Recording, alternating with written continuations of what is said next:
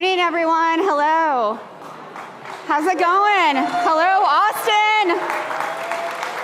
All right, before I even introduce myself, I want to talk about these little packets that were on your seats.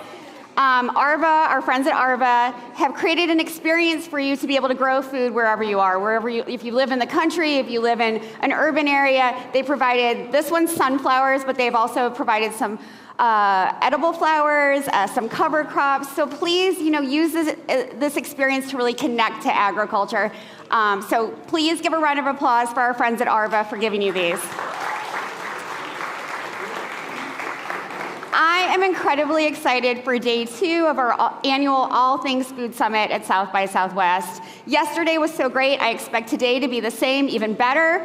But before I begin, give yourselves a round of applause for getting out early in the morning in the heat.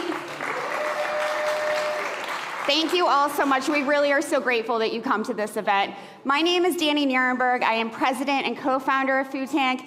For those of you who don't know, Food Tank is a research and advocacy organization really devoted to highlighting stories of hope and success in our food and agriculture systems around the globe. And we do this with the aim to inspire, motivate, and ultimately transform how we produce and consume food. So for the past few months, I think we've all felt a real sense of uncertainty, no matter what side of the aisle you happen to be on. Things are very unpredictable here in the United States and all over the world. But despite these challenges, there are real beacons of hope. People, communities, and organizations transforming food systems for the better. So today we're here to celebrate their work, learn from them, and hopefully find ways to help them replicate and scale up their successes and their solutions. I want to share a few examples of what's working around the globe. Just about an hour from here, the Texas Tribal Buffalo Project is working to heal generational trauma by reintroducing buffalo, reconnecting indigenous communities to the land and to one another. In Kansas, one of my favorite organizations, the Land Institute, is pioneering an agricultural future it's that time of day. Mimics ecosystems, perennial grain crops, and polyculture farming.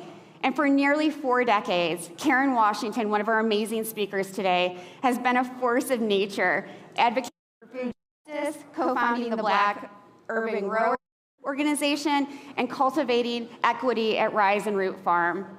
Across sub-Saharan Africa, the organization Pelham is working with at least a dozen countries to strengthen smallholder livelihoods, and the World Vegetable Center is harnessing the vast potential of vegetables to improve nutrition, build resilient food systems, and strengthen farmer livelihoods in places like Mali and Tanzania. I've had the pleasure of visiting both of those countries and World Vegetable Center projects, and they're amazing. In the United Kingdom, the Land Workers Alliance is uniting farmers, growers, and land-based workers in the United Kingdom to fight for more fair and just livelihoods and better land use systems. And in Australia, the Aboriginal Carbon Foundation is building economic independence for First Nations peoples through carbon farming and cultural fire credits. And for some of you, these might seem like small examples. They have tremendous power, and they have tremendous power because they can be replicated. People can learn from them, and they can really make our food and agriculture systems better. You'll hear about models like these all day long, and it's important that we hold discussions like this at South by Southwest so that we can connect the dots between food systems ultimately drive through film, music, dance, theater, and poetry.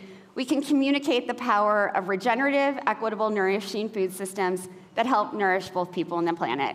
Again, we had an incredible day yesterday as we kicked off our summit and highlighted so many examples of what's already working in our food and agriculture system.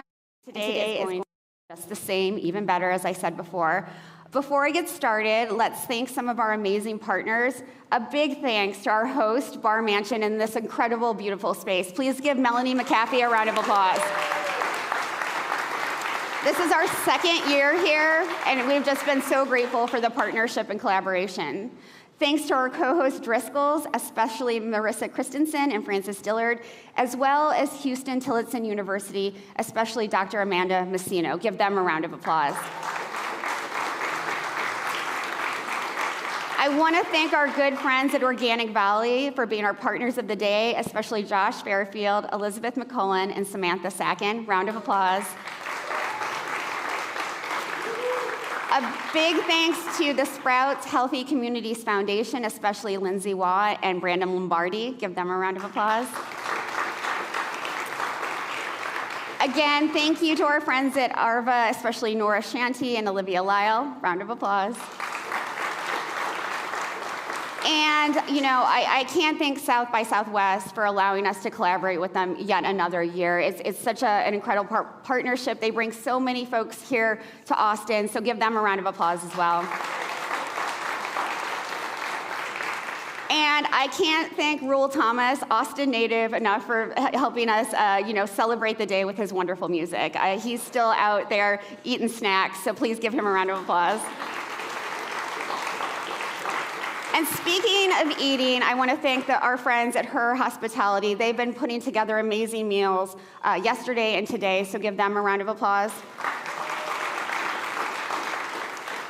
I know your hands are going to be tired. It's okay. I want to thank some of the in-kind partners that have made the delicious food that Olivia and Brandy have been able to make, including Organic Valley, of course, Nature's Path, Nature's Find, Simply, Parlor, Strong Roots, Mendrins, Burlap and Barrel, Black and Gold, La Colombe, Guayaki, and Grace Family Farms. So we have, you can give them a round of applause. We have really amazing sessions planned today, and make sure that you get a bite to eat. You can come in and out. The bathrooms are on the other side. Just take care of yourselves, drink enough water. I want to get some housekeeping out of the way. Food tank events start on time and they end on time, always. And so please forgive me later if I cut a panel short. I'm only doing that so that we can hear from as many folks as possible. There will be plenty of time to connect during lunch, at the reception, and when you're out and about or waiting in the bathroom line. We have a short lunch break built in. It will be in this room, though, so you can't get up. You'll be served, and it'll be amazing from our friends at Shake Shack. They'll have both meat and vegetarian and vegan options, and again, plenty of food and drink to enjoy all day long. I hope that you'll share today's conversations using the hashtag #FoodTank and the handle @FoodTank on all social media platforms. We'll be trying to answer your questions, critiques, whatever you have to say in real time, so please use that. You can also email me during the day. I have my phone over there at Danielle@foodtank.com. So now I'm so excited in welcoming Rick Simington, the Chief Commercial Officer for Organic Valley, for a conversation to help us frame the day. Give him a round of applause.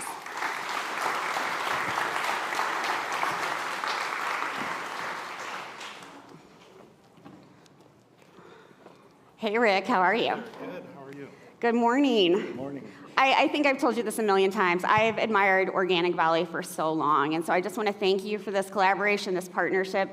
Organic Valley is, such a special company, so thank you. Thank you, yeah. Thank you for hosting this, for Food Tank being here, and for everyone attending. And thank you to all the panelists that are going to be up here today. Yeah, it's going to be an exciting event. It really is. So before we talk about Organic Valley, I think you have such a really special and unique origin story. Can you talk a little bit about your background? I know, like me, you grew up in a rural area, but you've been doing a lot of things since then. Yeah, definitely. I grew up in a rural community in Southwest Michigan, a one-stoplight town where if you drive through it, you blink, you could miss it. Same. A farmer's community. My family is part of a farming community as well.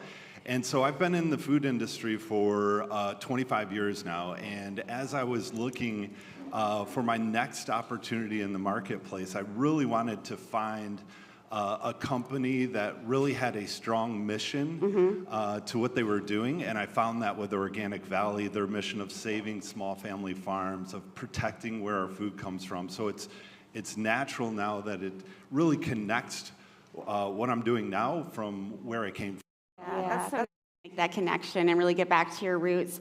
I want to make sure that everyone in the room really understands that Organic Valley is a cooperative, and we can throw around that word, but can you tell us what it really means and what it means to you as somebody who's in leadership at Organic Valley? Yeah, thank you for that question. Yeah, we have a unique structure. We're a cooperative, so we're owned by our farmers. We've got 1,600 farmers across the country from east to west coast that all have membership and ownership in our cooperative. And the way that our business is structured, our profits go right back to the farmers to keep them sustained over time and to have lights on in the countryside, because we've seen so many farms over the past years, unfortunately, have to close. And so our cooperative really provides an opportunity to market our goods, or the farmers' goods in the marketplace for them, so they can sustain for generations to come. Yeah, let's talk about what farmers, especially dairy farmers, have been facing in the United States over the last several years.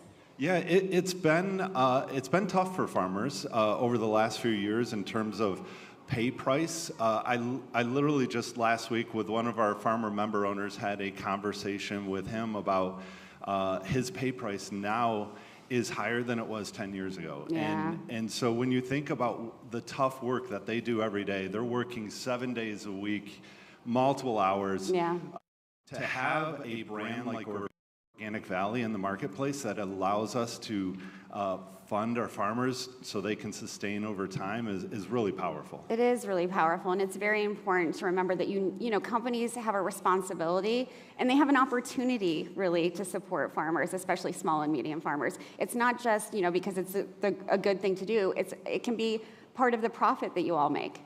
Correct. Yeah, and the profit, like I mentioned, that we do make goes first. Like, we operate our business first by paying our farmers, and then from there we operate the business. So it's really a farmer-first cooperative overall, and that's exciting. And it really, when I go to bed at night and lay my head down, knowing that supporting 1,600 farmers across the country is something that really inspires me, and when I wake up that next day, I know I have 1,600 farmers behind me that are counting on us. Yeah. So we're excited to support them. It's so great. We'll hear later today from Michelle Hughes of the National Young Farmers Coalition, and I know supporting young farmers and helping them not just survive but thrive is something important to you in Organic Valley. Can you talk about that? Yeah, it is. I think supply of dairy is really important going into the future. We've seen thousands of farms, unfortunately, shut down over the last 10, 20 years.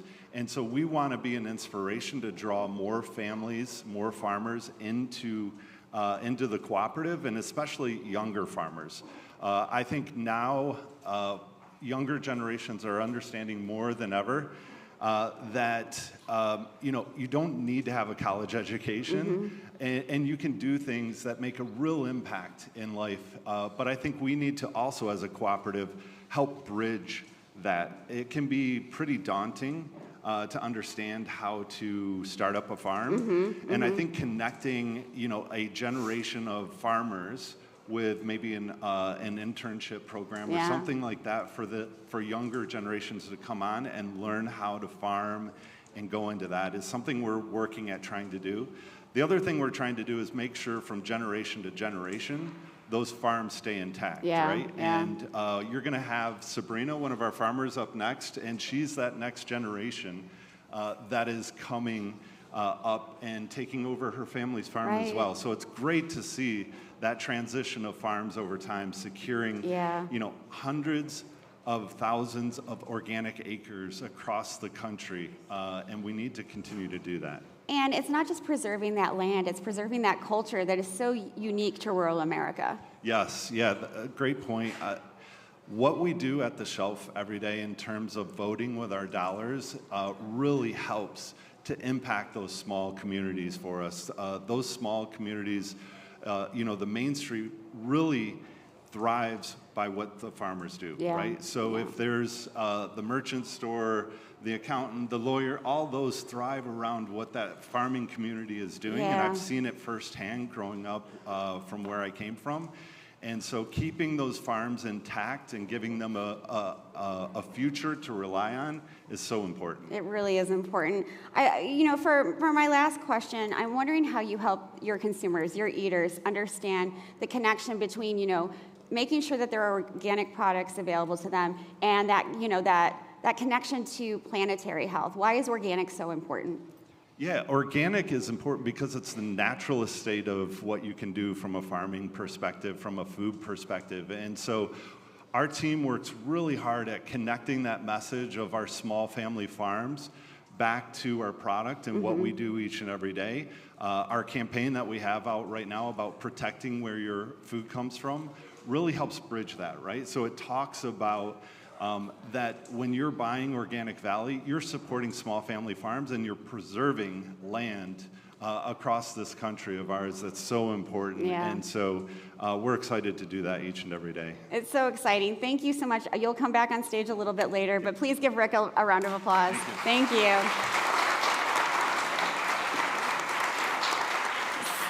So this first panel of the day is going to dive into what the future of our food systems really look like and what we want it to be and how we get there. I'd like to welcome our speakers. I'll wait for the stage to get a thank you all. Mode Productions has really just done a flawless job over the last day and a half. Give them a round of applause if you can. So now I can welcome our speakers. We have Peter Barrett, a food writer, photographer, teacher, and editor behind the Substack Things on Bread. I have to say that I had a really wonderful conversation with Peter yesterday that made me excited, a little infuriated. So we're gonna get into it, I think, a little bit. We have Cathy Strange, the ambassador of food culture for Whole Foods Market. I got to talk to you a little bit this morning. I love your title. I want to dig into that when we chat.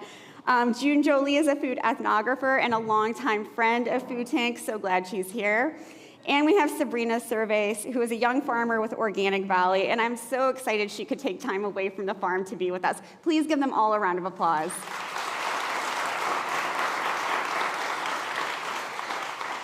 Sabrina, I want to start with you, and hoping that you can share your experiences as a young farmer. You farm with your parents, you're trying to keep the traditions going, but I know you have a lot that you want to do and make out of the farm. Thank you so much for starting with me. Hi everyone, my name's Sabrina. I am incredibly nervous right now, and everyone tells me to be okay, but I'm going to be okay. Give her a round of applause, she's going to be great.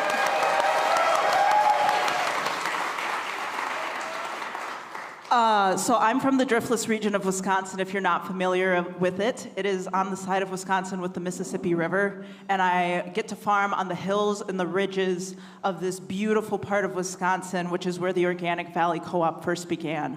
My family did not join the co-op until 2007, but we joined and we haven't looked back. I'm on the farm right now with my dad and my two brothers. My whole family works on the farm.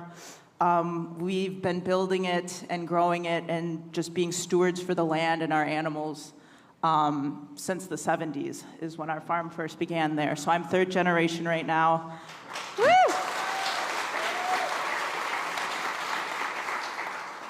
I grew up on the farm. I went to college. I went out to see the world. I got an internship with Organic Valley. And then I realized I didn't like being in an office. I missed my cows. I missed going out to pasture. I missed taking care of and connecting with all the different people who come to our farm. And when I graduated, I decided to go home, and I also haven't looked back. It's been such a wild ride being home with my family, with my brothers. There's never a dull moment, and I wouldn't have it any other way. There's never a dull moment with siblings, is there? No. What advice do you have to other young people who, maybe are thinking about getting into farming or going back home? Do you have advice for them? My advice to anyone who is interested in getting into agriculture is you have to be resilient, and you have to be willing to look forward and don't look back. Yeah. It's so easy to look at the past and to look back on maybe regrets you could have, but I think it's so important to always learn from what you've been through, who you've met, what you've read, what you've seen throughout experiences, and to be willing to always persevere and move forward. farming's not easy. It's so hard. It's so hard, and to work with animals and to work with Mother Nature and to know that you have no control over a lot of the factors that are going to be thrown your way. You have to be resilient, and you have to be willing to try. Rick was talking before about keeping the lights on. In dairying, you milk twice a day, once in the morning, once at night. So when you drive through the countrysides of Wisconsin or any other state, you will see these barns with the lights on because they're milking cows. And we had a conversation about when farms stop milking cows, the lights go off in the barn. And the countryside goes dark because there's nothing out there. So it is so important for young farmers like me and co-ops like Organic Valley who try so hard to keep those lights on in the countryside so that we can have a beautiful view when we drive through of cows out on pasture and barns with the lights on and not just everything else. Yeah, resilient folks make the land more resilient for sure. Thank you, Sabrina. Thank you for being here. Thank you. Just FYI, I am nervous every time I get on stage, so you're in good company. Junjo, you spent a lot of time with Sabrina recently on the farm. I'm wondering if you can talk about that experience. Yes, I can. But thank you, Danny, for what you do and your team, Bernie and Kenzie and everyone here. Wow. Alina's right behind you. Thank you. Yeah, I spent some time on the farm with Sabrina, so I got to see her dad. I got to hear stories. So, you know, I'm a food ethnographer. I spend a lot of time in buildings, not outside in nature, talking abstractly about the farmer and the farm problem. And I just really needed to understand the young farmers beyond the demographic of born in 1999, Hispanic, white Hispanic, young farmer, female. I mean, this is what we tend to think about when we think about farmers, are the numbers. But I got to see Sabrina on her farm, and I'm just going to share what she told me because, you know, this is really an organic conversation that took over the course of a morning. So this is what you told me, and I want the world to hear this. You said, I asked you, what's an unforgettable bite? What do you like to eat? And you told me, I need my cheese to bite back. I'd love to hear you, yeah. And you told me that you want to bridge the divide between the work on the farm and the product, the cheese. It's the love, you told me, right, that goes towards our cows, our soil, our farm, and for the generations that have been here. And you said, farming is like a tree. It goes deep, deep. And so it's your jobs, the farmers' jobs, and our jobs as eaters to make sure that that flourishes. And I think I learned something really important. And you told me you have to give back to receive. And that goes with food. If you want to receive from food, you have to give to food. You said our job is to make sure that all of us can feel the love that you and your family and your cooperative members have put into generations of hard work. And, you know, you read these articles about Gen Z trends, and I've certainly contributed to some of that. And people talk about Gen Z like we've always talked about past generations, about work, but you guys really work hard.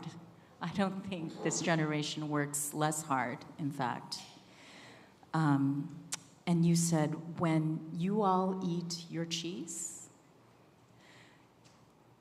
isn't it funny? When people go to the store and get a block of your cheese, There's so many generations of love buried deep, deep, deep inside that cheese. And that's what you told me you wanted everyone to know. You have to put love into the food to feel love back. And I think we make our food work really hard in modern society today. We have so many modern hungers.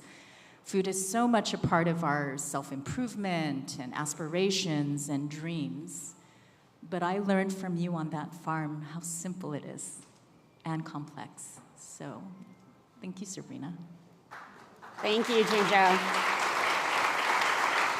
Cathy, I think that flows nicely into, the title you have. You're ambassador of food culture at Whole Foods. And, part of that culture is telling these stories through the food that Whole Foods is selling. Can you just talk a little bit about that and what that means to you?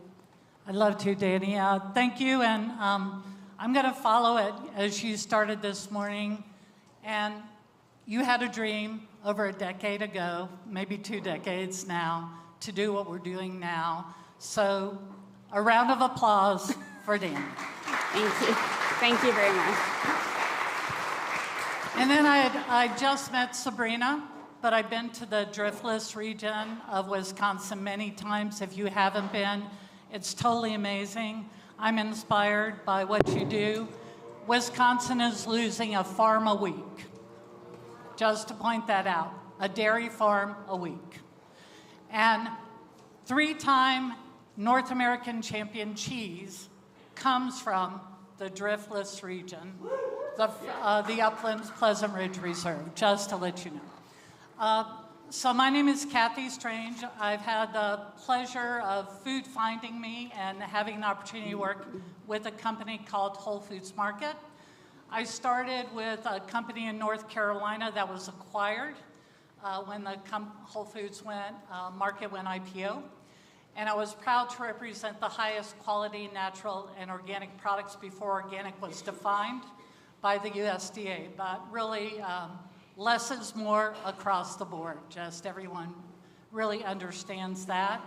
So for many years, I worked in the stores and then also led teams, merchandising teams, developed the cheese and the specialty program, including adult beverage at Whole Foods Market. So many of you that know the company, we have over 530 stores. I was in the store number 11. And the first 4 were here in Austin, Texas. So you all are from Austin, you helped build that. And a few years ago, there was an opportunity to define a role that really celebrated food culture, because what we are food retailers. We are responsible for the mission of messaging around what food is, where it comes from, telling the story of organic family farmers like Sabrina's, and really celebrating that and celebrating establish a culture, whether it's having a meal together, shopping for a meal together, preparing a meal together. That's what's most important. So in my role, I interface with the team members at store level to inspire them to be engaged and educated about food, as I had the great pleasure of being inspired as I first started in my role. So basically, it's working with the team members at store level to say, what is the future? Do you love it? Do you want to love it? It's I never thought I'd grow up to be a grocery retailer. Right. My mother was very disappointed when I left education to do that, but she celebrated really when she understood, because there are 2 universal languages, food and music.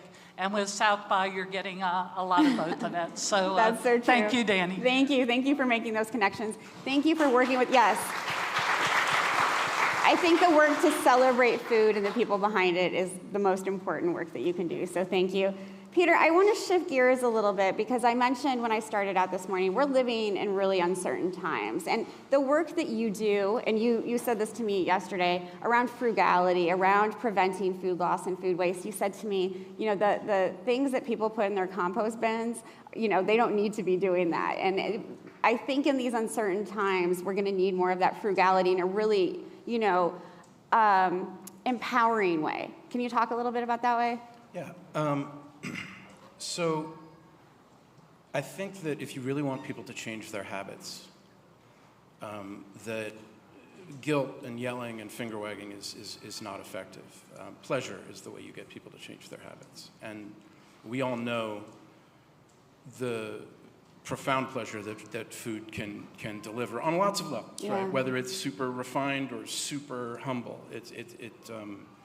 flavor doesn't discriminate. Right. And so understanding flavor and how to work with it as a home cook is one of the most powerful vectors for changing our own lives. And the simple reality, I mean, without getting too doom and gloom, the simple reality is that most of us are probably going to be significantly poorer for the foreseeable future based on what's happening. And there are a lot of variables, obviously, and there's still cause for optimism, but leaning into that as a positive from a culinary point of view, I think, is a really powerful strategy. And where we find inspiration is in all of our peasant ancestors, because wherever we're from, we all descended from people who were dirt poor, and we're the descendants of the people who survived because they knew how not to waste food. And so you can draw inspiration from traditions all over the world. All cooking is peasant cooking at its core. And there's a huge amount of power as a home cook in leveraging my current specialty, which is fermentation, to extract a huge amount of culinary value from things that most people throw away. In a way that you never feel like you are sacrificing or taking one for the team, but where you're adding an incredible amount of flavor and often nutrition by reducing your food waste through the use of fermenting it, whether it's pickling it, whether it's using koji enzymes to break large molecules down into small, which taste either sweet or savory, depending on what the substrate is. It all sounds very egg-headed, but when you start making your own condiments out of things like sweet potato peels, the best vinegar I've ever made was made out of sweet potato peels. You understand the amount of power you have as a home cook. When you start growing a little bit of food outside your front door, or in a window box, if you grow some, grow more. If you grow more, grow even more. The way to change the world starts in your kitchen. Most restaurants are bad for us, and we spend too much time and money there. So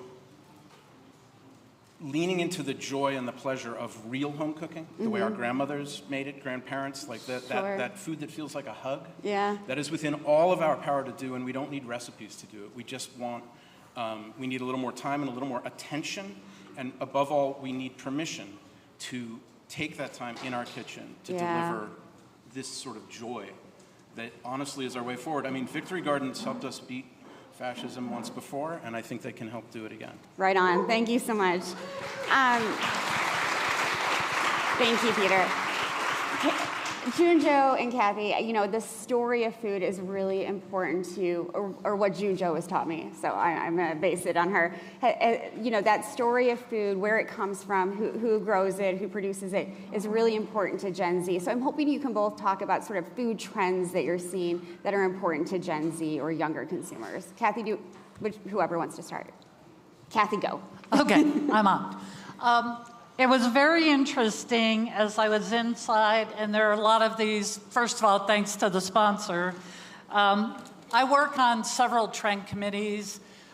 Within Whole Foods Market, we have a committee that is composed of over 50 team members, and we not only follow what's in Whole Foods Market, but the restaurants, what's going on internationally from food shows, but a couple of ours were reflective. What's on this packaging? Protein. Protein Power Up is big. Everywhere you're going, you're hearing about protein. Crunchy. Like, we're hitting 2 or 3 right here in this one particular product. International snacking. The nuts, which are delicious and have a kelp as an ingredient, so plant-based aquatic is a trend. And seasoned with koji. Yes, exactly. They're delicious, right? And then also teas time, sourdough startup, hydration hype, like all of those are relevant to all of us, but really compostable, as you were talking about, just taking care of the food. That is a big concern. So we also look to other outside reports to give us that, information just in general about trends. I'm really excited about the awareness and the ability to tell the story of how this is developed and the vision and how rapidly things spread. We're an international culture. So international culture of food and food sharing. So that's really important. It's really exciting. Thank you, Junjo. Yes. So after 20 years of being in this industry, I think about trends a little bit different. I think that we all here in this room and listening to these YouTube videos, we are making the trends. We get to decide the trends. The best stories become our future. That aside, protein, yes. At Natural Expo West, you could not get enough protein. Protein. I think it's indicative. So tell me what you eat so I'll know who you're becoming. I think we are entering a moment in time when we're very yang, very protein-focused, power, aggressive. If we think about we are what we eat, so protein. GLP-1s, I was talking to Wesley, who you'll hear from later. They're having this really interesting effect of making people who had food addictions stop and pause. And once that addiction is gone, they're actually starting to be very curious about how they can eat again and how to reconstruct a more healthier, holistic way of eating. So I think we're at a very important time. And then just for fun, I think the future will taste fresh, creamy, and a bit wobbly. Also, just loved everything you said. But getting back to your roots too, if you grew up in a culture that had certain flavors that were comfort foods, comfort food isn't always what we expect it to be. They are what they are to us individually, and that's how we own the future of what that food becomes and integrating it. So what's personal to you is personal to a lot of people, and it could be heritage or cultural based. So the ability to own that in a prideful and respectful and healthy way is another way we're seeing that reflect in trends. Absolutely. So we only have a minute or so left. I'm going to add one more minute, Dre, if I can. Peter, you're coming out with a new book. You're working on lots of different things. I want to give you a chance to leave a call to action to this audience. I mean, you talked about, we're all going to be maybe struggling more than we thought we would. What do you want folks to do with the information that you've provided on your Substack and what you'll be providing in this book? One book is actually the next Blue Zones cookbook that comes out in the fall by Dan Buettner. I developed all the recipes for that, and I'm very proud of them, so check it out in September. I just signed a deal to write a book with a 3-star Michelin chef named Dominique Crenn in San Francisco, and she's a total badass. A legend. And in terms of a call to action, we live in a time of extraordinary access to information. A lot of that information has an agenda behind it. It's not all reliable. But there are lots and lots of real humans, not AI slop, but real human beings with real knowledge and information and the desire to share it, right? So you're going to have to do a little more work as consumers. But find the voices that speak to you, find the voices that inspire you to turn off food TV, to turn off TikTok, and get into your own damn kitchen. Like I said before, if you grow no food, grow something. Everybody's got a sunny window, right? If you have a fire escape, you have a front stoop, maybe you have a yard. Well, maybe you should have less grass in your yard. And if you have grass and you spray it, stop fucking spraying it. I can make entire salads out of my lawn. That's not a joke, that's not hyperbole, right? You can read all about it. Dandelions are one of the best free foods anywhere. You can eat the whole thing. So we all have extraordinary access to information. We all have at least a sunny window. And we all have the ability to grow more food than we are currently growing, even if it's just a hobby, even if it's just something for your kid to water and nurture and love and give a name to. Kids are the most extraordinary vector for changing your life to be more engaged with your food supply, right? Whether it's visiting farms, growing stuff, just doing fun projects in the kitchen, right? Kids are an amazing motivator. And you're implanting in them sense memories for what a pea should taste like, which is shelled directly out of the pod into your mouth off the plant in the sun. And so we've never been in a better time to implement these changes from the ground up. And moving forward, any change that we're going to see is going to come from the ground up. Thanks, Peter. Appreciate it. Sabrina,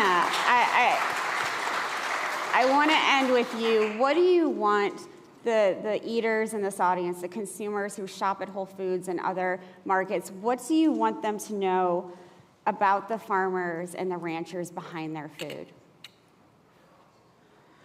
Whenever you go to the grocery store, I was recently at Whole Foods. I've only been in Whole Foods twice in my life. I'm sorry, Cathy. There's none around where I live. Whenever you go to the grocery store, it is designed to entice you. It is designed to show you exactly what you want. You guys were talking about protein. I lift weights. I am obsessed with protein right now. I need to get my protein every day.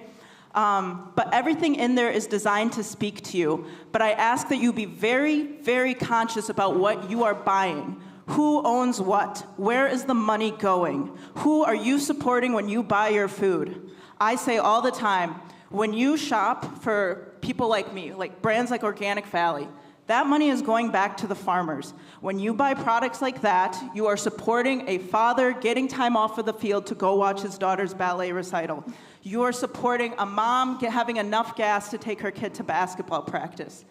You are supporting real families out in rural America trying to create good food to not only feed you, your family, and the people around you. Farmers like myself, we are stewards of the land.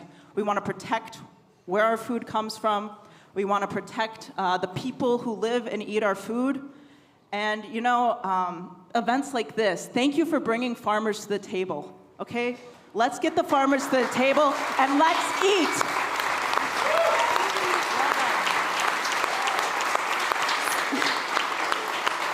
Sabrina, you gave me chills. I love you. Thank you for the work you're doing. Please give this round of panelists a round of applause. Thank you all so much. Thank you.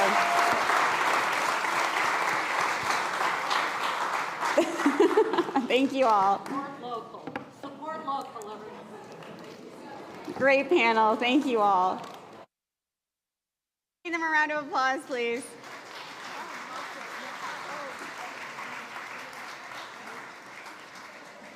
So we're really excited to continue this conversation about the next generation as we turn to a fireside chat with somebody who's, you know, he's one of my favorite people in the world. I call him a mentor and a friend. I've known Paul Willis for 2 decades. I obviously met him when I was 5, everyone. But, you know, he's somebody who, there's no one like him in the world. Paul Willis is the founding hog farmer of Niman Ranch, and again, a dear friend of Food Tank. Please give him a huge round of applause, everyone. Before we start, I saw some snack packs from Niman Ranch being passed around. I hope you were enjoying them. Give those a round of applause. So Paul, last month was the 30th anniversary of you first selling 30 pigs to Niman Ranch. And that pork ended up in places like San Francisco at Alice Waters restaurant. And today you now have, you work with more than 500 hog farmers, and you're producing around 300,000 pigs a year. It's an incredible story, and I'm hoping you can talk about, you know, this anniversary and what it meant to you, and you know, just the sort of pride you must have in all of that. Well, thank you, Danny. I would like to kind of go back to the beginning, but what was happening in the 80s and 90s is that factory farming was moving in on us. And it didn't take me very long to know that, just go into one of those buildings one time to know I didn't want to raise livestock like that. Right. And I was raising pasture-raised hogs. I started with 1 sow and 5 pigs and built up to a system on my farm where I was raising about 2,500 pigs a year. And frankly, they were saying, you know, get bigger, get out. Right. And I started thinking, you know, after I saw a woman buy an organic chicken in a grocery store, and why? Because she liked the way it was raised. Yeah. Anyway, started looking around to find somebody that would buy whole pigs. I knew people that wanted to buy a pork chop or, you know, that kind of thing, but I'm not selling pork chops. I'm selling entire animals. So ultimately, it led me up to Bill Niman, and he was in San Francisco, and I knew it was important to identify a market, and San Francisco had an early food culture. Right. I could try this in Iowa, wouldn't have worked. Sure. So Bill and I worked together. I sent some samples to San Francisco, and the people loved the quality, the eating quality of what I was doing, and said, send me 30 pigs. And that was February of '95. The first time I found a packing plant that would do the custom processing for me, taught me how the whole system worked. I'd raised a lot of pigs before that, and once they left my farm, I had no idea just what happened, where it went, and so forth. Yeah. So anyway, that was a unique, a new experience for me to sell something, to know where it was going, and ultimately I had the opportunity to, you know, go to a restaurant the first time, and they're serving something that came from my farm. Yeah. It was exciting. Yeah, it's so exciting. And it's such a different, you know, you mentioned, this didn't happen in Iowa at that time. It's happening now. They're serving, you know, there are great restaurants in Iowa that are serving Niman products. But it's such a different way of eating for sure, but it was such a different way of you to, you know, to produce this pork and produce it in a way that you felt good about, right? You know, it was such a paradigm shift for Iowa in a lot of ways. Well, yes, I mean, the way I was raising pigs was common, you know, over 50 years ago, but people were, as factory farming started moving in, they were running, people were quitting that style of raising pigs. Yeah. But anyway, we started the market for free-range pigs, I guess. And letting them perform their natural behaviors and, you know, their natural pigginess. And I wanted to differentiate myself as far from possible from the commodity world. I wanted animal welfare certification. I wanted a fair price for the farmers. Right. And I wanted to continue raising, you know, this way and you know, make sure that it was better for the animals and better for the farmers.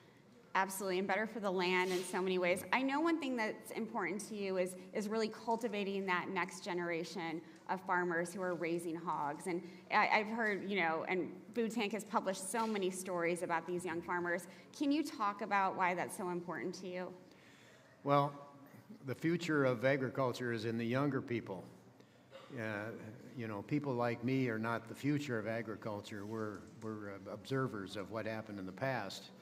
So our farmers, the young people from the kids, I might say, the young people from our farms, it was important that we try to do something to assure them that they would have an opportunity to return to the farm. Right. Of course, one important thing is to pay farmers a fair price for what they were doing. But we set up a scholarship fund, and at this point, I mean, if the first year we sent out a few $100s, right? But we've now given over $1.5 million in scholarship fund to our kids. It's amazing. And we've had some big contributors like Chipotle, Butcher Box, Shake Shack, right. and you know, just people have contributed to the scholarship fund. And so the average age of a farmer in the United States is around 60 years old, and our farmers average 47. Great. So it's evidence that it's working. And anyway, they're going to be the future. Absolutely, and the ability to give them that opportunity to either stay on the farm or come back to the farm is really special. The last thing I want to chat with you about is the flack, the criticism you got from sort of working with Purdue, the acquisition that happened in 2015. And what I have discovered, and knowing you and knowing the folks at Purdue for a long time now, is that in a million different ways, Niman has helped Purdue change and change their mindset around the way that they raise animals. And I wonder from you, why does this partnership with them work?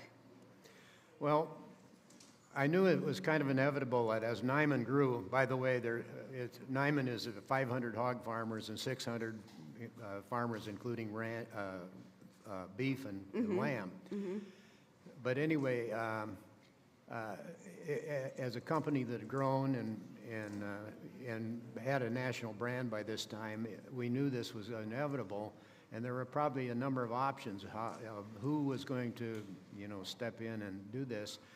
And I didn't know at the time that Purdue was a family-owned business. Right. It's not a publicly traded company, but it's a company that has some aspirations of long-term planning, and it's not a one-year plan. It could be a 5 or 10 or even a 50-year plan. Mm-hmm. And also, I knew that if you wanted to change the way America eats, you had to have some big players. Right. And so I've gotten to know the family, and we've, they've learned how we do things. Sure. Animal welfare has become a higher, point of reference for Purdue as well. Sure. And they have farmer councils now. They didn't have that before, which I had. I had my farmer advisory council. So it's been a great partnership, and they also own the processing plant where we process the hogs, and have put a lot of resources into updating the plan and things like this. Right. And so it's been a great partnership. Yeah, and I've seen it unfold, and I can vouch for it. And I was one of the first people to sort of criticize it, and I'm so happy to see that I was wrong. And I wanted to stay on with Niman Ranch, and I saw some different ownerships, to try to be there to make sure we stuck with the integrity. Absolutely, and you've been able to do that. What advice do you have for other companies who are in the same situation you were about 10 years ago and are thinking about being acquired and thinking about having these different partnerships? Well, to begin with, whatever it is you're going to do, you have to identify your market. Like I said, if we had tried to do this initially in Iowa, it wouldn't have worked. Mm-hmm. That's an important thing right off from the start to try to assure success. All the parties involved have to be compensated or right. Make it worthwhile, and stick to your values. All of these things are important. Yeah, absolutely. I've been ending all of these conversations with a call to action to the audience. Do you have a call to action to the eaters that are sitting here and learning about all this stuff? Well, I've heard it said on the other panels, know where your food comes from. It's not a slogan that wears out. Right. It's still true, and if you don't know a farmer personally, Organic Valley or Niman Ranch, that they have the credentials and the background, and that they're supporting their farmers, and it's the same thing true with I'm sure many of the products here. Yeah, look for those brands you believe in and the people behind them. Yeah, try to learn about what they're about. Absolutely. Paul, you're one of my favorite people in the world. Thank you for being here. Please give him a round of applause. Thank you, Danny. Thank you so much. Okay. Thank you. Thanks. I love Paul Willis. Is it clear that I love him? Okay. But before the next panel, I want to thank a few more of our in-kind partners, including Ahold Delhaize USA, Applegate, Bell Bonterra, Certified Origins, HHMI, Tangle Bank Studios, and of course, Niman Ranch. Round of applause for them all, please. In this next conversation, we're going to talk about why choosing good food matters and how we can make those choices easier for eaters. So I'd like to introduce our speakers, starting with Josh Tickell, a filmmaker and storyteller behind Common Ground and Big Picture Ranch. Give him a round of applause. Get up here. Next, we have John Wesley McWhorter, the Vice President of Lifestyle Medicine at Suvita Healthcare. Round of applause. Alyssa Vesio is the Senior Vice President of Merchandising for Whole Foods Market. Round of applause. And Luke Zahm, the owner and chef at Driftless Cafe and the host of the television show Wisconsin Foodie. I'm so excited to see you. Round of applause. While we're chatting, you'll be getting samples of organic Valley cheese, so please enjoy that. It's so nice to see you all, like the powerhouse panel. I love it. Alyssa, I'm going to start with you, if that's okay. I wanted to ask you a kind of a very simple question, and I'm wondering how you define good food. What does that mean? Yeah, I love the power of food. When I think about food, I think about it as the ultimate connector. Fundamentally, everybody eats. It's one of the most human things we do. And it's also a way that we demonstrate love. Like, I think about how my grandma showed me that she cared. She knew my favorite recipes. It's the secret ingredient that Nana puts into the cookies, And so when I think about good food, I think about high quality. I think about organic and regenerative. I think about nutrient density. And then I also think about food made with love and that ultimate connector of community amongst us as humans. I think that's been a theme over these last few days, the love that goes into the food and how we all love food. And so, Wesley, I'm wondering, if you can talk about how people think about eating or choosing good foods. It does require that love. It requires them to love a brand. It requires them to love a farmer. It requires them to love their Nana and love the taste of things. Can you just talk a little bit more about that? Yeah, I think one of the earlier panelists talked about punishment, right? So from the perspective of, all of us in this room, most likely, if you've been told about food or you have, the conversation around food, oftentimes there's a lot of shame around it, right? Around love and enjoyment and pleasure. And why is that? It shouldn't be that way. Food should be food for us, right? It should be, we can get it out of the ground, we can eat real food, and it should be something that we can love and eat without that judgment and shame. I would love for us to get back to that, back to the space of, like the farmers are talking about, like actual real food and eating real food. So in the healthcare circle, which I know there's been a few panels on food as medicine, is the finger wagging. Just like he said in the last session, we don't need that. That doesn't work. It doesn't work to just put someone on a diet short term. It really is all about how can we get back to the space of love and enjoyment and pleasure in food. And I think that's something human nature that we all want and desire. Food connects us. It brings us together, and it's so important for us to push that way, especially in the healthcare world. Yeah, and to communicate that, Luke, I want to turn to you. When you're thinking about storytelling, what kind of messaging is most impactful to eaters? We hear about love, we hear about connection. What else? Yeah, in our restaurant, and being that we represent a lot of the agricultural community in the upper Midwest, when we're making television, we kind of go in with the mantra that I don't care how you vote.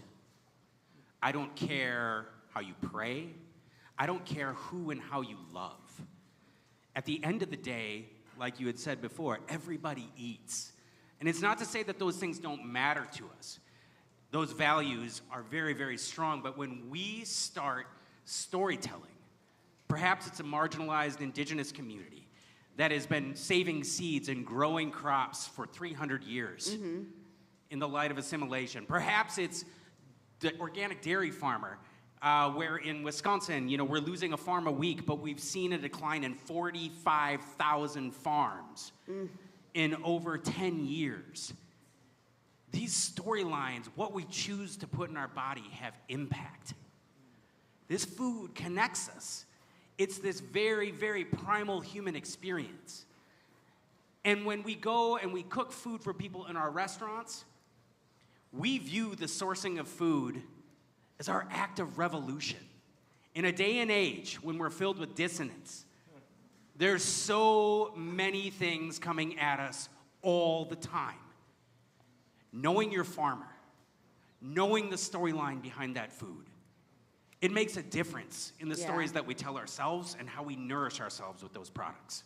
It totally does. Thank you for all that. And Alyssa, I'll turn to you in a moment because I want to talk more about the sourcing of food as an active revolution. But before I do that, I want to turn to Josh. Again, one of my favorite people sitting right here. Very talented filmmaker. Please give him a round of applause. You're all my favorite people. I just know some of you better. I wonder how you balance portraying the realities of our current food system, some of it real bad, right, with the need for hope and what's happening that is good. Well, I want to start with hope. Can I flip it? Of course, flip it. Yeah. So my wife, Rebecca, and I have made 2 films that are coming out on Amazon Prime on April 22nd, Kiss the Ground and Common Ground. And thank you. When Kiss the Ground came out in 2020, there were less than, maybe, we estimate, 500,000 acres of regenerative agriculture in the United States. We just got the updated estimate for the number of acres that are in transition. I'm not supposed to release this until the press release with the films, but it's 50 million acres. It's a secret. It's 50 million acres. Woo! So that's in 5 years. That's in 5 years. And you guys did that. That's the stunning part about that. When you realize the scope and the scale of what it took, these acres aren't fully transitioned, but they're all committed and they're real. They're GIS-able, real acres managed by real people in this country. Yeah. And that's halfway to the goal that we set 100 million acres. You can see that goal. Why do we set 100 million acres? Because it's 10% of U.S. ag. That's 10% of bank loans that have to do with food and farming. It's 10% of farm implements. It's 10% of conversations that are happening in grocery aisles, over dinner tables.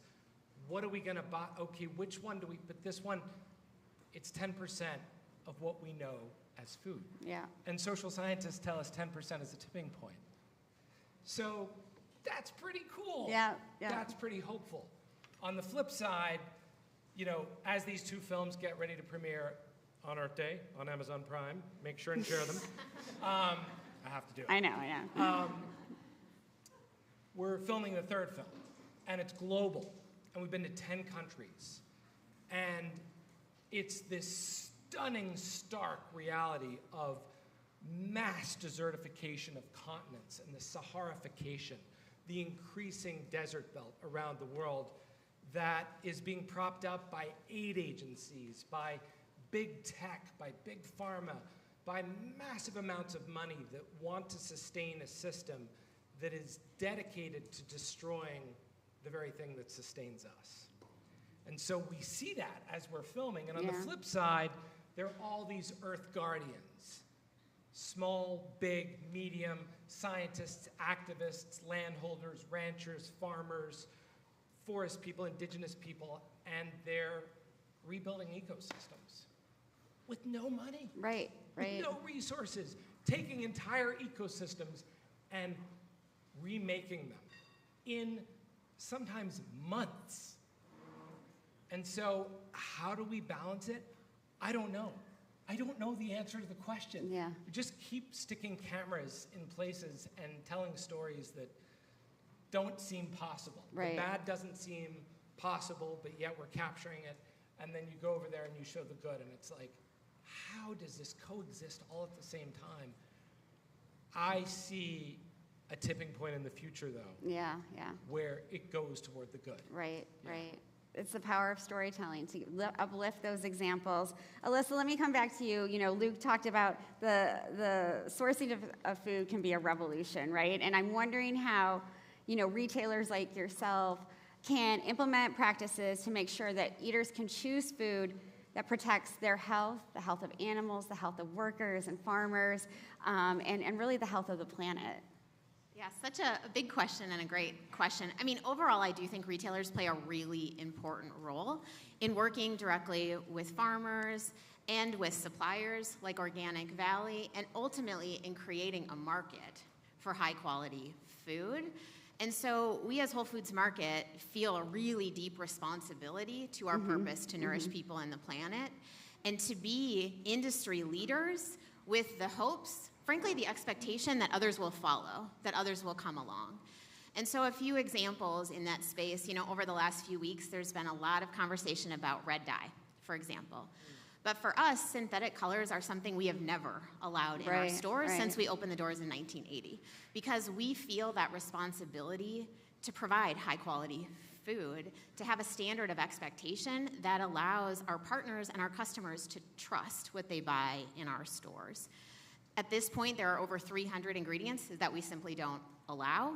We offer 41,000 organic items, 1,000 of them in our own private label. And we were the very first retailer to offer regenerative organic certified products within our own brands as well. My personal favorite is the dried mango. They literally taste like candy. But also like giving back, right? Giving back to the soil, giving back to nutrient density, and ensuring social responsibility throughout the supply chain as well. So those are just a few examples, but again, for us, it's so important that we set a high bar, that we continue to raise the bar, that it raises the industry standard, and others need to come along.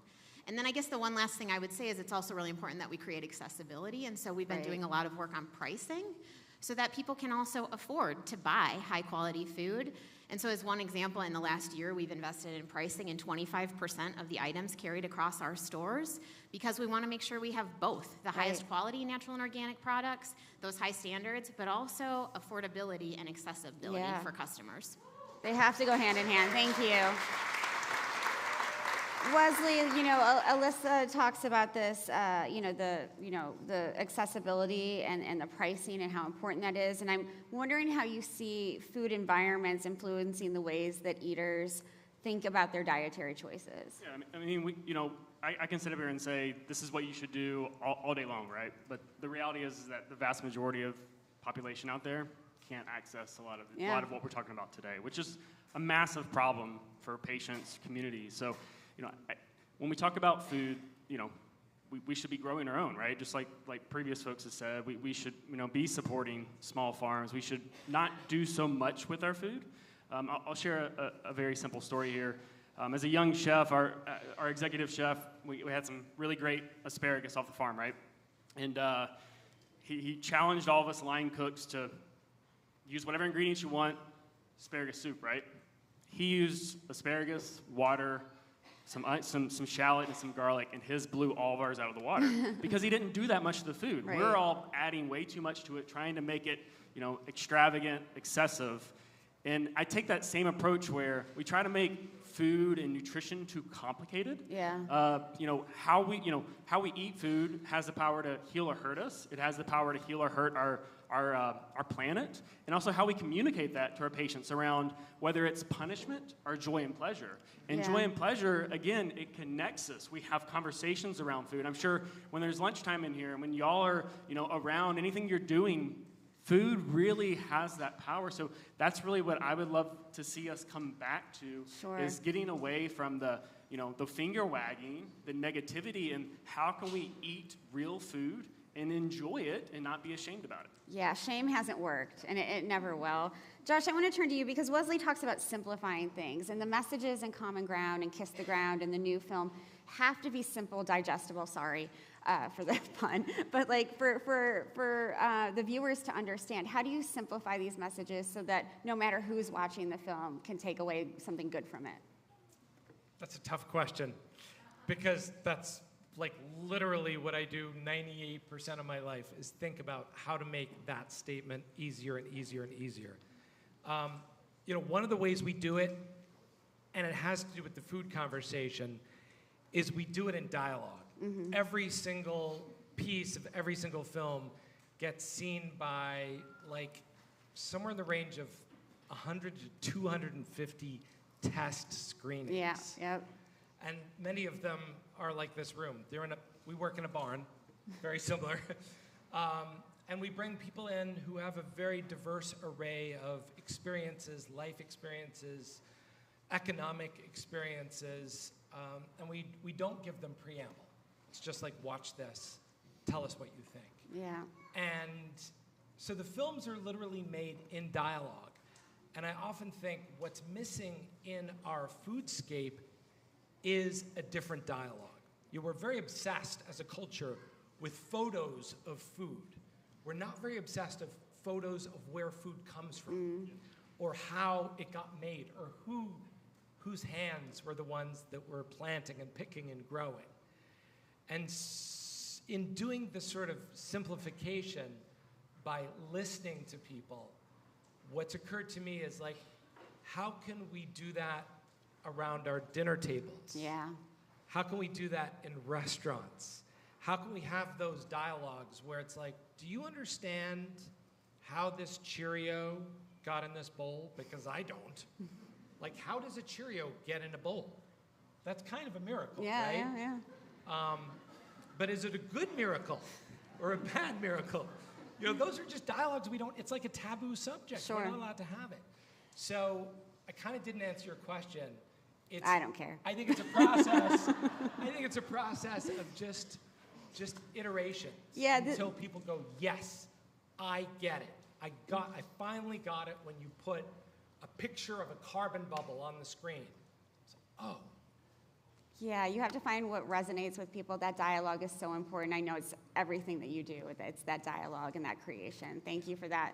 Luke, I want to turn back to you, my revolutionary friend, because, when we were talking, you talked about that's, choosing good foods is, it can be this act of revolution, but it's also an act of resilience and creating resilience, in your own house, in your community, in your restaurant, at a retailer, in a film. Can you talk about what resilience really means to you? Yeah, thank you. Resilience for me means identity. It's a core concept that we can explore through food. If I could take you to the Driftless region. Anybody know where the Driftless region is? This is my map of Wisconsin right here, the back of my hand. Folks from Michigan will say that we're copying their smitten with the mitten thing, but I promise it works. This part of my hand right over here that was missed by the glaciers. Prior to 2014, prior to Organic Valley starting up in 1988, it was one of the 3 poorest counties in the state of Wisconsin. Intergenerational poverty was rampant. I graduated high school with the same 23 kids that I started kindergarten with. That's a vibe. Like, for real. I've been there, yeah. Yeah. But I'm telling you, with farmers that are dedicated to sustainable practices, with a food movement that is centered around the holistic health of the entire planet, not just their farm, not just their soil, not just their water. It's inspiring. Right now, Vernon County, my home, has the 2nd highest concentration of organic farms in any county in the United States of America. We are talking about people who give their lives as stewards. Farming is not a job. It is not a 9-to-5. It is a lifestyle. To see farmers like Sabrina here up on this stage, knowing that she's taking away from being at the farm and producing that food, there is hope in that messaging, and that resilience runs through the food, it runs through the storyline, it runs through that sense of connection. I hesitate to use the word weaponize your choices, because in this day and age, that might be a little draconian, but I'm telling you, each and every one of you in this room, I'm imploring you, weaponize your food choices. Know a farmer. If you don't, go to a farmer's market. If that's not accessible, if you can grow some of your own food, that is always the best option for being able to select what goes into your body and on your table. And last but not least, if those two aren't available, find sources you can trust. When I was 18 years old and I walked into a Whole Foods for the first time in my life on North Avenue in Chicago, I was overwhelmed. I was broke. I was homesick. But the very first thing that I did is I walked to an Organic Valley cheese display. That's the most Wisconsin thing you're gonna hear all day.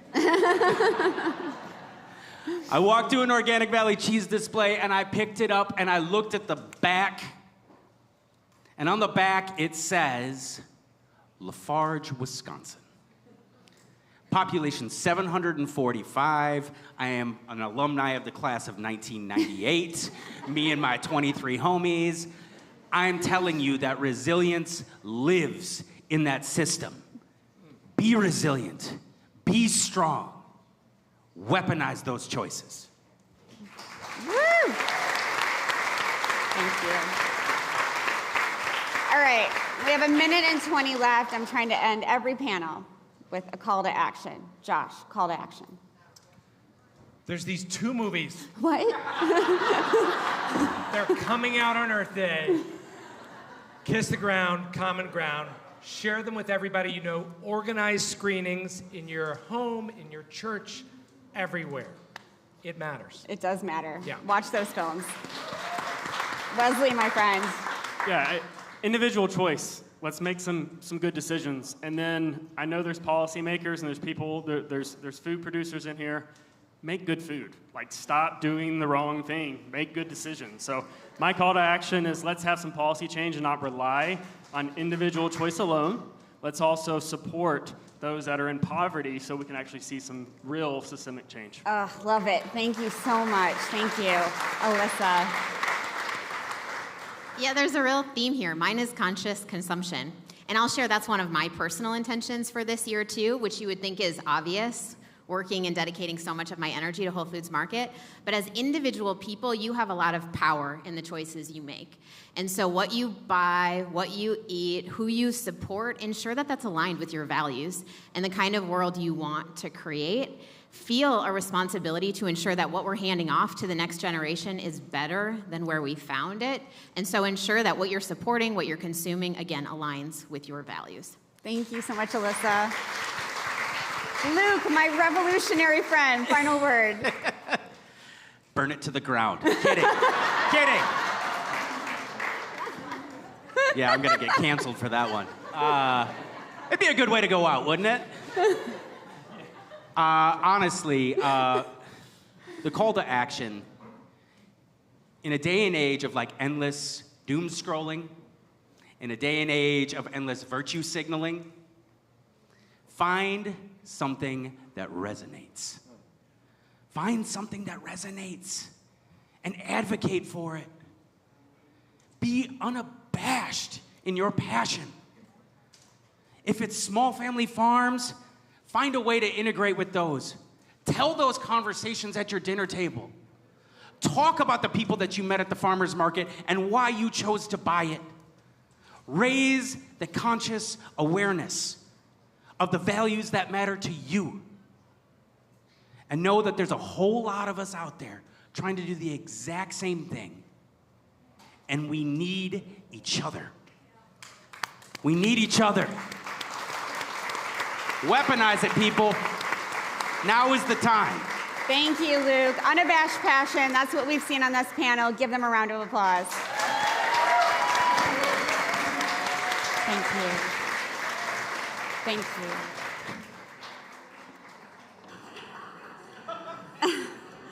I want to pick up on something that Alyssa said as we're organizing for this next discussion. Y'all have to get off my stage, though. Alyssa says, choose food, that aligns with your values. And I think that definitely translates into how we vote. Choose lawmakers, whether it's at the state or federal level or in your town, that are aligned with your values. So I'm going to now invite my friend Karen Washington to the stage, another revolutionary.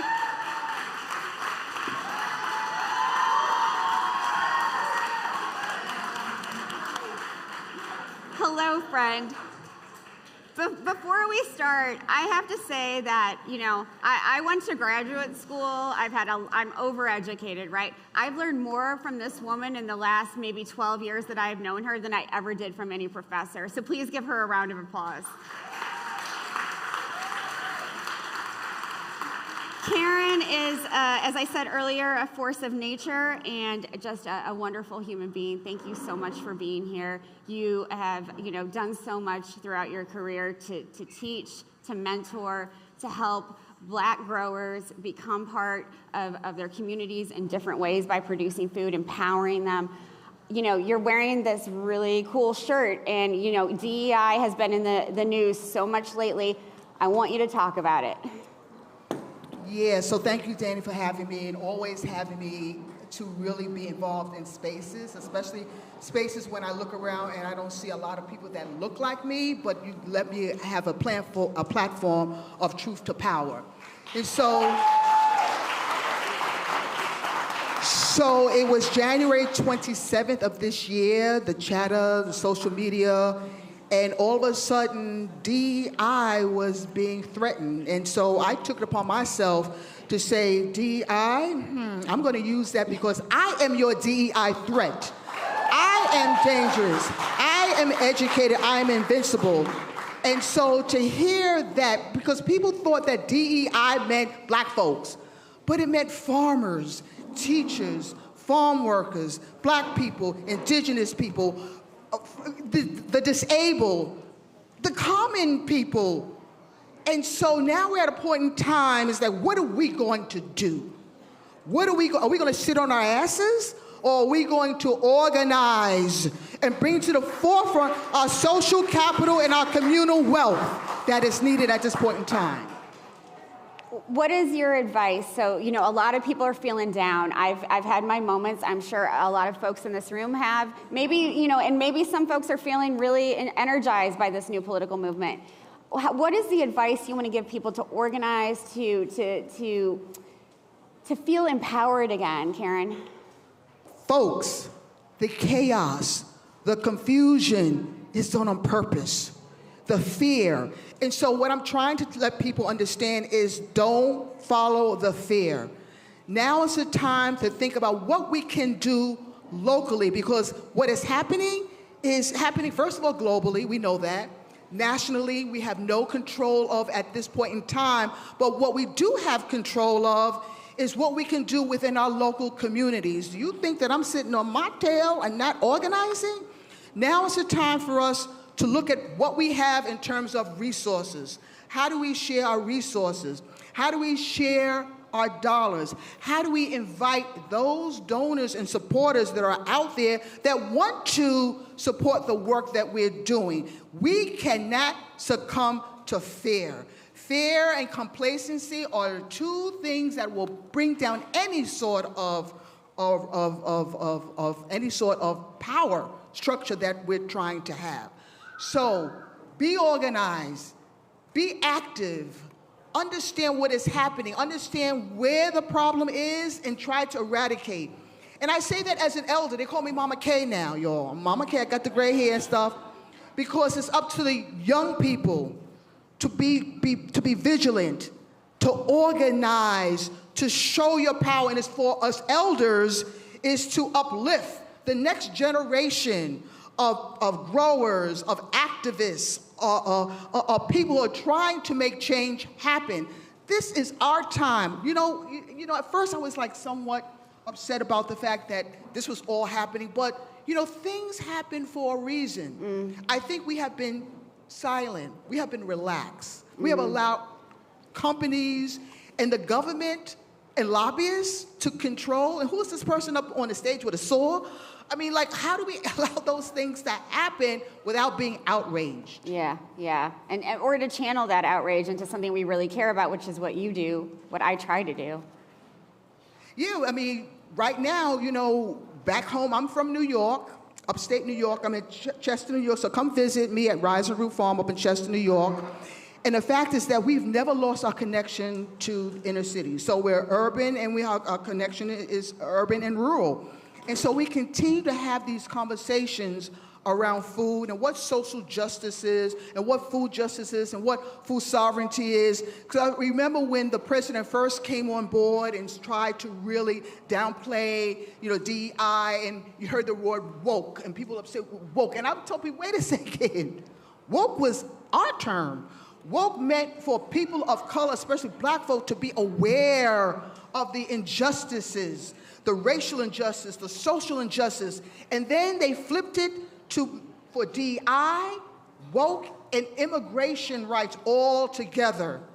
But baby, we will not be set down. We will rise to occasion to take back this nation, to take back this country. Folks, this is out. What type of nation do you want? Do you want a nation controlled by politics, or you want a nation controlled by the voice of the people? And so this is our time to make change. This is our time to be proactive. This is a time to listen to what Mother Nature is trying to tell us. For so long we have gone away from Mother Nature because we felt that we can do things better.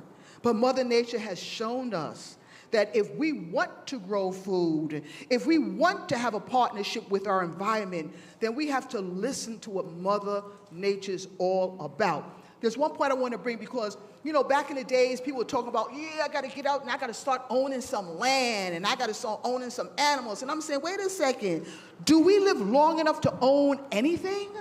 And so I said to myself, you know what? How about being a steward of the land?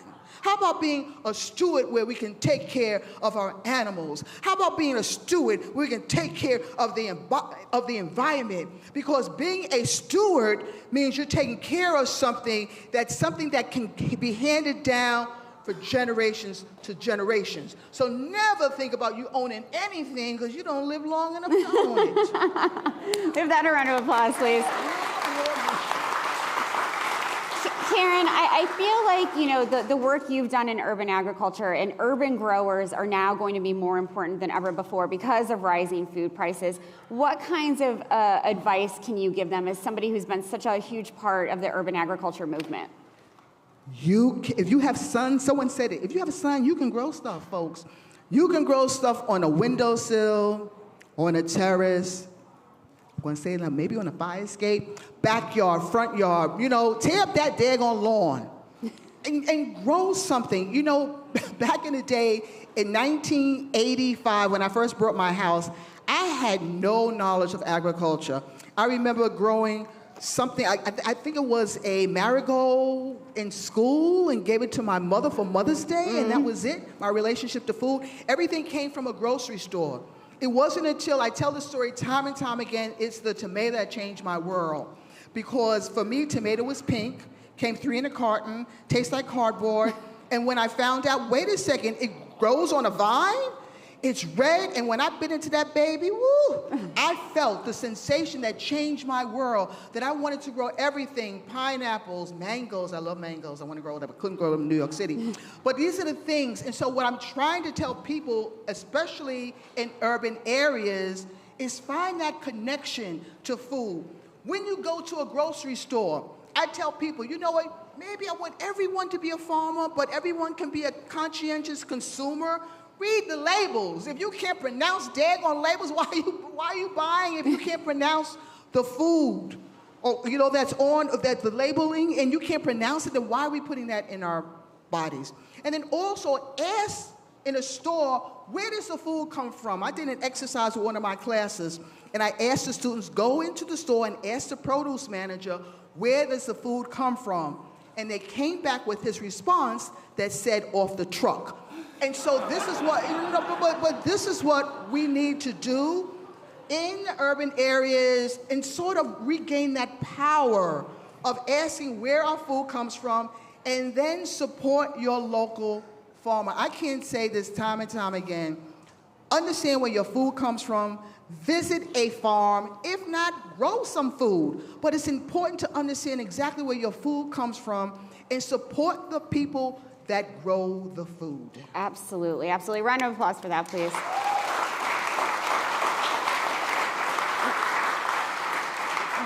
One thing, Karen, you have consistently told me over the years is that Black and brown communities don't need others, people who look like me especially, to come in and tell them what they need to do. What is it that those Black and brown communities need?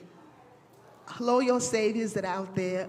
The intention is all well and good, don't get me wrong, but people trying to come into our communities to help us and try to fix things. Fixing things. Well, there's a lot of people who want to fix the food system because is the food system fair and just? Some people believe it is, and they figure that they can come into communities, the less fortunate, and teach them how to fix things. There's others who will say, well, you know, it's doing exactly what it's supposed to do. You know, we understand this. And then there are others, like myself, are saying that the food system does not need to be fixed. It needs to change.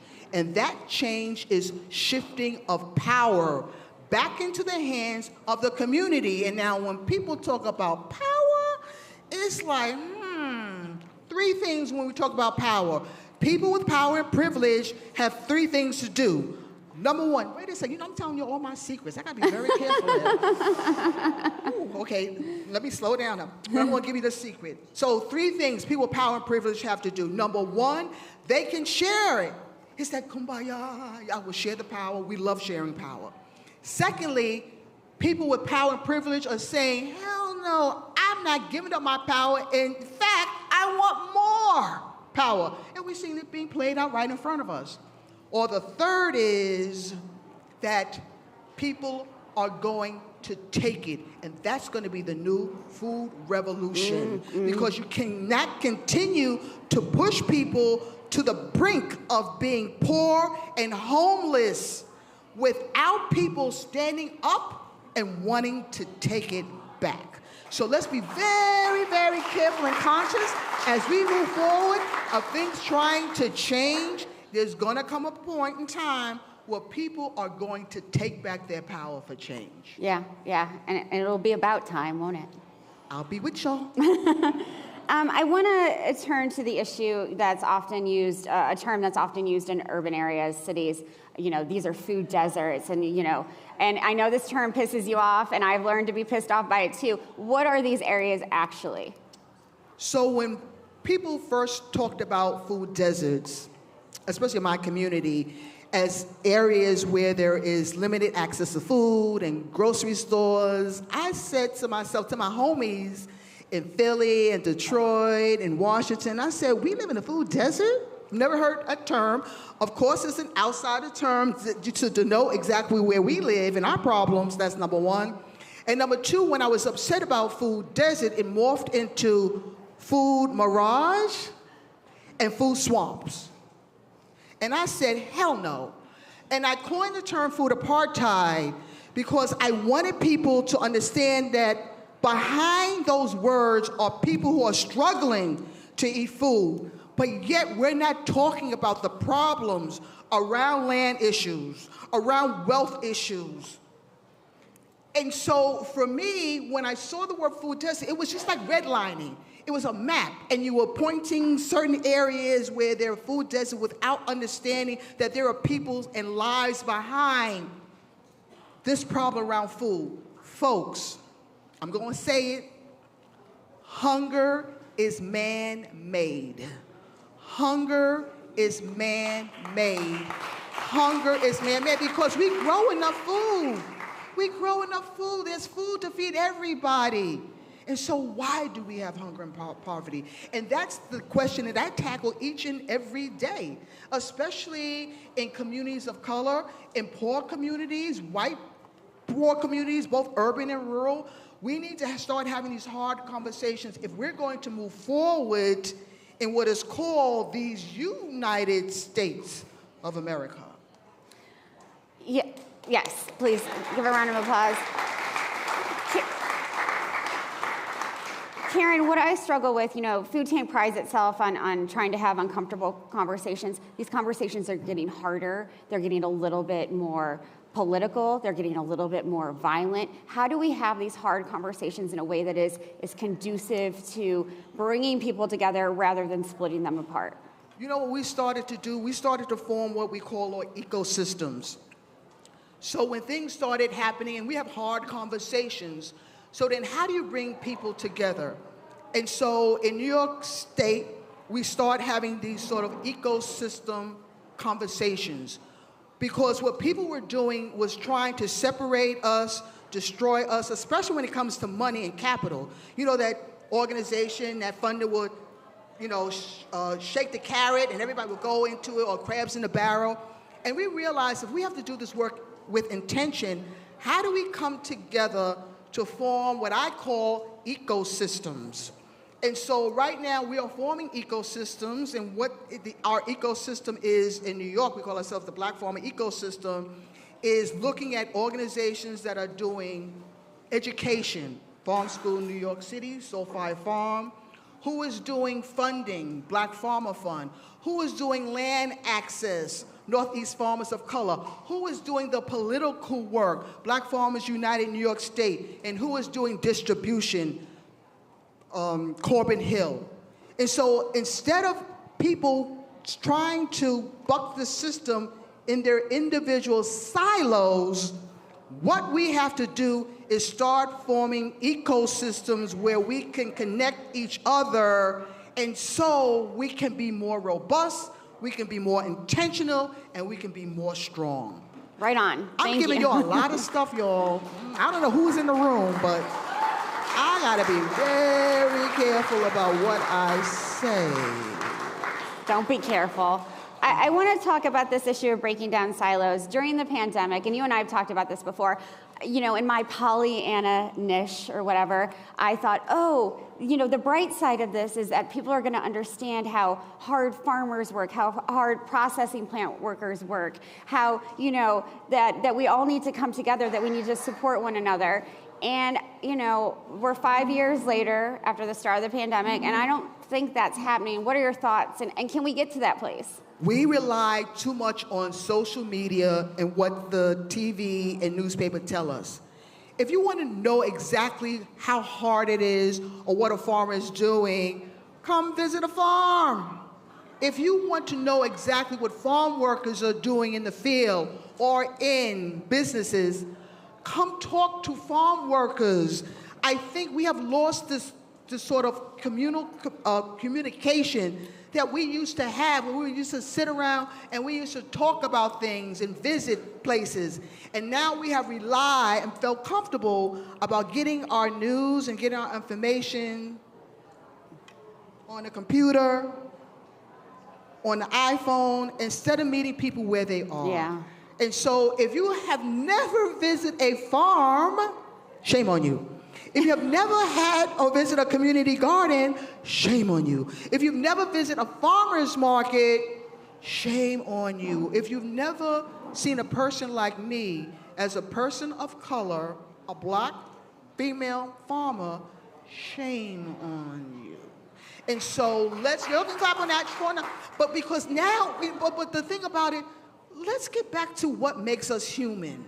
The human element of who we are, instead of separating us, which the media is trying to do, and get back to what the real prize is of us being human, of us speaking to one another, visiting one another. We may not always agree, and that's good, because when you disagree, all of a sudden things come up that you need to look up and investigate. So disagreeing is great. But let's sit down and have those hard conversations. I always say, make yourself feel uncomfortable to be comfortable. Break bread with someone that you don't know. Come into a community and talk to the people on their terms. Not the savior mentality that some of us have, but to sit down and start having this one-on-one communication. And I think we've lost that, because when I grew up, I could knock on my neighbor's door and they could have me come in and sit down and say, "Child, have you got something to eat?" No. Feed me, take care of me. We've lost that. Or as an elder person, my mother would say, before you go to the store, you knock on so-and-so's door and see what they need from the store. And you better come back, and you better come back with their change too. And don't ask for no tip. And we've lost that. Or I was on the panel, listening to the panel, I guess his name was Peter. He was right. We have a generation of people who don't know how to cook food. And we're making it easy for them because we have fast food restaurants, and now we have food that you can order and just put in a microwave. What the heck is that? We have to get back down to, growing some daggone beans and rice and some chicken soup and some cornbread and stuff like that. We have the tools. This knowledge was handed down from generation to generation. What are we going to say to our elders, our ancestors, that we've lost the knowledge of cooking food or boiling water? It's insane what is happening. It's insane. So let's get back to cooking and eating with each other and make ourselves feel uncomfortable to be comfortable. So come visit me at Rise and Root Farm to make yourself feel uncomfortably comfortable and see the work that we're doing up in the Hudson Valley. I love it. Such a great point to end on. The great Karen Washington, everyone. Woo!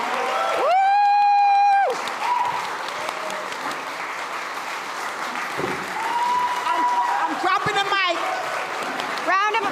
Everyone give this woman a standing ovation, please. Thank you, Karen.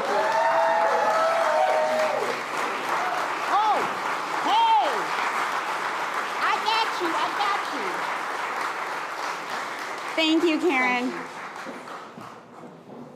Whew.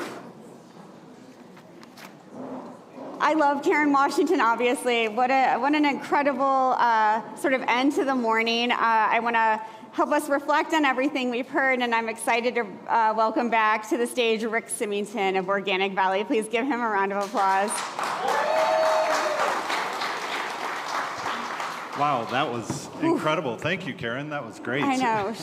Like I said, she's a force of nature. So we've heard some great panels this morning about food justice, about what it means to choose good food, about what the future holds for agriculture. I'm wondering what stood out to you most from the conversations. Yeah, for me, there was really three things that really stood out for me. One was knowing where your food comes from. I think we talked about this all morning today. Really get connected with your food. That connection helps drive that connection with your family and friends, and drives a connection with your health and living better overall as well. The second thing was, I think great food should be a right and not a privilege. Yeah. And we need to make great food more accessible in the marketplace. And making it more accessible really counts on all of us and what we're doing each and every day. And that leads me to my third point that I really took away with is we're all voting. We're a piece of this, right? And when you make a purchase each and every day, you're voting to decide the difference that you want to make in this world, in the environment, and in farmers' lives each and every day. I love it. I love it. Yeah, round of applause. Rick, I obviously want to talk about the value of organic, which I think the actual value, the economic value, both for farmers and for consumers, because I don't think people think about that enough. They think organic is always expensive, but it doesn't have to be. It can be very accessible and affordable. Do you want to touch on that? Yeah, definitely. It has a major economic value to our farmers that you've heard about today. That it gives back to them. They're able to do what they love to do each and every day and support their families. But when you think about the value of organic food, think about what you pay for a latte at your local barista and how much that costs. Then think about a half gallon of organic milk and that price. Those two are about the same. Yeah. And you're getting something off of a farm that comes locally from you that's grown with care and love. And so that value is there each and every day that you purchase it, and just put it in relation to what you do each and every day when you make that purchase. And care and love have come up in so many of these conversations. And I love when love comes up when we're talking about food and agriculture, because farmers love to steward the land. All of us love to eat. And I think, the more that we can remind ourselves of that, the more powerful these conversations will be. Agreed, yeah. We need to, I was out on a farm on the West with one of our farmers and talk about stewarding the land. I was standing there having a conversation with one of our farmers, and some sandhill cranes started to fly over. And we were standing there, and the farmer said to me, he goes, "Watch where these cranes land." And so they landed in his field, and I was like, wow, that's interesting. I'm like, why didn't they land in that field next door? And he goes, well, I have an organic farm. That farm next door doesn't use organic practices, and they land on my fields because they know the biodiversity there, they know what they can feed on, and it's this cycle of natural living that's happening each and every day, and that stewardship that's happening. Yeah. You know, Karen talked a lot about uncomfortable conversations. I wonder how Organic Valley, how you handle those uncomfortable conversations that come up with maybe that farmer next door to the farmer you were just talking about, you know, about like, organic's too hard, organic's too expensive, I'm not going to switch that way. Yeah, it can be a difficult conversation, but I think what we need to do is we need to inspire those farmers, right? And we need to show them that there is plenty of opportunity not only today, but well into the future, and this is what consumers want. And this is what's going to impact the environment and generations to come, to inspire them over to the side of what I think is the right side of food. Yeah, it's all about inspiration. I want to end with a call to action. You know, I know you want people to buy Organic Valley products. I think a lot of folks in this audience, including me, do. What else do you want folks to do? What do you want them to take away from all the conversations they've heard this morning? Yeah, I think we all make an impact each and every day of what we're doing. We talked a little bit through these panels about, you know, growing something of your own. Try that just once. Take that challenge away today. See what you can plant. You know, we're coming up on spring here pretty soon, so take that challenge. Try and grow something yourself. But also support those brands out there. Support those retailers like Whole Foods, and really let your dollars vote each and every day for you as well. Thank you so much, Rick, and thank you for this collaboration and partnership. I really am grateful to you. Thank you, Danny, and thank you to Food Tank, and thank you everyone for being here. Appreciate it. Thank you so much.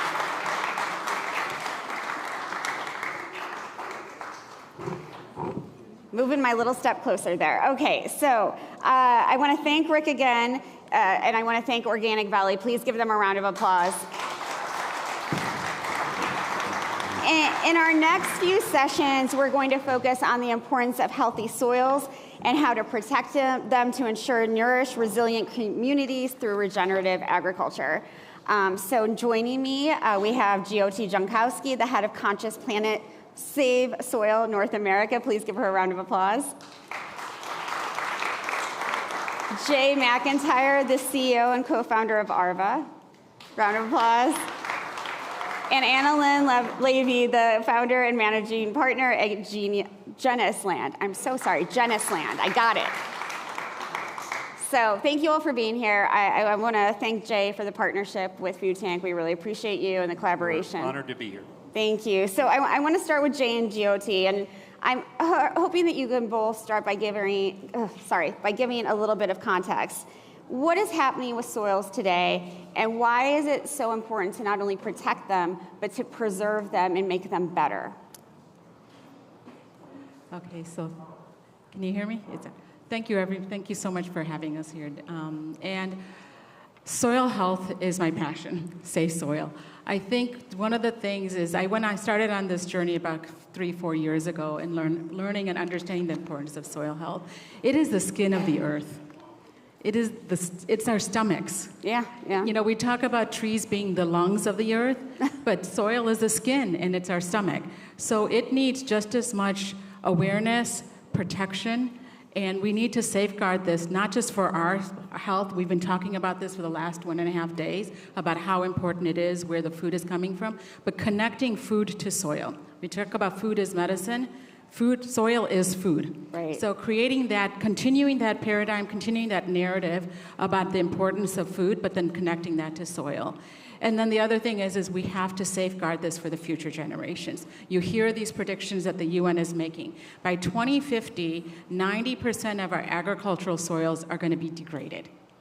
But we're going to be 9.2 billion people.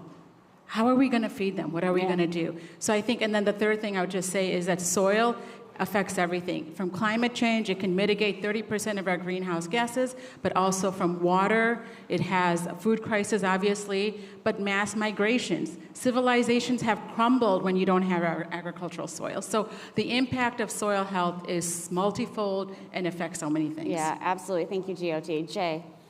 I started ARVA as a result of just an aspiration as a landowner. My family's been buying farm near Stuttgart, Arkansas.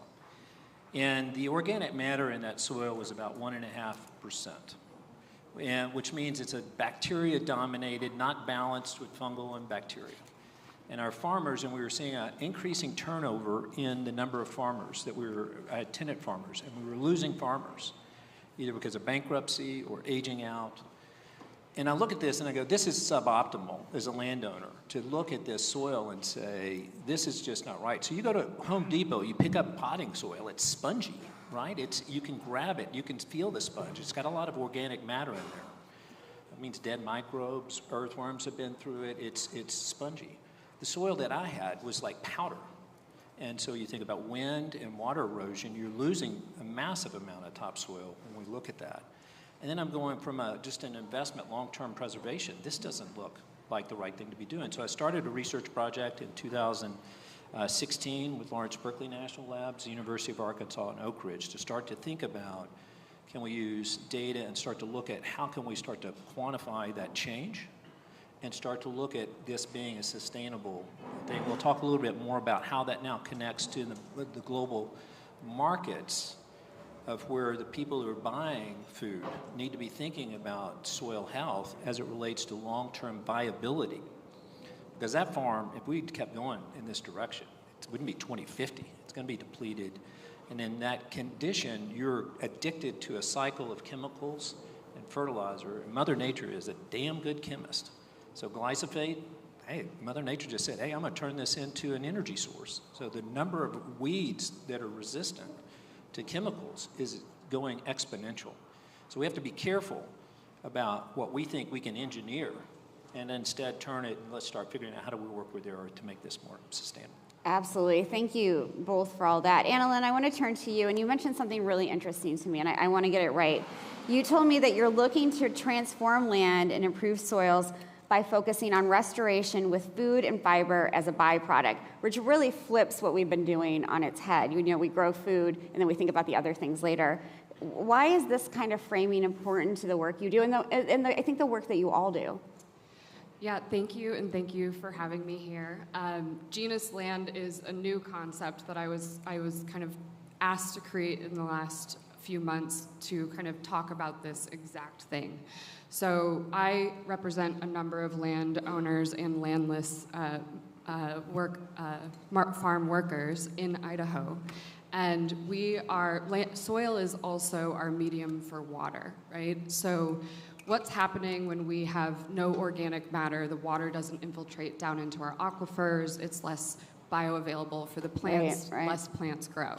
So what we're dealing with in Idaho in increasing desertification and increasing drought cycles, right? So typically farmers will model off of a 7-year drought cycle, and we just experienced 10 years and one of the worst drought years ever. We need to start talking about restoring ecology and having land stewards who are specifically professionally focused on establishing a healthy ecology, and that will be reflected in soil organic matter, infiltration of water, and the amount of food that comes off of it. Off of a system that we've been gleaning more than 2% or 10%, which used to be our methodology, for 120 years, we need to think about how we put more back into that. And so that's kind of the foundation of Genus. How do we get 1% organic matter to 4% organic matter and build from there? And really proving that model, like you're living that right now. I think it's very interesting that you're just like in it. Yeah, I mean, we've got to be a part of it, right? It's not just supporting it. We are nature. And so I've had a career in finance and technology. And, you know, the shared ownership model in technology is something that I'd like to bring forward into land. We have to talk about partnership, and we have to talk about us being our food. We are a living environment, right? Our skin is the skin's earth. And so when you think about it that way and put yourself in that position, whether you're in a city or not, like Karen Washington was saying, like, get to a farm. There's farms all over, and you have to be a part of it to be a part of the solution. It's not creating a solution, it's being inside of it. Absolutely. And on that solution point, and this is a question for all of you, and this is something that concerns me a lot because I go to a lot of conferences about food and agriculture where there are no farmers, right? How do we make sure that all of these conversations are farmer-centered and that farmers have, you know, they're not just sitting on stage, but they have a role in decision-making and, you know, are at the forefront of research and development, not at the back end. Jyoti? Yeah. So I mentioned my personal journey started about 4 years ago with soil. But we've been working with farmers for about 30 years now, and we have about 250,000 farmers that we've been working with, and they've been transitioned to tree-based agriculture and regenerative agriculture. And they are the ones, they're the experts. So to support these farmers, for example, to talk about bringing their expertise, we have WhatsApp groups to support these farmers in these small areas. We have 100,000 farmers on WhatsApp groups. It's amazing. And these WhatsApp groups are manned by farmers. So it's farmers supporting farmers. They're smaller, little different groups in their own geographical locations. They can take a photo, send it, the other farmers will tell them. And it's 12 hours a day, 7 days a week these farmers are supported. Because like you've heard from all these different farmers that we've been hearing from, it's not a 9 to 5, Monday through Friday job. This is something that they do day in and day out. Yeah. So really supporting the farmers. Then taking all this knowledge and bringing it to a place that's actually implementable. Where, for example, right now, we have a youth initiative. So our youth are working with UN and with Yungo, which is part of the UN, and working to see, and working with the World Farmers, I always get the World Farmer Organization. Right. Yeah. And bringing the farmers to the table when it comes to policy. So the policy is not just being drafted by somebody else, but the farmers be part of the policy making as well too. So from all the gamut, from actually supporting farmers to what insects are a challenge for them to going to the UN with farmers to create the policies. So important. Thank you so much for that. Jay? How we talk to farmers is important. Hold judgment. Every farmer wants to be sustainable. Every farmer is there making a living on that land, and if he can't plant next year, he can't be sustainable. So what we experienced when we started ARVA was that a lot of resistance because a lot of programs that were sponsored by big corporations would come to the farmer and tell them what they needed to do better. We're not in a position, we need to work with the farmers, meet farmers where they are, because they're all wanting to be more sustainable and profitable. It just makes sense. They own the land, they till the land, they nurture the land. They're all hunters and fishermen. I like to hunt and fish, and I don't want chemicals running off into the and losing that land. Every farmer in the Mid-South has biodiversity assets that he harnesses and manages to make that land he wants to feed deer because we can go deer hunting. It's just part of what nature is. So I think what our role is here, and thank you to Danielle and Food Tank, is to help educate those who now care. And there's a commercial reason they should really care about this, and we'll talk a little bit more about that, but how we approach farmers and help them and engage at this level to help. We have what's called a Regen Ag score, where we're helping to move and matriculate farmers up and help teach them and incentivize them and provide the incentives so that they can. And as they do, more environmental benefits come out of that. The co-benefits come out of that. We saved 6 billion gallons of water last year in rice cultivation. Translate that into Texas water dollars, that's $10 million. We're long water in Arkansas, but saving water is co-benefit of these practices. And the environmental, we flood for ducks, there's biodiversity. So think about this as a natural asset. And engaging with the farmers, we're all here because we care. That is where we're going to get the biggest scale and biggest impact. Absolutely. Annalyn? Well, I think I'll come at it from a bit of a different angle with finance. So there is a massive land transition tidal wave coming our way by 2030. So $2.5 trillion worth of land will change hands in the next few years. And that number, I hope it's till 2030, but if farmers have the ability to get out in the next bunker year, they will. So it may come faster. At the same time, we have a wealth succession that mirrors that about $16 trillion over that same period of time. But that will fracture into a number of different pools of capital, so it won't match up with this land succession. So my first response would be succession planning for farmers and making sure that working lands remain working lands and intact as much as possible. My second point that I would like to kind of drive home, I know this crowd really gets data as well as food, is that the farmers need to own their data, but not only own their data, but harness their data. So the data that is going to be collected by all these ecosystem service schemes and different ways of supporting farmers via insurance, they need to own that data, but that data needs to be used to make better operational decisions. So when we're requesting that data, it should be to better them, not to better everything else. Yeah. Amen. Amen, for sure. That leads me to another question. How can we make sure that farmers are recognized, acknowledged, compensated for preserving land, preserving biodiversity, putting carbon back in the soil? What does that look like? Awareness, awareness, awareness. I think knowledge is something we need to do. They're doing all the work, but they need all of us to be able to get this information out. So I think I've spoken to you, what we do with Safe Soil is 3 different things. We work with the farmers, so we work on the ground with the farmers. We do advocacy work. We work with policymakers, the UN, different countries. We have MOUs signed with a couple of countries to see what we can do. But the awareness is what's needed. Just like everybody understands the importance of trees, everybody needs to understand the importance of soil. And soil is managed and handled, and stewardship is going to the farmers. Agricultural soils was where we really need to think about, because they have the answers to our future. They are our future. Yeah. The farmers are our future from food crisis, our future from climate change, from water, from everything. So we need to amplify all the work we're doing. And we do this in a variety of different ways. We do this via social media. We have a YouTube channel, too, that to help with farmers. I think it has 1 million views. And it's in indigenous language, whatever language they're speaking. But using the technology that's there that we can amplify all of their work is, I think, what's really needed. Absolutely. Jay, how does ARVA think about this? This is the core to our business. We have clients, large consumer packaged good companies. We also have energy companies that have made commitments. This is a voluntary market. Regardless of what decide on the it's a free country. People can make commitments to reduce their emission profile.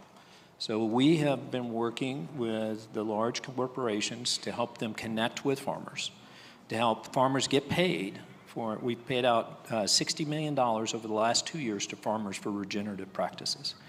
And that's making a difference. And when you're at a commodity classic and the farmers come up to you and people that we work with and they say, "You've changed my life," I mean, it's meaningful. It's meaningful because these are real dollars. $20 an acre in today's environment when most crops are not profitable is money that farmer can now save and bank on. But it's really important because it may be the difference when working with Riceland Foods in Arkansas. What we found is the board members at the USA Rice Conference came up to us and said, "Can we please get the numbers to these farmers? Because it may make the difference of whether or not they get that crop loan or not." So now starting to understand what I have an environmental balance sheet as a farmer. Our job is to help represent the farmer and help him understand what he's playing for. And that's part of what we do with the data is basically we license the data from the farmer, not to sell it, but to help him figure out what he's playing for and what he can do to move the needle. Yes. Well, thank you. Or her. Thank you. Annalyn. So I'll do a brief story to kind of get to my point of how we support this. So I work with one of the former largest lamb producers in the United States, and they graze just under 1 million acres, Lava Lake lamb, and they used to provide lamb coast to coast. They were from Cinderella to Rainbow Market in California. Their herd, because of their missing middle infrastructure, they had a co-op where they processed, has reduced from tens of thousands to the hundreds. And that's not enough animal impact for the land to get paid for ecosystem services. So a big call to action is really project finance for this missing middle infrastructure. And every single person here has probably some money in a bank account somewhere. And those banks invest your money while you sleep. And those banks invest in project finance. So go in, talk to your bankers, ask what missing middle infrastructure they're supporting. That's a really important key to this as well. How do we finance the restoration of mycelium networks? Right, right. So cool. I love it. Thank you for bringing that up. These panels go by so fast, y'all. I want to give you you all a chance to talk about your call to action. So, GOT. So, call to action for this crowd here, what we're looking at is getting involved. We have something called Earth Buddies. This is a commitment to spend 10 minutes a day, and 10 minutes a day to educating yourself, 10 minutes a day of talking to somebody about the importance of this, 10 minutes a day thinking about the food you're eating, whatever that looks like for you, but spend 10 minutes a day, whether it's online, whether you're talking to your neighbor, your friends, anybody. If we all come together and do this, the level of awareness that rises up, then we can make the changes on the policy aspects. We have lots of campaigns that go on. We have letter writing campaigns to your legislations. We have, to date, in the last 3 years, we've written 500,000 letters to legislators across the globe. Wow. Right now, we're doing an Earth Day campaign that's coming up on Earth Day, because Earth Day's theme this year is renewable energy power. And the theme of our campaign is Your Next Meal, Powered by Soil. And we're going to do a digital potluck where people just take photos of your food and you post it, and we'll create this whole collage of it. So like this, just really getting involved in a very fun and joyful way, so people feel like this is something I want to do and it's important to me. Right, and those letters work because legislators' staffs count them and they have to act on them, they have to respond to them. Anna Lynn, what's your call to action? Well, I'm going to speak to the larger organizations in the room because I'd like to match them with larger ranchers who are trying and farmers who are trying to really restore their soil. Find a farmer or a farmer network and future contract. This is super important. We need to be able to rely on each other and work together, and we are not going to be able to bridge this with insurance in the short term. Thank you. Thank you so much. Jay, you get the final word, but before you do, thank you for this collaboration. Thank you. We're really Thank grateful. you, Danielle. We're honored to be here again. It all boils down to network. And our goal for Climate Week this year, last year we did with Ahold Delhaize, Cheez-Its, Kellanova, and Bartlett Wheat Mill.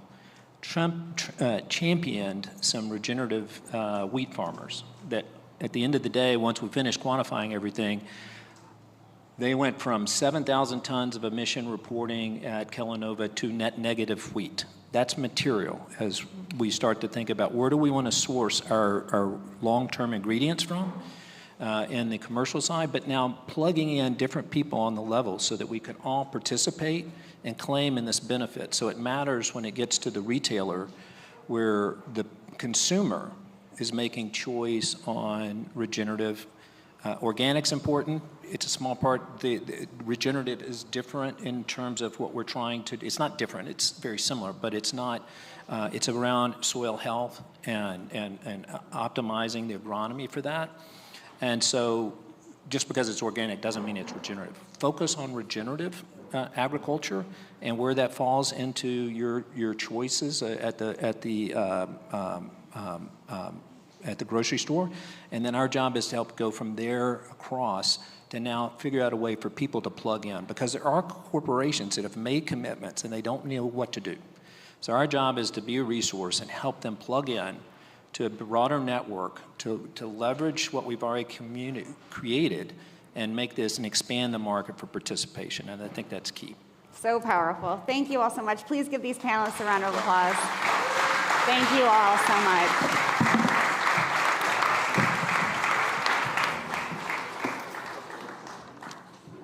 Our next conversation is going to continue, talking about our farming systems with a focus on regenerating farms for vibrant communities. I get the pleasure of welcoming Chaz Daughtry, a farmer and the founder of Sweetwater Farms here in Texas, in Houston. He is also the founder of Soul Fit Grill Seasonings. Give him a round of applause, please. Thank you. We also have my dear friend Michelle Hughes, the co-executive director for the National Young Farmers Coalition. Please give her a round of applause. I love this woman. Hi. Kelsey Scott is the Chief Strategy Officer for the Intertribal Agriculture Council, a rancher and a food system advocate. Give her a round of applause. And we have Josh Trinnell, the farmer owner at Trinnell Family Farm and a board member at Organic Valley. Welcome him, please. Absolute pleasure to be here. Thank you. Whew. Okay, I'm really excited for this conversation. There's a lot of deep stuff to get into, so we're going. Chaz and Kelsey, when we last spoke, this idea of community and kinship came up a lot, and I'm hoping you can talk about how you see agriculture informing our relationships with one another, with animals, with biodiversity, and with the land.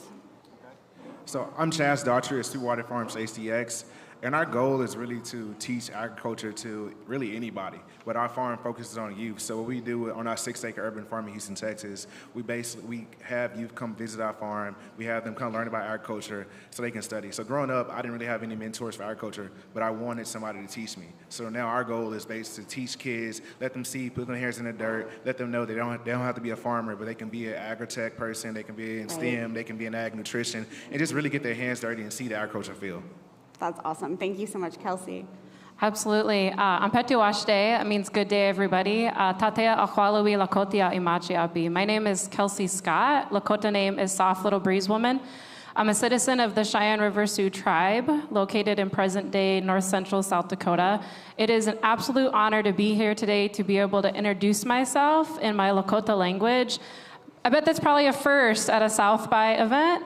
Not actually, no? but we're Okay, glad good. you're here. Please you keep had going. Lakotas here before, so you know we can kind of get a little unruly. Sorry about that. It's truly an honor to be here and to be centered around this conversation of kinship. This is a setting where you feel that there is a celebration of kinship in all that we do, and so I got to give my hats off to those who have orchestrated this phenomenal movement, and thank you to everybody who's a part of it.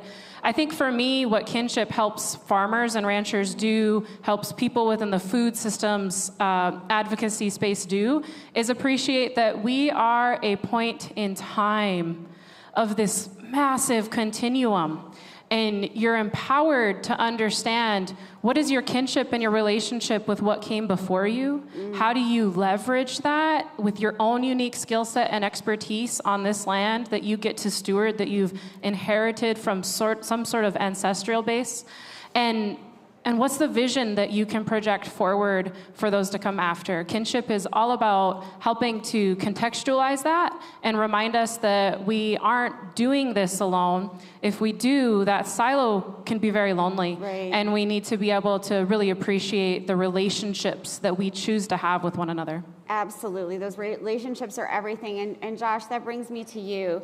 You and I and so many others in this room see farmers as the backbone of rural America. And I'm hoping you can talk about, how kinship plays into that, those relationships that are needed so that farmers in rural America are supported, because so often they are not. Yeah, and I'm Josh Trinnell here from Barrett Corner, Southwest Wisconsin. Farmers are the backbone of all these rural communities across the nation. And as the farmers succeed, the communities succeed. And as the farmers struggle, the communities struggle. I've seen that play out in our community, in communities across Wisconsin, Iowa, Indiana, Ohio, Illinois. Further you go west and east, it's the same story. Barns turn off and lights turn off in the barns, or farms struggle and go out of business. They get gobbled up by bigger and bigger corporations or bigger and bigger farms. And the community dies. I mean, when that dairy family leaves the community, the grocery store shuts down. The school board doesn't have members to run anymore. All these pieces of community that are so interconnected really depend on farmers succeeding and farmers thriving in this country. And if we want a robust food system in this country, we need farmers to succeed, and we need farmers to succeed from coast to coast, north to south, because that's what keeps our communities alive, and that's what keeps the communities moving forward, and that's how we get a food system that's sustainable. Absolutely. Thank you for that. Michelle, Josh has been talking about, we need farmers to succeed, but there are real challenges right now happening at the federal level, and farmers are facing more challenges probably than ever before in the last couple of weeks. Can you talk about how this is impacting the young farmers that you work so closely with? Sure, yeah. So I will tell you a little bit about the National Young Farmers Coalition. We're a grassroots advocacy organization. We work to mobilize, shift power, and advance equitable policy for the next generation of working farmers. So what that means is I have a lot of boring policy meetings every day. I will say that farming is challenging. I'm a former hog farmer myself. I left for a number of reasons that farmers still face today. I think that the number one challenge we're facing right now, certainly if anyone is watching the news, are the cuts to federal funding for USDA programming that goes directly to farmers and nonprofit organizations that service communities of farmers. So my organization hosts a survey alongside the Census of Agriculture every 5 years. The last survey report we released came out in 2022. 87% of respondents to that survey, which there are about 10,000 young farmers who took our survey, 87% of them identify their practices as regenerative, and another 97% identify their practices as sustainable. And so right now, USDA programs, specifically under the conservation title, are being cut significantly. Young Farmers as an organization are collecting stories on behalf of farmers and farming communities, and we are seeing that in our community alone, a loss of $5.5 million about installed payments and another $850,000. And the $5.5 million is already approved payments that are supposed to go out, and another $850,000 pending reimbursements that have been stalled. So what that means is farmers are furloughing staff. Some of them are on my board, some of them are chapter members, some of them are in our fellowship. They are stalling their operations processes, furloughing staff, in some cases laying them off, thinking about closing farms. The Environmental Quality Incentives Program specifically is conservation support directly to farmers, which has been under attack for the past 2 months. So we are trying to help farmers through that process, but it is quite difficult to keep up with the number of contracts that are being terminated, especially when there's not transparency around exactly which are being terminated. Right, we have to find that out ourselves. So farming is already challenging, and this is a new nuance for us that we're trying to tackle. It's so confusing right now. And Chaz, I'm hoping you can comment on this as well. As a young farmer, as a young advocate, there's a particular set of challenges that Black and brown folks are facing in this environment right now. Do you want to talk about that? Yes, I can. So a lot of Black and brown people, our farms are started from funding. We don't have things just passed down from generation to generation. And so to start a new farm costs thousands and thousands of dollars. And so the funding that comes from the federal government actually really helps us out and actually really helps us start a farm. And so I'm on a few farm boards myself, and right now that money was actually promised from last year. We did the work last year, and now it's at a stall point right now. Yeah. And so we're actually having to lay off staff as well, and we can't continue to educate the consumers and the buyers. And so that means that we can't grow more food, we can't educate more people. So it's really just a tough place to be a farmer, which is already hard. You're already facing weather challenges, you're already facing, climate change, you're already facing just low sales sometimes. The market's up and down. People don't really have money sometimes to buy good and organic produce, which is what we try to do, is actually sell good and organic produce at a low cost, but it's sometimes still not affordable. And so with those grants helps us bring the cost down so we can be able to pay our staff and also have lower prices. Yeah. And so right now people are just really at a deficit right now in the farming industry who depend on those grants. So much uncertainty. And Kelsey, I'm hoping you can comment on this as well. This is happening in our tribal communities and among indigenous folks. Do you want to talk about that? Yeah, I would be glad to. I think the biggest thing I would offer, though, is a call to action. Yesterday and today, every conversation I hear USDA is cutting. And I think we need to make sure we give credit where credit's due anywhere in the food and ag industry, and make sure that we understand where the cuts are being generated from and how the cuts are impacting farmers and ranchers. So like Ms. Washington said, don't just go visit a farm, ask them what it means if USDA is not available to them. If you're talking to a tribal producer, ask them what it means if USDA and BIA offices are not available to them, because that's what we're preparing for in our technical service efforts as an organization.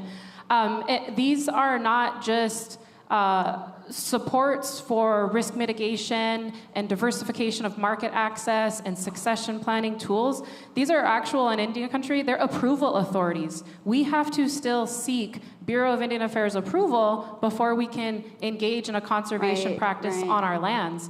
And so when we talk about eliminating the offices that may provide approval authorities, we come into this space of this just can't be something that farmers and ranchers are calling and talking to their local decision makers about. We need consumers to help us to inform this outcome, to make sure that we continue to be able to be farmers and ranchers that are producing for this food system. Yeah, I mean, I think now, this particular moment in time, it means we all have to come together. It's not just, we can't keep siloing ourselves.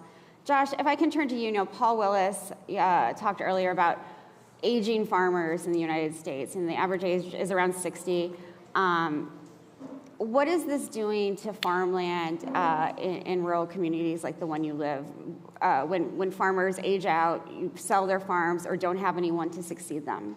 Yeah, and I think it just got mentioned earlier too. We are on the cusp of a generational land transfer in this country. I mean, a lot of these farms got purchased in the 80s through that farm crisis. Those families are aging out, selling off, the kids are taking over the farm. The kids don't really have a tie back to agriculture because of all the struggle that their family experienced. So how this next 10 years goes is how the next 40 years are gonna go. And it's scary, but it's also exciting. The amount of young farmers that are coming into agriculture because they believe in an organic system and they believe of knowing how their food is grown and they believe in good, clean food is exciting. But it's also scary because for those farms to transfer, they need capital. They need to be able to shed off outside investors. It's remarkable the amount of times a farm can transition from somebody like Paul to somebody else. I just talked to him before. His current renter is an organic farmer, where a lot of times, if there's not that connection made, it just goes to the kids and then it gets sold off as real estate for another city to come out and fight it. And that's another big pressure that farmers are facing. So we talk about all these federal support programs like NRCS. There's a lot of things the government can do to help us, and they need to be accessible through the FSA for this generational land transfer to happen. But the exciting thing is there's farmers out there willing and able to take over these farms. And that's something we really pride ourselves on at Organic Valley, is getting these farms transitioned to the next generation, getting new farms started up. I know our co-op started 44 new farms last year, which is tremendous because nobody else in the dairy industry is doing that. That's amazing. And that's really kind of why I joined the board of directors at Organic Valley. I came into this at the time I was 27, 28. Our co-op was really struggling. The farmers my age were really struggling. We didn't have a voice at the cooperative. And we were all kind of scared of what the future is. But now, just seeing what's happening across America the last couple of years, this clean food movement picking back up, getting steam, people wanting to know where their food's coming from, and people really buying into the fact that good, clean, whole organic food is really the best path forward, that's brought a bright spot to us. And I think it's a good tailwind we can take into this next generation and really get these farms transferred to the next generation and to someone that wants to take them over and do things appropriately. Thank you for that. I love how you sort of frame this as it's exciting, but it's also scary, but there's so much opportunity there if we can all realize that it needs to be grabbed onto. Michelle, sorry, I'm gonna get emotional about this because the last time we spoke, we talked about 3 farmers that are part of the coalition that you lost because of they tragically died by suicide. And there are real mental health challenges now that farmers all over this country are facing, and it's getting worse because of some of the changes we already discussed. And first, I want to say how sorry I am for you and the coalition. Thank you. But I'm wondering how you can talk about this in a way that all of us can figure out a way to be helpful so that farmers realize that they are supported. Absolutely. I mean, thank you for saying that, first of all. And I just want to point out that farmer mental health is a gigantic problem in the U.S. Poor farmer mental health is widespread across the U.S. There's $10 million dedicated to a program in the Farm Bill to combat poor mental health for farmers. So it is not unique to my community or our coalition to lose farmers because of financial distress. And the thing that I think we can offer farmers is, one, community, 2, value. Farmers have so much value. They are invisible people that make up so many communities and are many parts of the vertebrae that make up the backbone of our national food supply.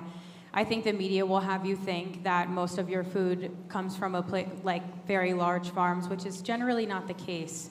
If you take a look at the actual people that produce our food, it is mostly small family farms. And with people leaving agriculture consistently and so many people wanting to get into agriculture who don't have the capital or who are stuck and are not able to break even or make any profit off of their farm, that is rough. There have been a slew of recommendations I've heard of people speaking earlier today about making choices with your fork. I think you can also advocate for farmers even though you are not a farmer. Even if you feel disconnected from farming communities, you can serve as an advocate. Your congresspeople are required to listen to you as a resident of a population of people that they represent, whether you are in farming or not.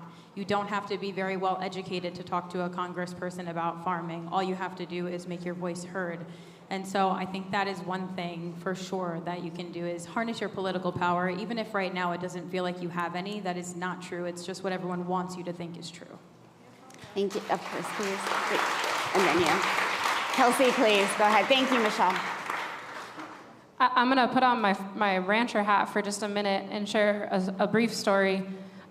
We have a direct-to-consumer grass-fed beef business, and one of the proudest days of my life as a rancher was getting to deliver a bundle of locally raised, grass-fed, premium quality beef to a house that didn't have windows in the middle of South Dakota, right? So farmers and ranchers can carry such an immense pride. It's not I put up that cross fence or this was our bottom line this year. Those things help and they make it cash flow so you can stay in the business.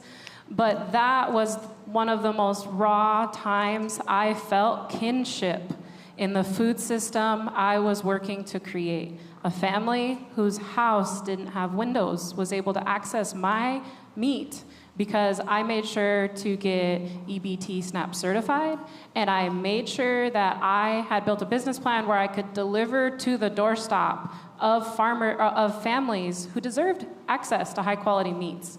And so I think that this conversation about kinship can be a much larger than just like how we're feeding our families at home. I feel like majority of us here have probably the good fortune of not worrying about where our next meal is, and that is not the case for the majority, or for many consumers that surround our home areas. And so finding ways that we can help those families by empowering the ranchers, the farmers themselves with a celebration of what they bring to the table really creates that deep, deep appreciation, and it helps inspire that resilience that was referred to earlier. And at the same time, we have to question the paradigm ranchers are navigating. Why is it that their bottom lines are so tight? A lot of times it comes back to the access to credit and the financial systems that really have a short hold on our farmers and ranchers. Yeah, they're facing a lot. Josh? Yeah, farmer mental health, I think, is one of the most dynamic conversations this country can have, because just the way farmers are, I mean, one, we're a resilient bunch, and two, we're a lonely bunch. I mean, a lot of people went into farming because, let's face it, they like livestock more than they like people. And that's great until you pile on all these stresses of not cash flowing, not making money, of equip money disappearing, of you spending $1 million and all of a sudden you're not having the funding from the government to pile up. But the harder piece for me is that you hear all this talk from Washington, from all the state governments about we want to support farmer mental health. But as farmers, you say, well, that doesn't happen to me. That can't happen in this community. And then it hits home.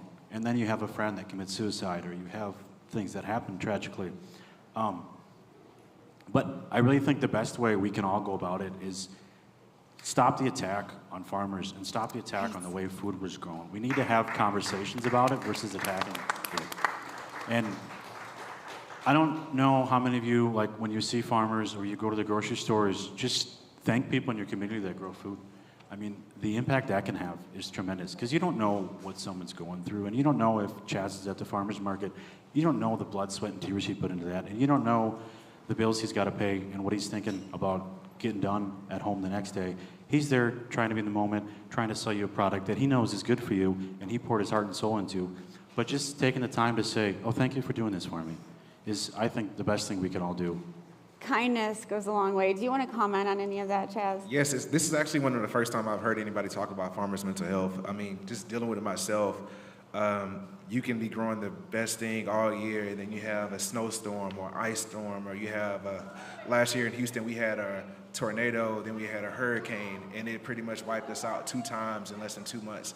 And so, you know, it just can be really stressful when you're growing stuff. But I get satisfaction out of when people come to the market and they come by from it, they say, hey, my kid's doing better, they're eating well, they're loving the veggies. So it can be really stressful, and sometimes it's kind of like you have to be a little crazy to do it sometimes because a lot you crazy. can lose it in one day. You know, you put a whole effort, you plant it, you buy the seeds, you do this, you plant, you harvest, you do everything right, and then next thing you know, one storm comes in, Mother Nature wipes everything out, and you have to be mentally prepared. You know, when I started gardening, farming, it was really just to be a small gardener and then teach youth. And then, you know, the more you grow, the bigger you get, the less it's like it's more stress on it. So this is the first time I've heard farmers' mental health really be talked about, and I'm really appreciative of just letting people know about it as well. I'm so appreciative of it as well. Thank you so much. One of the things that bothers me as an advocate and as a communicator is that farmers are often blamed for a lot of things, like environmental challenges like the climate crisis, or, you know, they're not growing the right things. How do we switch this paradigm? You're all young farmers and ranchers who are trying to do the very best. How do we switch from, how do we help consumers switch from, you know, blaming farmers to really appreciating them like we've talked about before? Josh? I mean, the number one thing you can do is vote with your dollars. I mean, I don't know how many times that's been said today, but buying those CSA boxes from farmers who you know are doing good, or committing with brands and cooperatives that you know are doing good and doing good in this world. Animal-based agriculture and organic agriculture can be the biggest force for good in this world and the biggest way we can fight climate change. I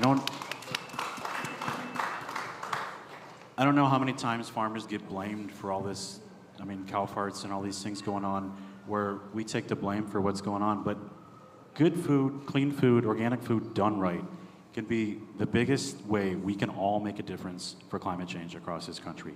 And that comes down to grass-based agriculture systems, that comes down to local food being grown and being sold within its radius. There is so many ways we can go about doing it, but it's got to start with the farmer and it's got to end with the consumer. Thank you so much. Thank you. Michelle? I mean, generally speaking, I have a background in agricultural economics, so if you look at how much money actually ends up at the farmer from what you purchase in the grocery store, I don't know how easy it would be for you to blame farmers after you see something like that. Sure. So I'll just start with that. But I will say, and I am a former livestock farmer, and so share some of the perspective that has already been said, but I think that land stewardship is very underrated as an agricultural, climate change mitigation practice. I think that if you look actually at like the industries that are creating the climate change impacts that we're trying to mitigate, I wouldn't put agriculture in number one. I'm not going to, villainize any other industry, but I would just say that I don't see farmers as like the top of that. In fact, I would ask you to change your perspective and think about farmers actually being on the front lines of climate change and being the people that can actually mitigate the impacts of climate change in a way that maybe other industries that you can point a finger at are not or are unwilling to. So in my coalition, 80% of the farmers that are in our coalition say that they started because they care about environmental conservation. It is the reason that they farm. And so I can't look at those 200,000 so community of young farmers that we service and try to villainize them when the reason that they're coming into farming is for the environment. Thank you so much, Michelle. Kelsey? Yeah, I think I'm going to bring us back to that concept of a continuum. I think that there's oftentimes history, even within ecosystems, that repeats itself. We fall into exploitative practices around what does this word mean or that word mean as it relates to a production practice. And we have to remember as we look into the identity, the history, the knowledge, the identity that this land carries, as far back as we can conceive, there was a steward of that ecosystem. There was human beings. And we are the descendants of these human beings that stewarded these ecosystems over and over and over. And so we have to, one, I think, learn more about where does that history lead to in the lands that we get to be a part of, whether it's lands that we're inhabiting within a city base that's, mainly consumer driven, has access to a Whole Foods. I'm really jealous. I wish we did at home. But beyond that, we should consider how we uplift and we appreciate that culturally relevant way within which we can uplift farmers to support in being the front lines, the most knowledgeable to take care of that land base remaining within our population base. Help empower them, give them the tools, give them access to the tools they know they need, make it available for them, and we all can play a meaningful part in that. Absolutely. Thank you for all of that. Give her a round of applause. Chaz, my friend, you get the final word. I think about starting young with the youth, just showing them that the farmer is just as important as the doctor, lawyer, the nurse that's in the office. I think we noticed during COVID that the farmers are just important as the nurses and the doctors as well too, because people needed food and grocery stores ran out of stock. So if we start young, teach them the importance of the farmer and what we can actually do, I think it will be a generational change and people will start respecting it as well. Amazing. Thank you. That was great. Please give these panelists a round of applause. Thank you all so much. Thank you. A little change in schedule, y'all. So thank them again. Keep clapping. We are going to show a video next from U.S. Congress member Shelley Pingree, who represents Maine's 1st District. She's also an organic farmer. So please enjoy the video. Hi, everyone. I am so sorry I can't be there with you in person.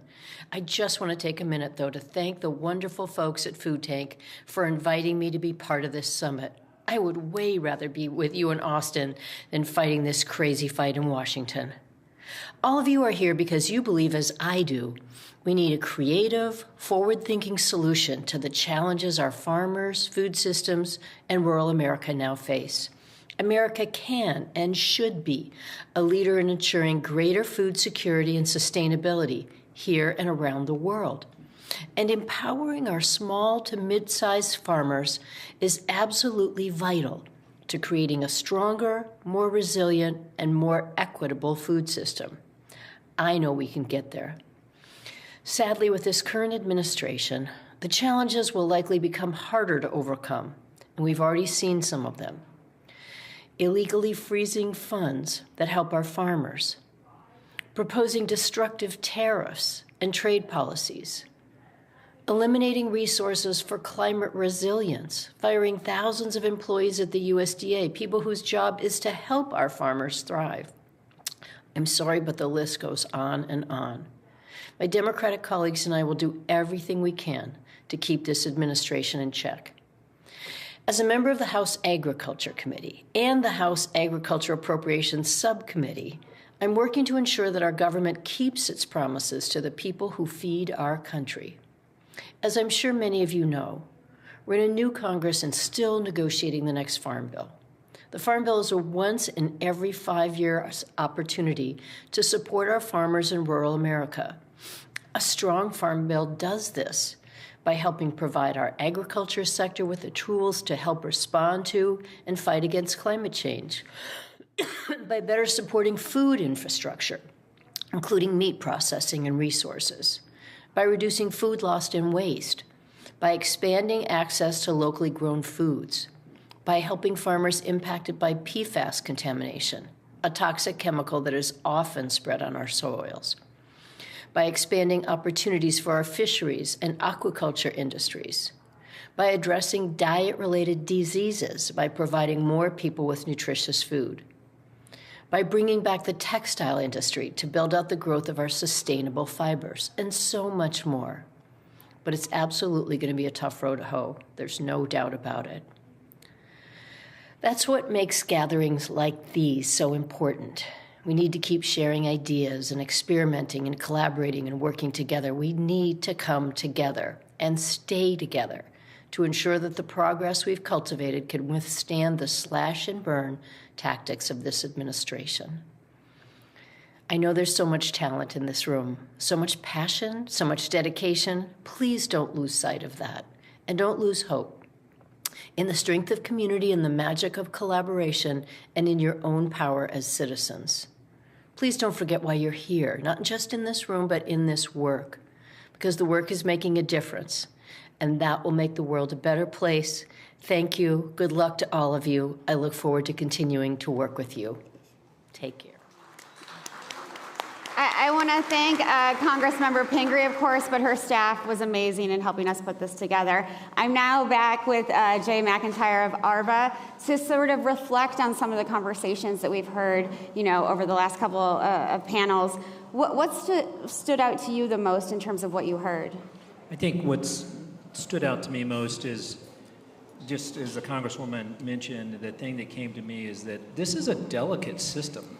We go to the grocery store and we just expect these things to show up. And there is so much energy and effort that goes into this, and it's a very delicate system that can be disrupted by, whether you believe in climate change or not. I think most people probably in this room do, but every farmer will tell you, I'm dealing with more erratic weather. Okay, so we don't need to make this a political situation. Our goal is to get everybody on the same page to make sure that we can manage this delicate system to be there for the long term, to be resilient for the farmer, to make that livelihood something that's, that they can count on, that they can count on government policy. At the moment, it's kind of tricky. Last week, I learned of a number of people that have lost their jobs as a result of climate smart grants being delayed, and we're going to lose some vital resources there. We'll recover, but it's a delicate system, and I think it's important for us to all be able to lean in and say, I care about resilient farming, I care about regenerative ag, I care about the supply chain and where that comes from, and be curious about where your food comes from, so that you can help your retailers and your grocers help select the ingredients and the foods that you want to eat, but also that will help be there and support and lean into those companies. Nestle and Mars are two of our companies. Walmart's and others are really doing, Kellanova, really doing a lot of great work with farmers. And so lean into those brands. And I think that's important to point out. There's a paradigm shift of where companies are really partnering with farmers in a way that we hadn't seen for generations. That's a really bright spot, because they're working with farmers on regenerative agriculture. They're helping them make more money. They're improving soils. These are the kinds of collaborations that we need to see more of. Absolutely. It's we have to expand the tent. Well, as I mentioned earlier, it's a network, bringing more people involved. So if we just look at the companies who have made science-based target commitments, there's over 10,000 companies that have now made that. 6,000 companies at the end of last year. Now 10,000 companies. So what we have is, of those, about 2,000 of them are in food and beverage. So now those companies have made a commitment to do something about their emission profile. And they're really starting to lean in. So we've got to be involved in helping them connect with the farming community that supplies the key ingredients. And then making sure that the story here is not just about emissions reductions or climate, but it's also about soil health. And really, it's primarily soil health. Soil health is the engine that will drive all of this. Yeah, it really is the engine. What other bright spots do you want to make sure that this audience knows about, that you're really excited about? I'm so jealous that I've got people that have just flown to, I've got a team that went to Chile, then they went to Argentina, and then they went to Brazil. We were awarded the Friend of the Farmer Award by Riceland Food at their annual conference. The experience that they had in the hosting, the farmers were so thrilled to be recognized. Not only did they get money, but it's recognition. It's recognition for work that they've been doing, and being able to really now be part of this solution. Now, the value to the companies that are investing in this is, number one, they get to be able to claim environmental benefits that the farmers have created for them, for their foods that goes into the climate, goes into the food chain. but they're also now able to have a story that's relatable to their key supplier. And it's also a story about what they're doing for the environment and in soil health. And so that is human health, as soil health, as we've learned. You've done an amazing job of bringing a great group of collaborators and people here to talk about the importance. I mean, I'm embarrassed to even follow that group of young people you had just a minute ago. They were unbelievable. awesome. Yeah. No, but I think, the work that you've done to help us, have that platform available to them. And as you pointed out, these bright spots are happening all over the world. They're happening in small ways, they're happening in big ways. The point is they're all going to come together and really transform food systems for the better. Call to action, Jay. Get involved. Get involved. And we can do that both as consumers on the policy basis as well. Emphasizing the importance. We are throwing out in the effort to change government. Again, I'm not making a political statement here. Just be careful. This is a sensitive system. We lost 30, I found out on Monday, we lost 31 of 32 conservation district employees in Illinois on Monday because just of the delay in this. We've had the backtracking on some of the climate smart grants. Again, let's not make this political, but we need to think about this as a system, and it's sensitive, and before we rush to judgment or rush to change, think about the people who are at that farm level that are counting and that have made commitments and change. And so that's where this is really going to, I'm hopeful this administration starts to reconsider the fact that there are ripple effects down here, and we need to care about those people. Thank you so much. I want to thank you again for this collaboration. I especially want to thank your team. Nora and Olivia have been so great co-designing these sessions. You have a wonderful team. Thank you so much. I work for some really great people, so thank you for that. We're a resource. Pick up some seeds if you haven't already from us. Olivia and Nora have some cover crop seeds that they'll be sharing. But consider us a resource for information and a connector. Thank you so much, Jay. Give him a round of applause. Thank you so much. So I'm glad you all are seated. Please continue to sit. We'll keep feeding you. You got some great food from Shake Shack, vegan burgers, beef burgers. We'll keep bringing you food, so stay right where you are. I am so excited for this next conversation. We'll focus really on the food and agricultural policies that I think have, sort of underlaid everything we've been talking about over the last day and a half. It is my pleasure and honor to welcome U.S. Congressmember Pete Sessions, who represents the 17th District of Texas. Please give him a round of applause. And for those of you who are not from Texas, welcome to Texas. And for those of you who are from Texas, the 17th District is about 14 counties, goes from Waco to Pflugerville to Huntsville, out to Nacogdoches, Lufkin, comes back into Crockett. But what it contains is what would be known as the Carrizo, which is underneath Milam and Lee County, and there is more water about 45 minutes from here. There's a term called surface water and groundwater. Surface water, groundwater. There's more groundwater there than surface water in all of Texas. Thanks. How about that? How about that? Don't know how you can use it, but good luck. Thank you, Congressmember.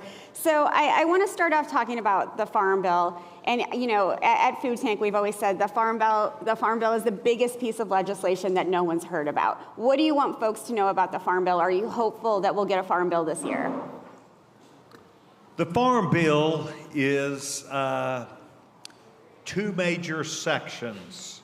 They have what I call Farm Bill.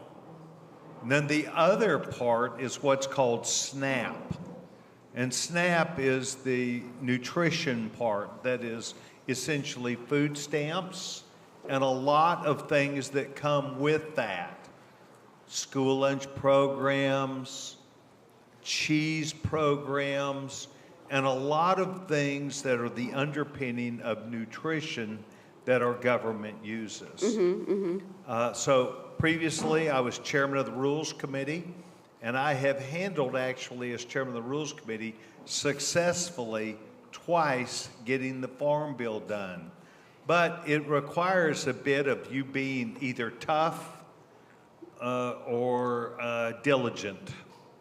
Why is this? And that is because in Congress and our committees, we put people on committees who like the committee.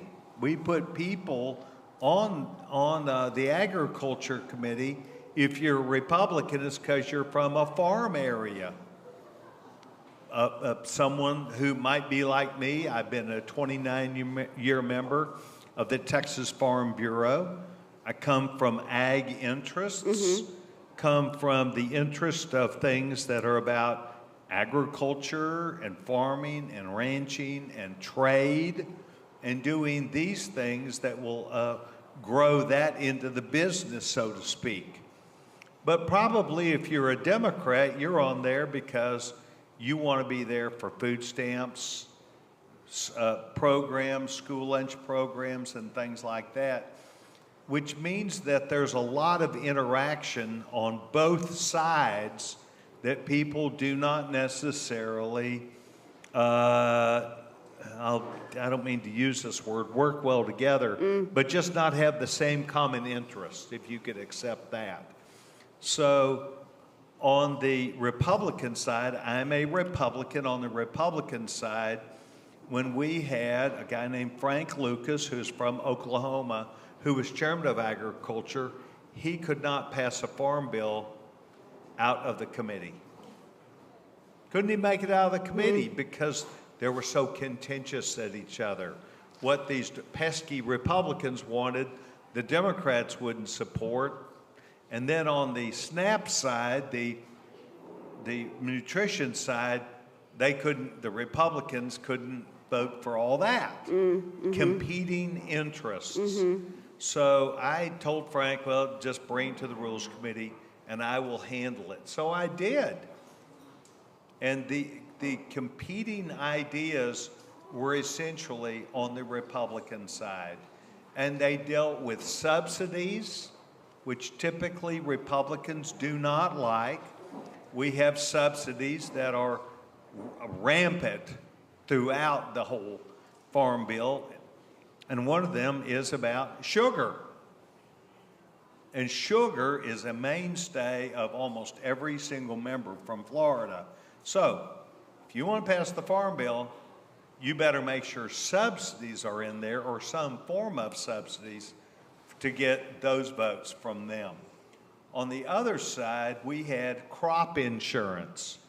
And these pesky Republicans don't all like that. And because there were enough people that did not want either one of these, or you find a balance, I took it to the Rules Committee. I self-executed it, which is what makes the chairman of the Rules Committee the most powerful chairman in Washington. I self-executed it, which meant I put the language in the bill myself. And then I dared people to vote no. It passed. We did this twice. It was done in the best interest of the country and to get these things done. It was not a perfect answer, but it balanced out as a positive for the people who grow food, the people who need nutrition, and the balance for the administration. Now, something that I'm not trying to teach anybody a lesson in here, but if you do not pass a new bill or agree to a new bill and it expires, it goes back to 1936 legislation, where you count every cow by county. It's old stuff. Yeah. Soviet, we call it Soviet era type law. So there's a demand on all of us, even the people that are unreasonable, to realize, okay, what we'll do is we'll kick the can down the road. And that's what we did. they did not have a tough old guy like me at the Rules Committee. They just didn't. And we don't now.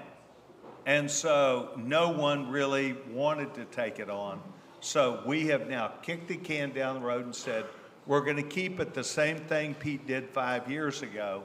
We're going to keep that for another year and see if this year we can get something done. Good luck. Thanks for explaining the complexity of all that, the need for bipartisanship, the need for compromising. I think that's the key. Yeah, I do too. I want to talk about something your colleague, Representative Shelley Pingree, said in a video yes, that and she shared. Was here this morning. She gave us a video. She couldn't be here. Oh, okay. And so let me tell you what she said in the video. She says that she is worried that what she calls slash and burn tactics of the Trump-Vance administration will hurt rural America, not help it, because of what she calls destructive trade and tariff practices. And I want to give you a chance to respond to that. First of all, she's a straight shooter. She's a straight shooter, for sure. I like her. Know her, like her. She's from Maine, as I recall. She's an organic farmer from Maine. Organic farmer from Maine. Hey, here's that. You from Maine? You're just organic. Good for you. Well, I'm glad you're here. Thank you. I only came for one reason. That's to do well enough to get invited back. So let's talk about, for a second, these tariffs. I'm an old guy, a Republican. My dad was Ronald Reagan's FBI director. George Herbert Walker Bush's FBI director. Bill Clinton's FBI director for a year or so. I come from a different school, and it is don't fight, but fix. Okay? I'm for fixing things. I'm for making things work. I'm for doing things where we establish, the world order, and we know who's on our side, and they know who's on their side, and we line up more of us on this side than more of them on that side. It's pretty simplistic. If I were teaching a course, I'd get better at it. But today, it's important to know most people see some destructive nature of tariffs. And I think I see it. But they have grown so much around the world because people have tariffs to protect the things that are industries in their country or markets in their country, and they have great influence over their parliaments or their government.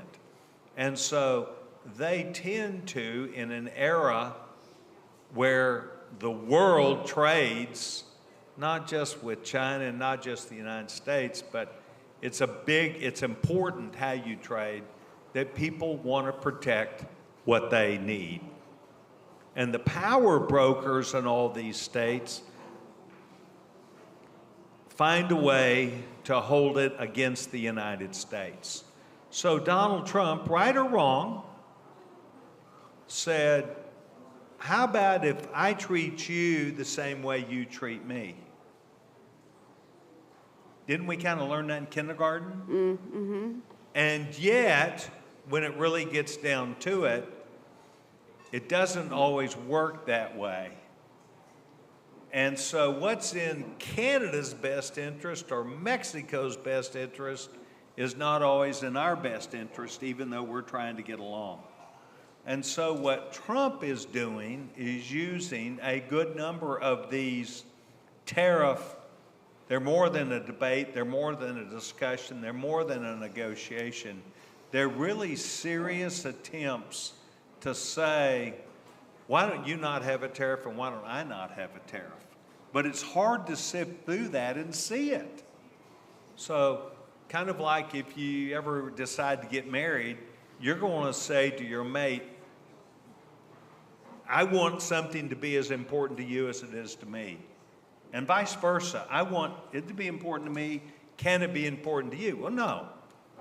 No, I mean, my wife and I don't play golf. I'm not an athlete. I'm a football guy. So golf is not as important to me. So I have to say, go play golf. I'll be a stay-at-home dad.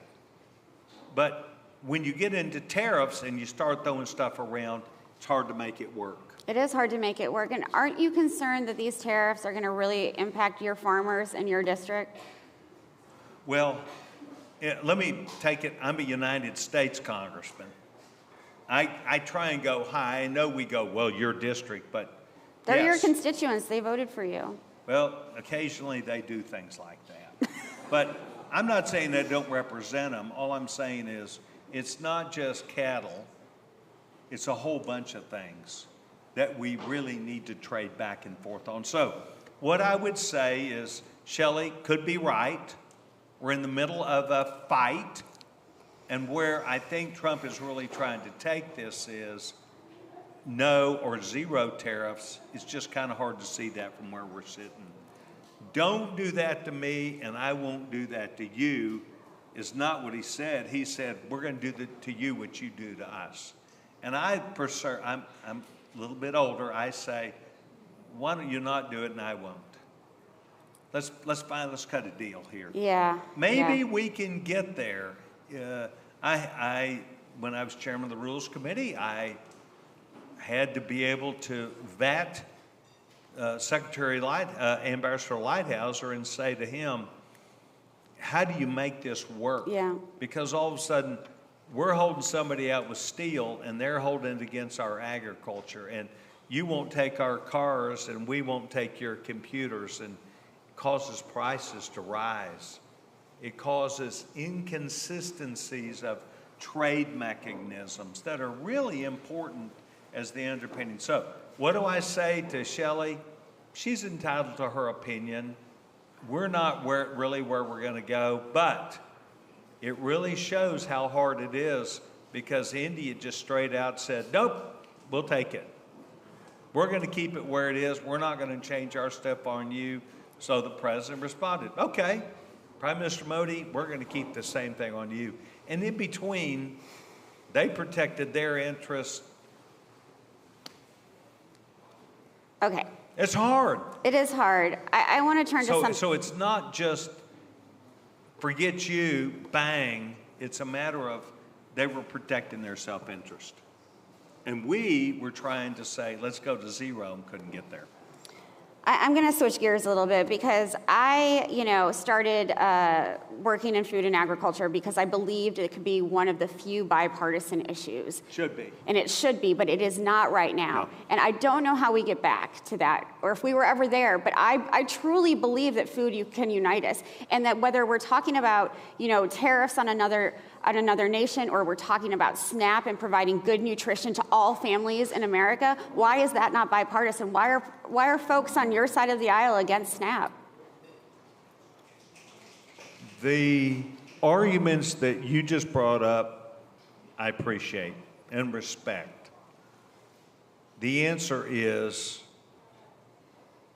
because we used it as an inducement to stay in the system where you were rather than working. We had, as you may know, 7 million jobs that people weren't taking in their own communities. And we did give them food. And I'm not, look, I got a Down syndrome son. I have been an advocate for the disability community, someone who cannot take care of themselves.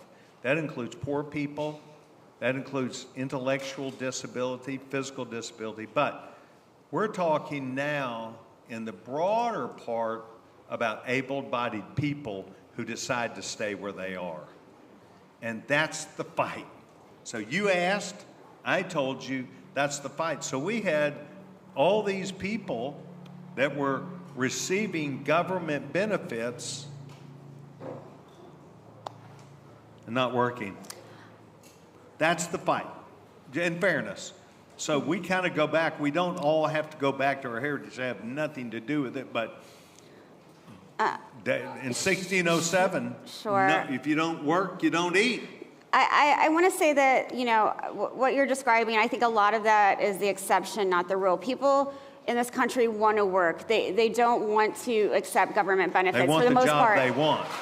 But I've talked to people with lived experience who, you know, these are single moms, single dads who have to have 3 jobs, and yet they can't make enough money to feed their families. There are those too. And they need the support of the government because they deserve it. And, you know, And so they got it. A family of 4 gets about the equivalent of $36,000 worth of support. And I don't argue, like I told you, I'm not arguing that point. All I'm saying is, if you're single, you don't have a kid, if you're single and you're 20 to 30 years old, you ought to be trying to work. And I think That's those all. people want to try to work, but they're That's not the- always that's jobs. the compromise. They're not always jobs available to them. We're not going to take questions from the audience. I'm all for that.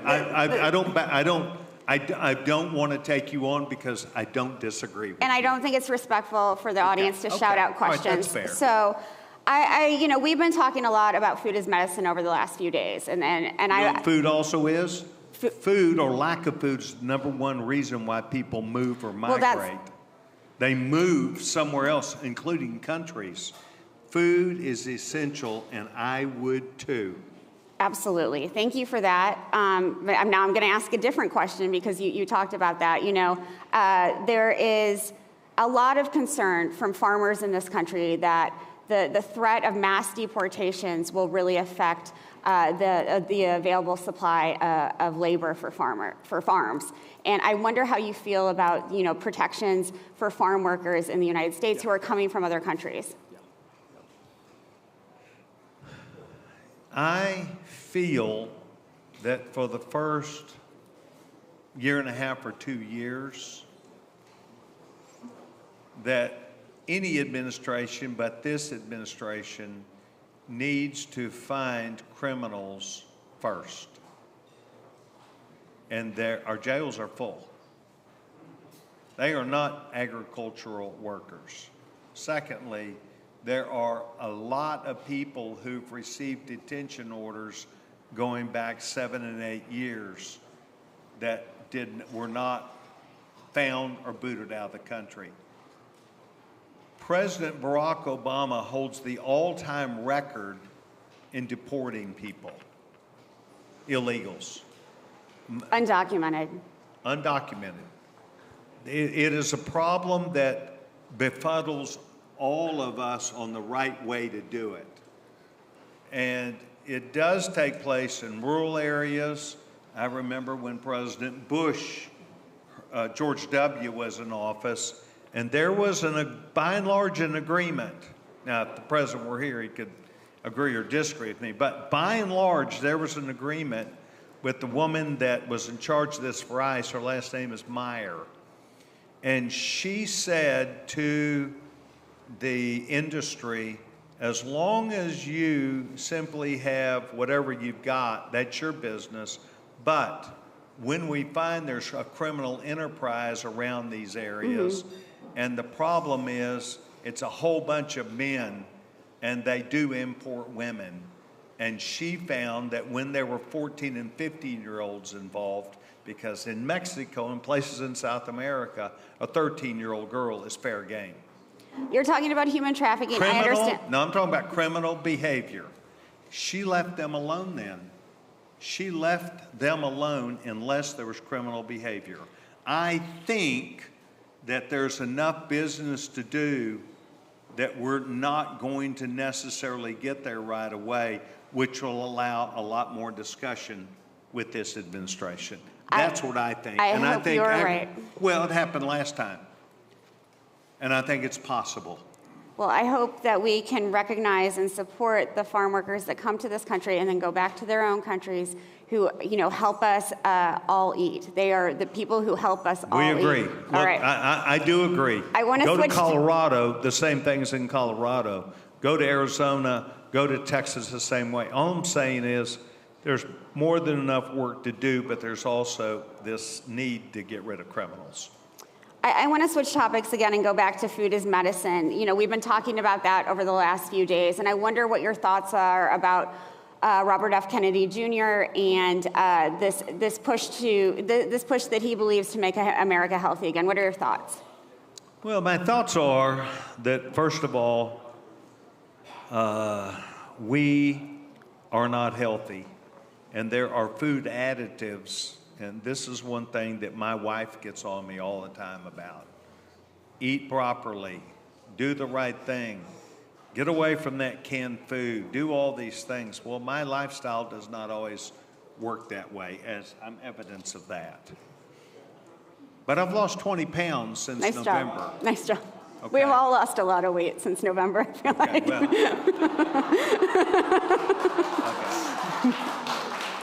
Please continue, sir. Gotcha. There are no gotcha moments here. I want to have... No, I'm yeah. having fun. Come on.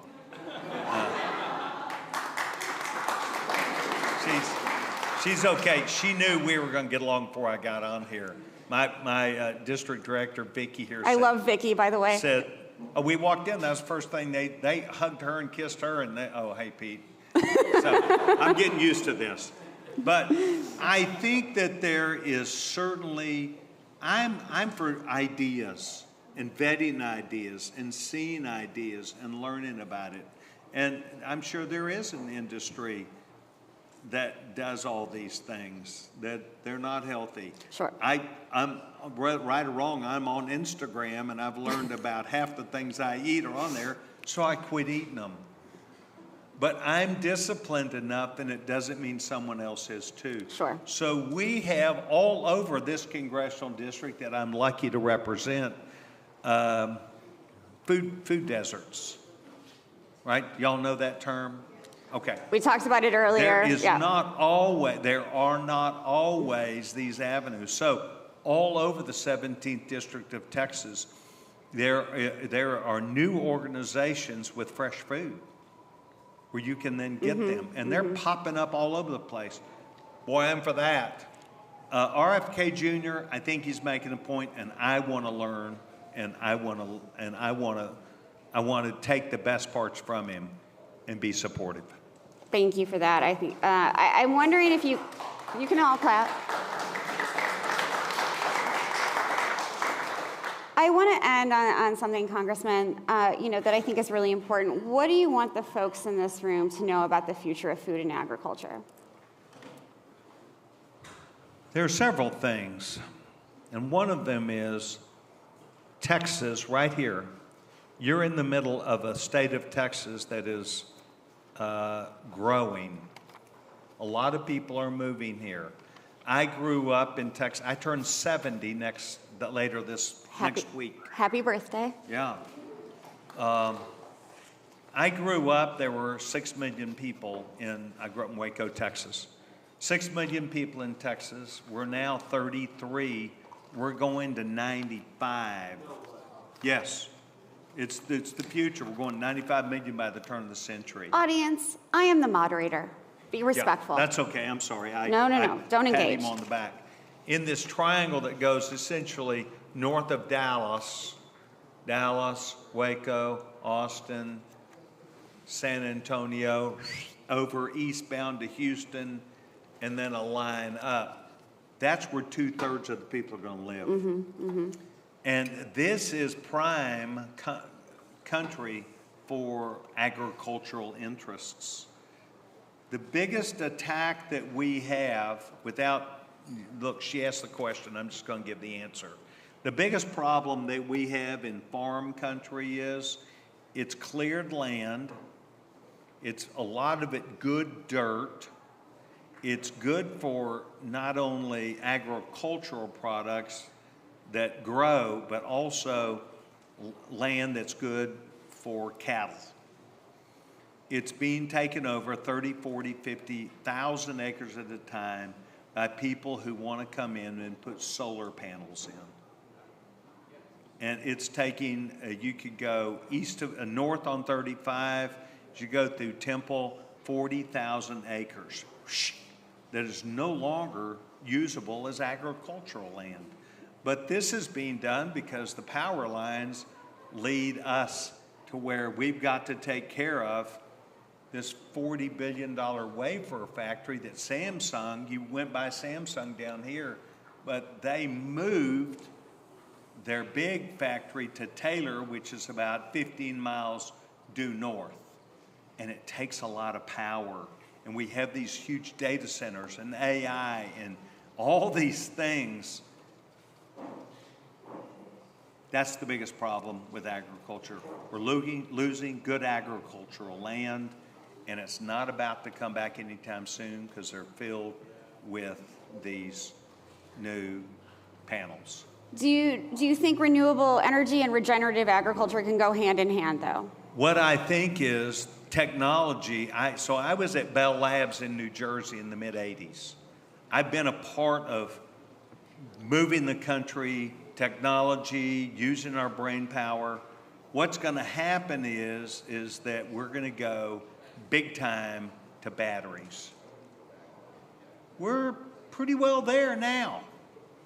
Batteries will take all of this sunlight and take all of this power, we'll manage it, but we have about half as much power grid capacity now as we're going to need, they say, in 5 or 6 years. It's a daunting task. And we want AI, and we want all these things. We deserve it and we need it, but it's going to take us being careful. You simply asked the biggest problem, and I told you. I want you to leave this. I've been trying to ask all of our panelists to leave the audience with a call to action. What's your call to action, sir? I think the call to action that I have is that you are all young people, as I was in the 80s, who deeply believe that America's greatest days and yours are in the future. And I think we're going to get there. But it's going to take us listening to each other and maybe occasionally be willing to say, I didn't know that. I need to learn from that. And then getting on, without getting on a bandwagon, to get on a go-to fix rather than fight. And see if you can work with someone else like you're working with me. Agreed. I Agreed. think probably if we went down a list. We agree on a lot more than we disagree on, probably. That was what I was going to say. No, I didn't mean to take your line. Sir, I want to thank you. I appreciate you coming here. It's been an honor to talk to you. Thank you so much. Give him a round of applause, everyone. You're very kind. You're very kind. As I said, I only wanted to do well enough to get invited back. Oh, yeah, standing invitation. I am headed from here to the airport to fly to North Carolina. I'm what's called the subcommittee chairman for government operations. Any oversight anywhere in the world, as U.S. government, I have it. And I'm getting ready to go to North Carolina.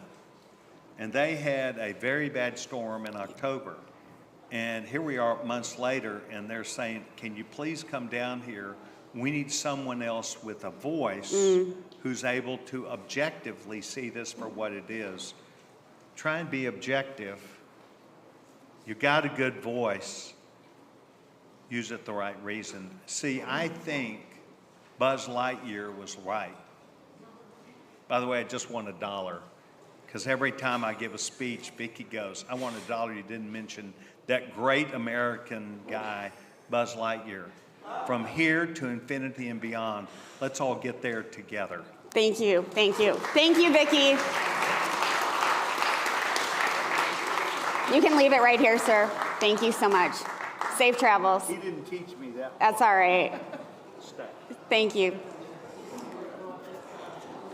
Need a moment, everyone. Thank you, everyone, for being patient with me. So it is now my honor to invite somebody who's been a good friend, a mentor, a teacher. You know, I've learned so much from this man, Raj Patel. He's an award-winning filmmaker. He's an author of countless books. He's a professor at the Lyndon B. Johnson School of Public Affairs at the University of Texas. He's written more things than I can describe, but so many that I've learned from. I am just so happy to have you here. Thank you. Thank you, Danny. So I want to get into it, Raj, because a lot of things are on my mind, and I know they're on yours. And I might get fired up during this discussion, kind of like the last one. And, over the last few months, we've seen this dismantling of the U.S. Agency for International Development. And I'm wondering if you can talk about the impact that this will have globally on people's lives. First of all, Danny, thank you, and thank y'all for being here and sticking out the heat. I'm particularly grateful that you fought South by Southwest to make this event free. That is incredibly important when, to be able to come in here and not pay $1,500, which is what one of those lanyards costs, and it's lovely to see so many people here with those lanyards. Thank you. Now, when it comes to USAID, you've got to remember how USAID fits into US foreign policy. Normally the way it works is, if you think of USAID as part of the sort of dance that the US does, like a sort of an old-fashioned vacuum cleaner salesman who will come in and put a whole ton of crap on your carpet and then demonstrate how well they're able to clean it up using the vacuum cleaner, which they will then sell you. USAID is the vacuum cleaner to the crap that US foreign policy dumps on the carpets of the third world. So it's really important to remember that when the USAID is withdrawn, what we're losing is actually the cleanup operation. And that cleanup operation is vital. There will be people who die as a result of the hatcheting of USAID, particularly when it comes to things like, the best example is PEPFAR, the presidential initiative on AIDS. Now, what's special about that is that the reason you needed PEPFAR is because the US and the US Trade Representative, who Congressman Sessions was talking about earlier on, through the 1990s, prevented countries in sub-Saharan Africa and in South America from producing their own generic drugs. So, we see a lot of information about how USAID and USAID saved lives, and it did. But it's the lives that could have been saved if we had just let those drugs be produced a decade before, when we knew that they worked, is infinitely greater. And yet here we are, just sort of, USAID, it's all very sad that it's gone, when we're the people who caused the problem.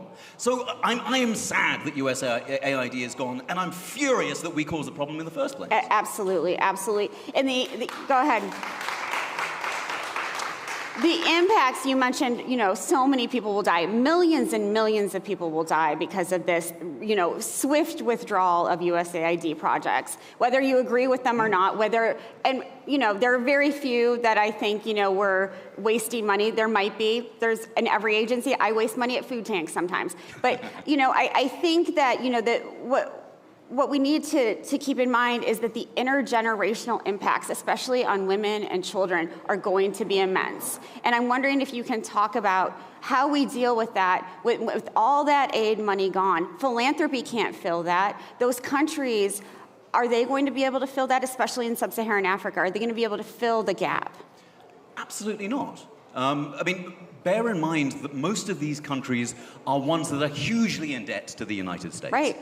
And those debts are ones that we hold, and they are vast in comparison to the sprinkling of aid that we give. And now all we're in the business of is siphoning out that value out of countries in the global south.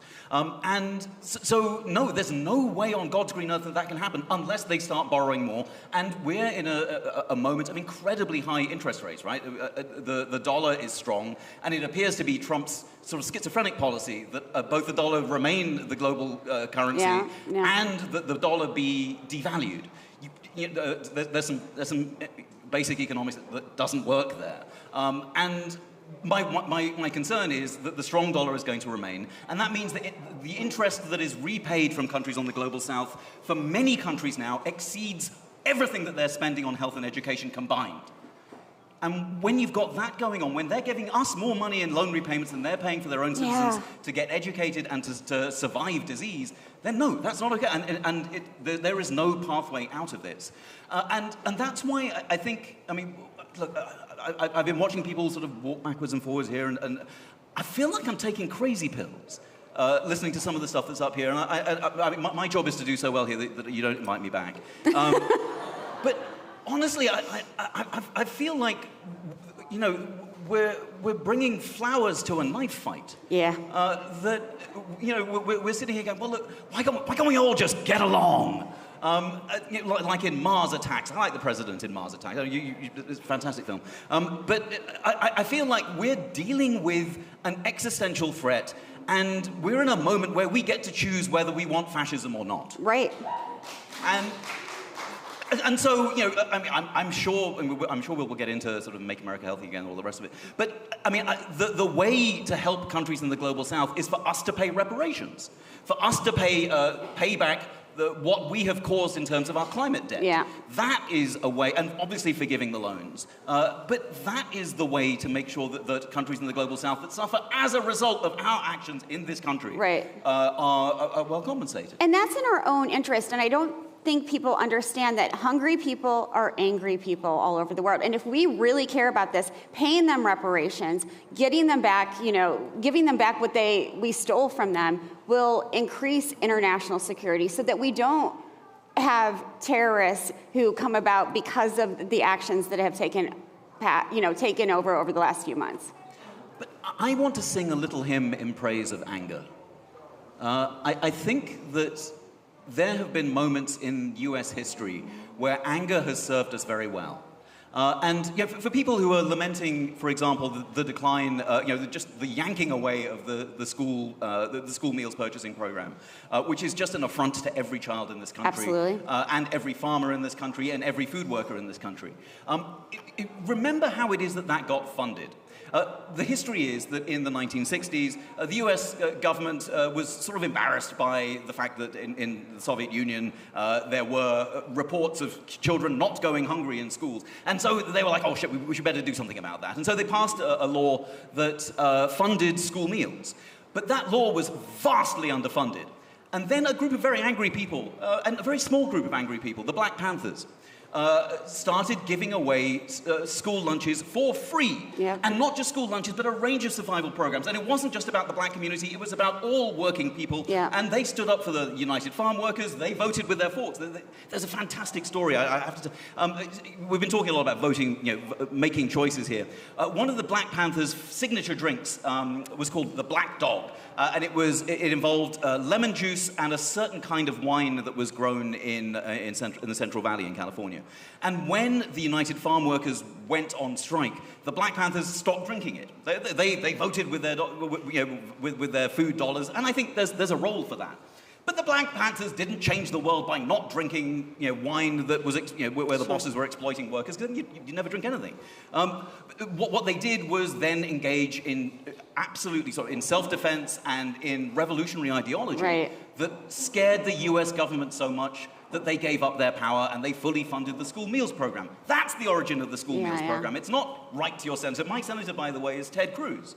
I write to him and call his office often, and you know, they know me, and it doesn't seem to be making much difference. Yeah, we need to keep doing it, though. I agree. I think we need to keep doing it. We need, because they count those letters and those phone calls. But I want to go back to, you know, the crazy pills you feel like you're taking, the crazy pills I feel like I'm taking.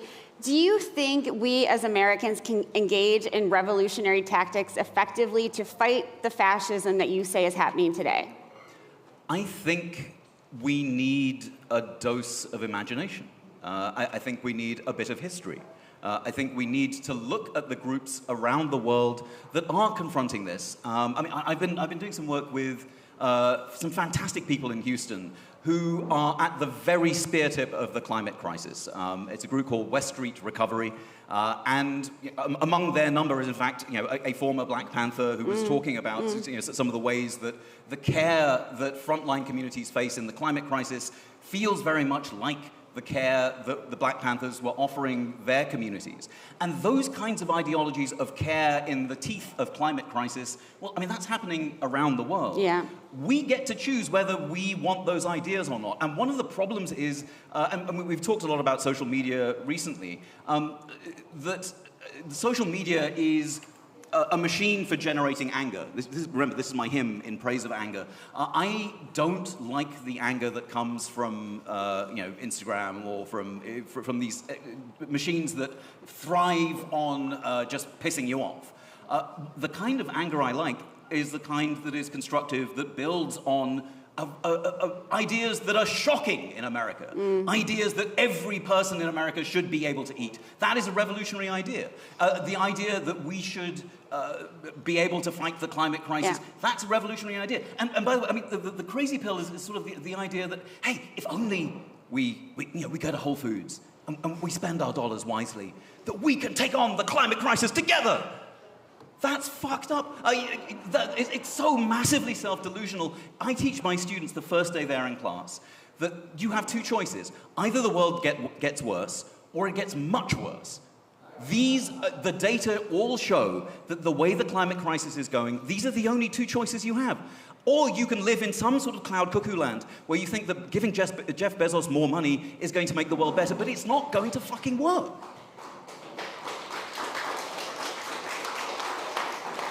Raj, over the years, I've learned so much about history, and I've learned on this panel about history from you. But what I feel like is happening is that Republicans and Democrats and everyone in between, they're not remembering history. They're choosing to ignore it. You're saying all of these things, which are definitely true, but no one else is hearing them. This is a very select group of people.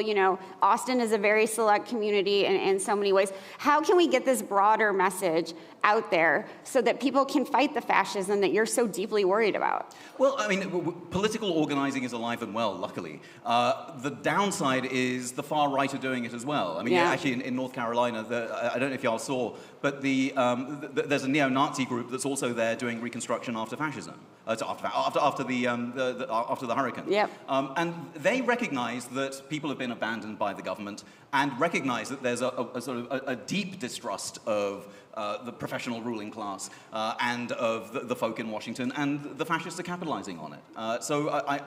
Luckily, there are some left-wing groups in the United States that are also doing this. And I think that that's something to hold on to and to celebrate. But I worry. I can be very bipartisan. I can cast imprecations on both the Democratic and the Republican Party, and they fully deserve it. I mean, Congressman Sessions was right that, in fact, Barack Obama was one of the largest deporters, though it has to be said, the figures just came out, and more people have been deported and arrested by ICE this month than any other previously. So Trump's living up to his word. But that terror is bipartisan. And again, I can hate both parties for that. Yeah, the violence, you've talked about this with me in the past, the violence inherent in our agriculture, food and agriculture systems is rampant. And yet, it's not just enough to go to Sprouts or Whole Foods. We have to do other things. What recommendations do you give this audience? It's not just going to your farmer's market, right? It's not just getting to know your farmer. How do we eat then? Look, I know I don't have the audience here, and that's okay. But what I want to suggest is that part of the discomfort here is an unfamiliarity with the possibilities that you could be freer than you imagine, if only you give up the individual, the sort of forces of individualism that consumerism is foisting on you. And I like to be an intelligent consumer, because what's the alternative? Like a stupid consumer? No. And we should all consume intelligently. I'm there for that. But this time calls for something much deeper than consumerism can offer.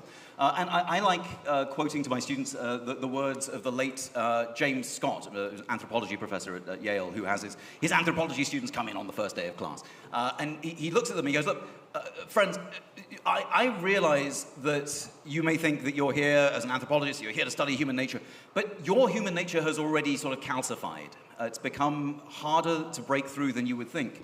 And so my ask of you, he said, is to transgress things. And, and what that means, what's at stake here, he says, is, look, at some point, things will get so bad in this country that you will need to break the law. And we have lawbreakers in Washington already. They're doing it. But this is for you law-abiding people who want to bring flowers to the knife fight. What he said was, look, you're going to need to break the law, and when the time comes, you won't know how to do it. And so what I advise you, he says, is every day break a small law. Plant something where it doesn't belong.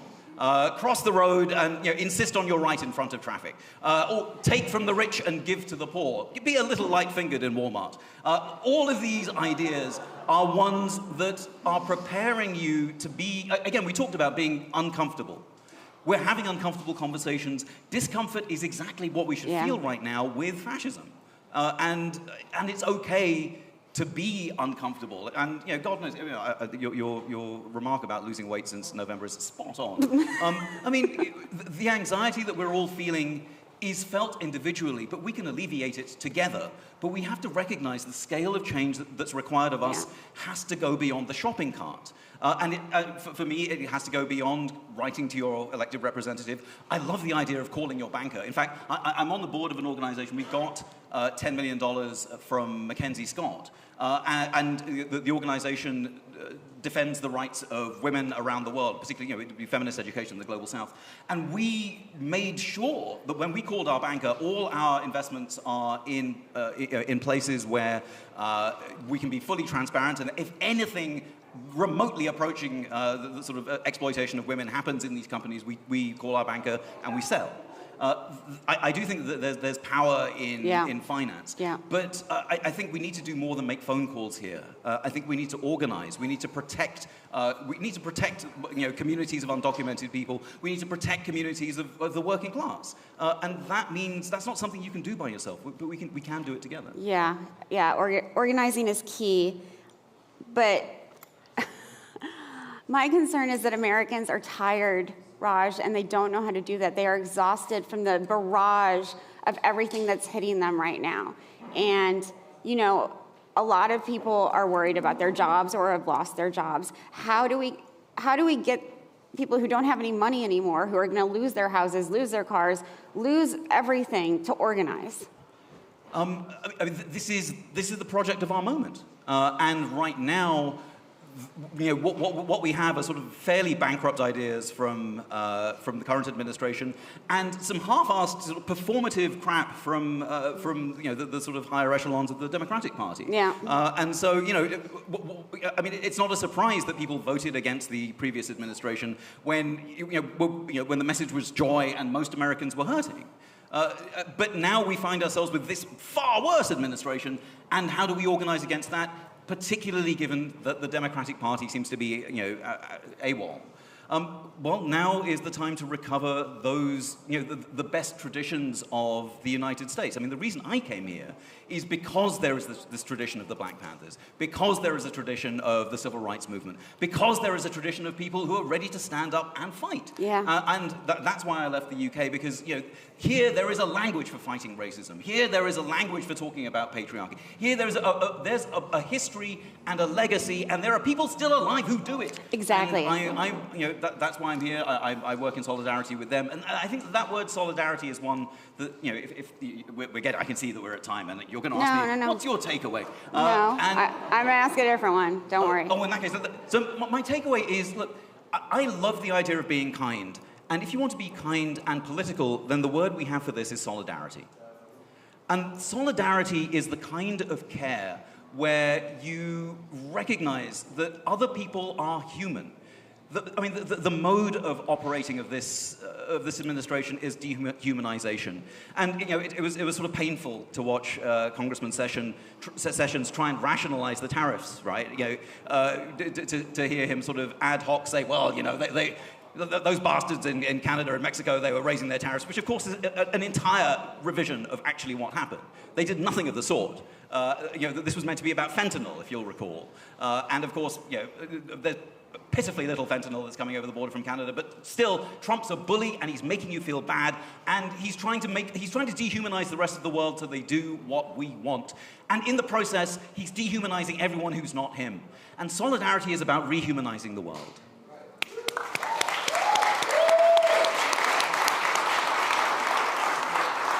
So let's practice that. Say that again. Let's practice that. Yeah, let's practice that, absolutely. So I want to ask you, because it was brought up earlier, I'm deeply uncomfortable with what is happening at Health and Human Services. And I want you to give me your take on it. I love the idea of taking dye out of ultra-processed food. Don't we all? Raise your hands if you hate that idea. There we go, look. But if you are serious about making America healthy again, then you will raise the minimum wage. If you are serious about making America healthy again, you will tackle low socioeconomic status, which is the biggest driver of chronic disease in this country. If you're serious, I mean, it takes for an average working person in the United States to eat a healthy meal takes 109 hours of work. 109 hours of work to be able to afford to eat a healthy meal. And so I'm afraid I can't abide the bullshit that comes from someone who says, look, SNAP is just for the lazy. SNAP runs out between the second and the third week of every month. Absolutely. I'm going to be the first person on the stage to cry before you. That's fucked up. You can't say to someone who's on minimum wage and on SNAP that it's their own fault that the money runs out, 2 to 3 weeks. Yeah. 2 to 3 weeks into the month. It's just wrong. It's dehumanizing. It is. And I can't stand it. I can't stand it either. You've talked a lot in your book, Deep Medicine, about creating caring economies. Can we leave the audience with that and what that means? You alluded to it a little bit before. Yeah. I mean, to care is, we seem to have lost the art. And there are moments, though, when radical organizations recognize that caring is the way out of this, out of this dehumanizing moment. And the movements I work with in the Global South are showing us what to do. I'm sorry, I didn't think I would get emotional about SNAP. But when I hear motherfuckers just blaming the poor for their own situation, I mean, it's just... So fuck that shit. Thank you, Raj Patel. I'm going to give you a hug. Hold on.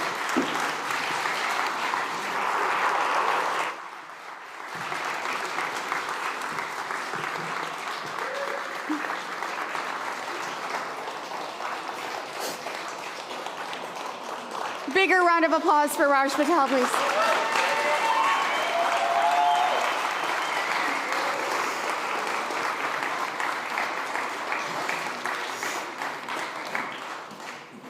Thanks, everyone, for your patience. Let me just get back to where I need to be in the program, and then we'll continue.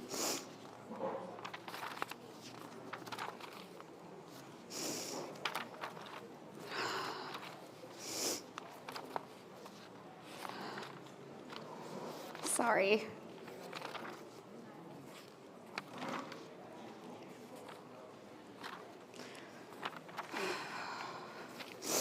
I appreciate your patience. I'm so sorry.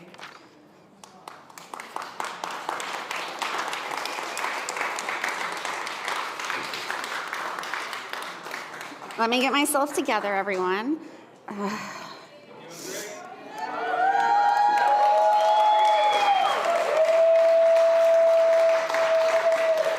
I will tell you that one of the biggest honors of my life is doing this and talking to people like Raj, talking to Representative Sessions, talking to my next guest, because I get inspired, I get angry, I get hopeful, and that's what this is all about. We are all here to be as uncomfortable as I am right now on stage, and that discomfort is going to lead to change, because we are all, as Raj said so forcefully, that if we want to make change in the world, we have to get angry and uncomfortable and then use that and organize. So thank you for allowing me this moment.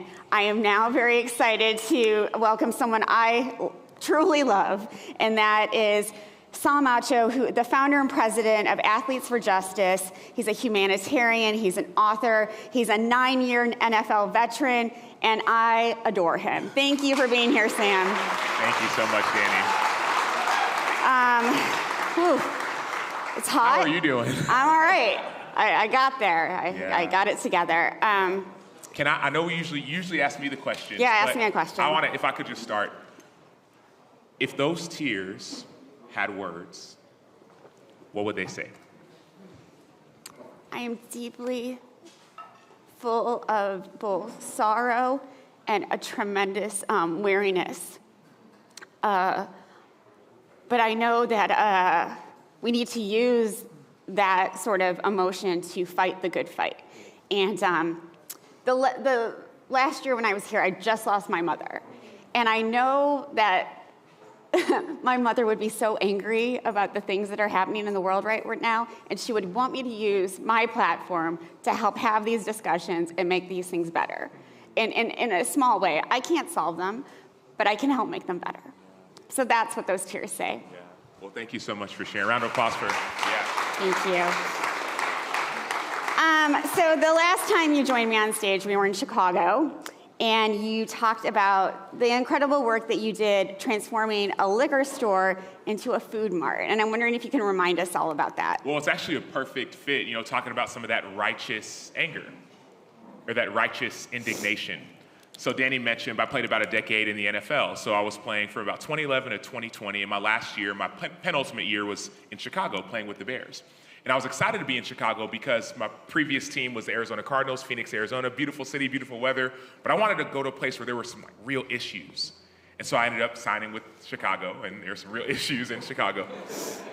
But I didn't realize where that would take me. By the grace of God, my mom is still around. I saw her this morning. Yay. My dad's still around, saw them this morning. They made a huge impact around the world. Parents are both born and raised in Nigeria. They do medical mission work overseas, and they help with hospitals and doctors and all these kinds of things. And so me being an NFL player, like, okay, what am I supposed to do? Well, it was right around 2019, 2020, COVID. Yeah. And then also the height of George Floyd, Ahmaud Arbery, all of this social injustice. And so me and a bunch of the athletes were angry. We were frustrated. There was a little sentiment of fear. Yeah. But there was this deal of, okay, what do we do with our anger? And so it was, okay, do we tweet at the president? Do we post a tweet with our social media? Right. Do we protest? Right? Do we organize?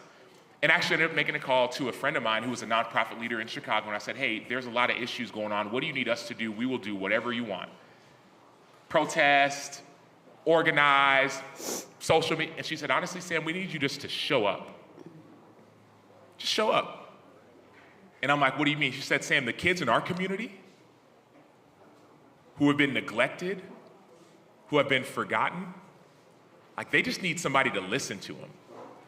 And so I got a couple athletes together from, if you're a fan of sports, players from the Bears, the Bulls, the Cubs, the Blackhawks, the White Sox, and we just showed up. And we listened. And as we listened to some of the hearts of the people saying, man, how come people who look like me are the ones getting shot? How come my neighborhood's the one with the broken glass and the buildings that are getting burned down? Like, we heard that, but we also saw something. We saw a food desert. 2 grocery stores, 17 liquor stores in a half-mile radius. And so that got us angry. We get a chance to live in some of the suburbs because we're playing up in, wherever the different cities we play, but that's a part of the community. And so, long story short, we listened to some of the young leaders and some of the older leaders, and they said, hey, would you be able to help us with this? We said, okay, what do you need? We asked them, where do you get your healthy food from? Actually, where do you get your food from? They said, Sam, well, we go to McDonald's or the gas station. I was like, the gas station? Like, yeah, the gas station. I said, okay, what if you want to get something healthy or organic? Where do you get food? They said, Sam, if you want to get something healthy or organic, these kids on the south side of Chicago, west side of Chicago, they said, we have to commute 45 minutes to the next city to even get something organic. So yes, we would love a food mart in our community. And so with our anger, the athletes, right, we decided to use our voice. And we got some guys together and sat with some of the young, we called them young entrepreneurs, and said, okay, what do you need? So they actually designed this dream, what they called it, a food mart. The neighborhood's called Austin, so they called it Austin Harvest, building community through food. So what the athletes did on the back end is raise some of the funds, right? We organized, raised some money, and then the nonprofit leaders procured a building, and these 14, 15, and 16-year-old, I'll call them young entrepreneurs, these are high school kids, middle school kids, who, height of COVID, summer jobs were canceled. So they were trying to get money, there was no food, right? Oftentimes they get their food from school. School was canceled, so they actually designed their facility.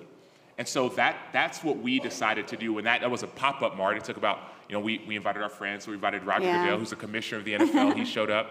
The mayor of Chicago, Lori Lightfoot, she showed up. The superintendent of the Chicago Police Department, he showed up. and then athletes and some of the young professionals, young entrepreneurs, and it turned into this, now that's a fully operational food mart that these 15, 16, 17-year-old kids are running. Yeah, round of applause. What's so impressive to me is that, you know, from talking to you before, I know you learned so much from those kids and those elders, but you learned so much from the community. It was not y'all coming in and telling these folks what to do. And I talked to Karen Washington about that earlier. That's not what communities need. They just need support. They need you to show up. Yeah, I would say they need a runway. I mean, the last thing that we wanted to do was to come and say, hey, look at me, I play in the NFL. I'm gonna solve all your problems. I don't know the problem. So educate me. So literally every single week, we pulled up some chairs, sat in a circle, and just listened. Week after week after week. And whether it was one kid that showed up or 20, we would just show up and listen. And with listening, it built trust. Oftentimes people want to fly in and just hop in and say, look at me, I'm the superhero. It's like, that was not us. We let them guide us. And these 13, 14, 15-year-old young people, they led the way. So much so that from even the partnerships with some of the local grocers, they're the ones who are going and procuring the food. They said, hey, we'd love to sell flowers at our food mart. Can we do that? Right? We'd love to get rid of this liquor store because this liquor store is right next to our nonprofit center and it feels like it's like a little bit dark. Is there a way to do something about that? I mean, people have been praying in that community for 20 years, 2 decades to get rid of that one facility. Even the police were saying, man, ever since we had a chance to tear down the liquor store, they said ever since this liquor store was torn down, the police said that, they said the activity has lessened, meaning like the gang activity has gone down. Think about this for a 12-year-old, a 13-year-old, who that's their everyday life. And so the fact that we didn't just come in and said, hey, I got the solution, we sat, we listened, said, hey, tell me more about the pain, the frustration, the fear. And then they guided the way.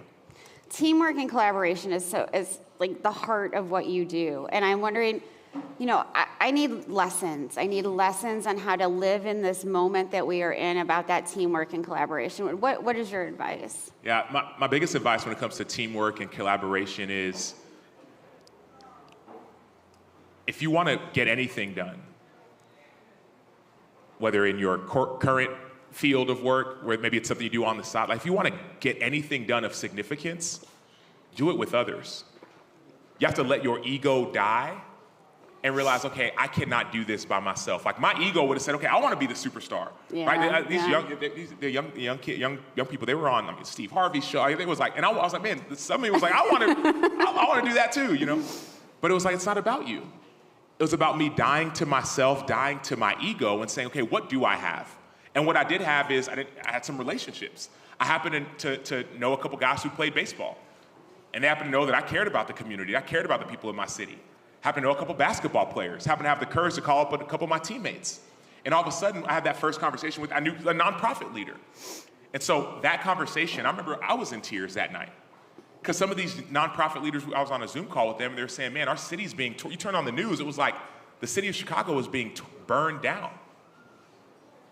And it didn't feel like home. So there was a bit of anger and frustration, but it wasn't just, okay, well, now that I'm here, I'm gonna solve it. It was like, no, what can we do? Yeah. So the athletes partner with the police, partner with the young people, with the nonprofit leaders, all of a sudden partner with, we mentioned some of the people at the NFL league office. Yeah. Just people who we happen to have, like, just ask. Yeah. Just so happened that Roger Goodell's wife is from Chicago. So the commissioner of the NFL, we're like, hey man, like, your wife's from here, you say you care, do you care? He said, I'll show up. Sam, I'll show up for you. And he showed up. Just so happened that the police, the superintendent, and there was a tension with the police in that community. Just so happened that the superintendent of the Chicago Police Department happened to know my dad, who was a former pastor in Dallas, Texas, and he happened to be he came from Dallas and he came to Chicago. He was like, yeah, I'll show up. And so it wasn't just me or it wasn't just the nonprofit, it was the entire community. I mean, so much so that I mentioned some of the athletes who first we helped build the pop-up mart. But after seeing the pop-up mart, the young people said, can we build something more permanent? Like right now, it's just like an after-school thing, 3 days a week. And oh, by the way, we are living in Chicago, it's gonna get cold. What happens when it's cold? It's like an open air, like tent. Is there a way to do something more permanent? It's gonna take more than just a couple of athletes. We actually got the community together, partnered with a local media, 670 The Score. And a guy who happened to be a guy named Danny Parkins. happened to be he's on Fox TV now, or for Fox Sports. And he happened to say, man, Sam, I care about community. What if we did like a 24-hour radiothon fundraiser to get more than just the athletes involved? And so fast forward, in order to build that permanent food mart, it took 14 athletes first. All of a sudden, 5,000 people donated money. Right? Some of the athletes, they donated, these guys got $30,000 checks. Not everybody was there. So for the athletes, for the community, it was like, the average gift was like $47. We raised nearly $1 million. And that money went to this permanent food mart. Bigger round of applause for that. So that just goes to the power of it being more than just yourself. Right. It takes people. These relationships are so important, and you can reach, going back to this idea of being uncomfortable, talking to people you don't always agree with is really, is really important. Yeah. And we have to do it even when we don't want to. Yeah, I mean, even politically, I don't have the same views as some of the political leaders who were in Chicago. I don't have the same view. I was an NFL PA, like the union rep, so I was like fighting against the ownership. And I had the gall to call the commissioner, the guy who I was sitting across the table from. But it wasn't about me. Yeah. Like, everyone has something that they care about. And if we could be willing to, like, for lack of better terms, like, take off our shoes, take off our sandals, and just get comfortable, to be able to say, hey, let me know what you care about most. I knew at that time that the commissioner of the NFL really cared about the image of the league. And sports had been canceled. And so if he really cared about the image of the league, well, this is something that the players in your league are doing. Will you show up? And he did. Probably cared about his wife, too. Cared about his marriage, right? Your wife cares about this. Will you show up? Yeah. I'm just saying, like, whatever it takes to make the change you want to see. The work that you do is full of challenges. And, those challenges for a lot of us, especially, again, right now, can become overwhelming. And I wonder what sort of methods you use to, not be overwhelmed. Yeah, that's such a great question. I think one of the things I do is just try to not see things from the world's perspective. I mean, if you get so caught up in, I want to just put a blanket on it, but social media, so caught up in like what the person to your left or to your right is doing, it can be very distracting and discouraging. Right? I have 4 kids, right? My wife, I think, is somewhere in the back or somewhere around here, right? And like my oldest son, he was crying yesterday because my daughter said something to him and he said something back and I got mad at him. He's like, Daddy, why do girls always win? Right? Why does she always win? And he's like crying and like, Daddy, why do the girls always win? And like, part of me wanted to be like, dude, it's not about winning and losing. Who cares? You know what I mean? But there is this deep thing of like, man, we want to like be successful. We want to be noticed. We want to be seen. We want to be loved. But we're searching for it in all the wrong places. We're searching for it when it comes to like fame. Maybe if I'm the one who gets all the accolades, then I'll feel loved and accepted. We search for it sometimes with money. Man, if I get enough money, then I'll be seen and known. Maybe it's success. If I lead this nonprofit, it seems like a good thing, maybe then I'll be the man. Even now, like, so you talked about it. So I started a nonprofit called Athletes for Justice. I'm actually putting that on pause because I'm like, man, there's actually a better way to get to athletes. I just joined, or not just, about 3 years ago, joined what's called a family office, a multi-family office for athletes and founders who want to make an impact. The ego in me said, hey, I started this thing on my own. What happened to my own thing? But it's like, no, Sam, you want to make an impact? Go to the people who actually care and have the resources, the funds to do it. So the ego has to die, and the way you have to kind of let that ego die is realize it's not a competition. It's not a zero-sum game. Right. Right? If I think, okay, well, Danny's getting all the credit, and it's like, no, Danny, tell me your story. Where are because those tears are coming from somewhere. Or I was sitting with the guy, I don't anyone who, like, any NFL, like Philadelphia Eagles fan. Jamie, what's up, brother? Zach, what's up, brother? Got about some of my homies in the crowd. A guy named A.J. Brown played for the Philadelphia Eagles. Did y'all hear the story about this guy reading a book on the sideline NFL game? So there's this guy in the playoff game, superstar, like $100 million contract, and he was on the sideline in the middle of the playoff game reading a book. Big, bad, 6'4", 220-pound receiver reading a book, and the book was called Inner Excellence by a guy named Jim Murphy. Well, I happened to connect with Jim Murphy. My brother played with the Eagles, and so I had lunch or breakfast about a week ago with Jim Murphy, the guy who wrote this book. And as we're sitting, talking, chatting, connecting, he started crying. And I asked him, almost like I asked you, hey, where are these tears from?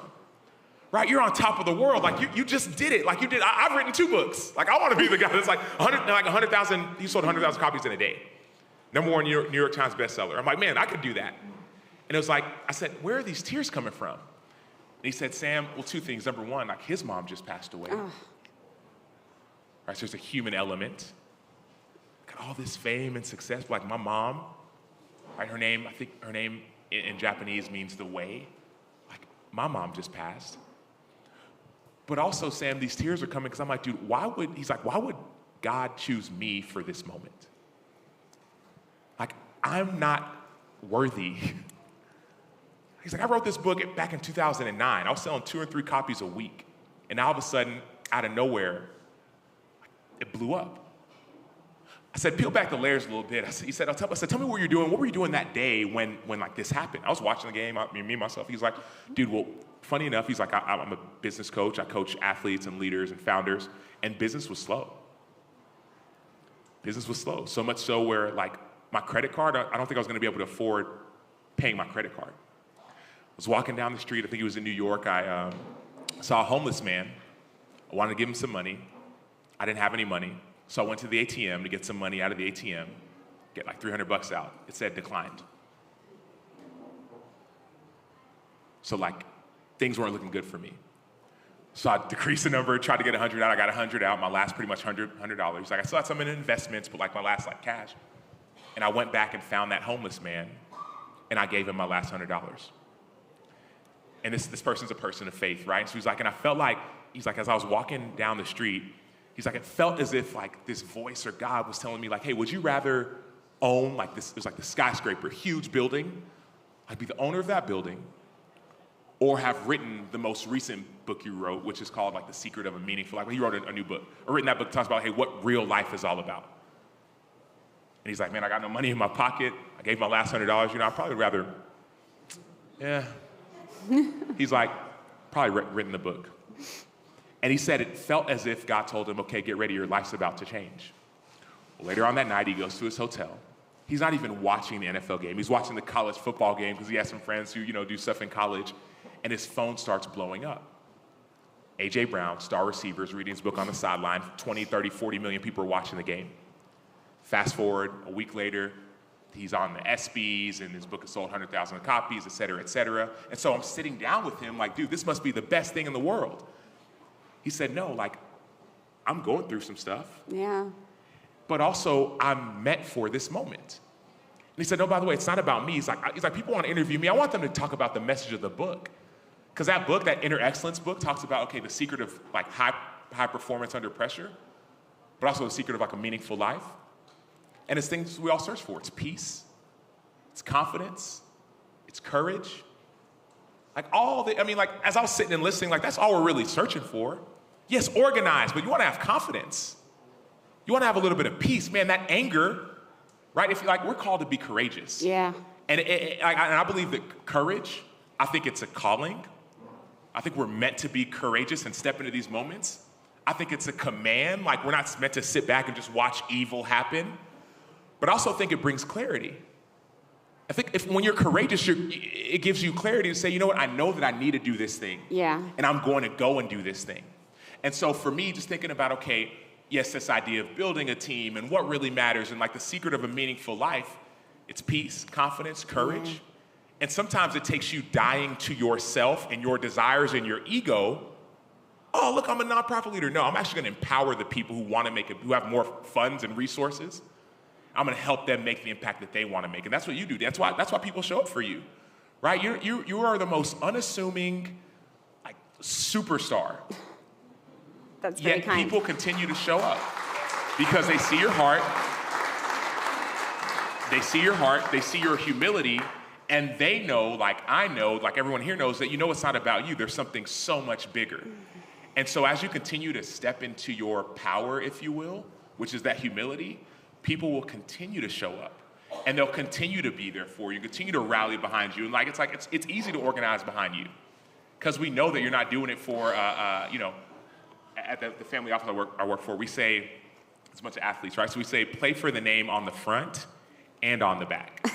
Like a bunch of people, it's like, oh, it's my last name, Acho, I showed up. No. But in baseball, it's like, hey, you might be a player for the Mariners. It's like, hey, do it for your family and your future. Yeah. Like the name on the back, but also the name on the front, the community. Like people who look like you, or maybe they don't. But it takes dying to yourself and your ego and realizing, okay, maybe you are made or meant for such a time as this. It's not an accident that you're here. Like and that's the thing I think a lot of us are afraid of. If I could just kind of like, I know I talk for a living. No, please. I do, I'm on ESPN, I talk for a living, I speak.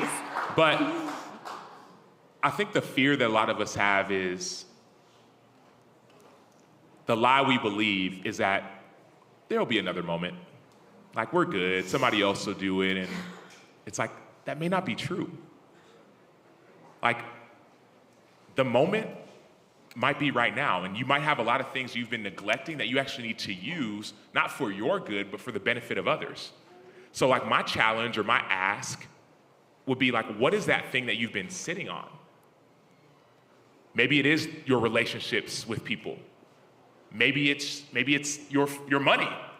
Maybe it's your voice. Maybe it's your tears. Maybe it's that anger, you're like, okay, you know, I'll let it slide. No, what if you use that for the benefit of that person who looks something way from a different part of town, doesn't look like you, doesn't think like you might have disagreements with? Because if we could have easily said, oh, forget about the food mart. Somebody just, dude, we were praying for 20 years that somebody would buy up that liquor store. Right. And so thank you for just saying yes. So like your yes is an answered prayer. Your showing up, your yes, your belief that you are made for this moment, like it's somebody on the other side, outside of this building that is waiting for you to say yes to the thing you've been sitting on. Yes.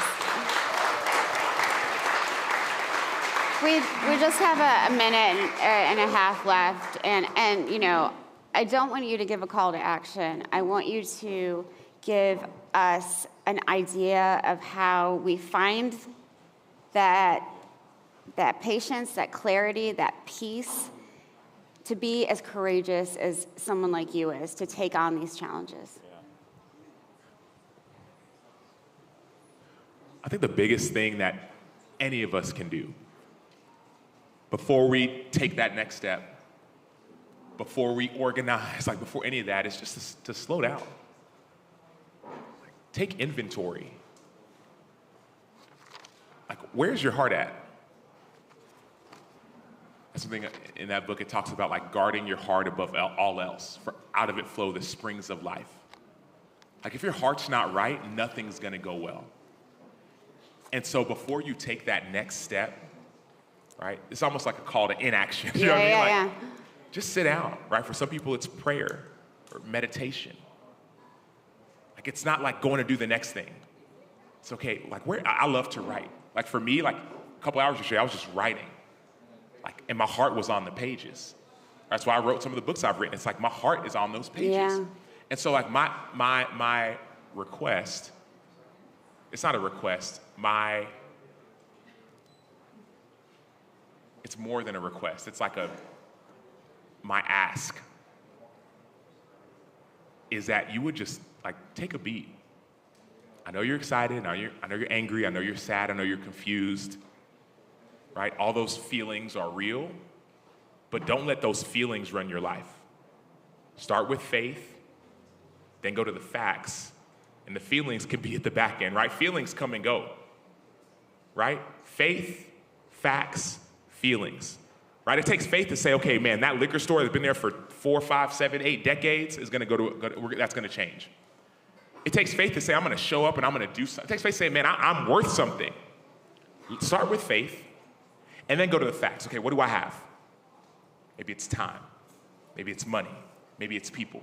All right, those are the facts, right? The feelings, they have to be last. Because sometimes I don't always feel like going to work out or train. Didn't feel like when I was playing. Still don't feel like it now, you know? But I kind of need to for my job. I always feel like having those hard conversations with people who disagree with me. But I have to believe that there's something better on the other side. So take a beat, take a breath, take some inventory, and then let faith guide you before the feelings. That'd be my ask of you in the audience. Give it up for Sal Macho. I love you. Thank you. Thank you so much. Bigger round of applause. I'm gonna hug you real quick. Oh, thank you. Thank you. So good to see you. Thank you. I know he's too big, but I'd like to carry Sal Macho around in my pocket. I think this is I need somebody to confirm for me from my team that this is my final panel. Yes? Good. Thank you. Thank you, everyone. All right, so this is going to be really good. We're going to talk about the need to connect the dots, between food and well-being and the opportunities to help eaters access healthy foods that meet their needs. So joining me, we have Lindsay Waugh of the Sprouts Healthy Communities Foundation. Please give her a round of applause. Dr. Dariush Mazafarian, who is a cardiologist and the director of the Food is Medicine Institute at the Tufts University in Boston, Massachusetts. Give him a round of applause. Claire Babineau-Fontenot, who is the CEO of Feeding America, and if I butchered your name, you'll correct me. And give her a round of applause. And Yara Gorin, who is the head of Health Information Quality and Food is Medicine at Google. Give her a round of applause.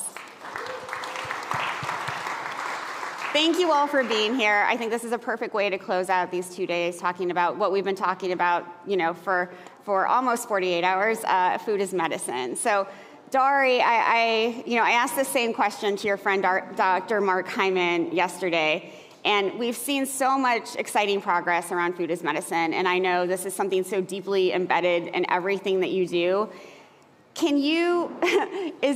Are you excited about this? Are you finally, are you a little mad? What does, this sudden interest in food is medicine really mean for you? Thank you, Danny, for having me here, and what a beautiful spot, and amazing panelists, two of whom I know well, and meeting Lindsay for the first time. So we really work on food is medicine, which is about integrating food into the healthcare system, but also into all federal investments, into research, really understanding that the food is the big missing thing in how we approach our health in this country, which explains so much of the problems where we are. And as Danny said, I've been, as a cardiologist, I've been frustrated since medical school and residency and cardiology fellowship in 11 years, not learning anything about nutrition, and the last 25 years of my career, not having the healthcare system care about nutrition and trying to advance food as medicine. So it's really exciting and amazing to see that now there is actually, as maybe we'll talk about, there's billions of dollars right now being spent across the country in food as medicine, where the patient is going to the doctor, they're getting a prescription for a meal or groceries or food medically tailored to their condition, and insurance is paying for it. It's happening in state Medicaid programs, it's happening in Medicare Advantage, it's happening in private insurance, and it's rapidly growing. So in answer to Danny's question, I'm terrified because we have incredible momentum now, and we're sort of at a potential tipping point where we could actually transform the healthcare system to a holistic, caring system where food is not only medicine, food is joy, food is flavor, food is family, food is dignity, food is culture, but food is also medicine. So we are not the Food is Only Medicine Institute, we're the Food is Medicine Institute. But food really is medicine. We're at this moment where food can actually improve people's mental health, their dignity, their holistic health.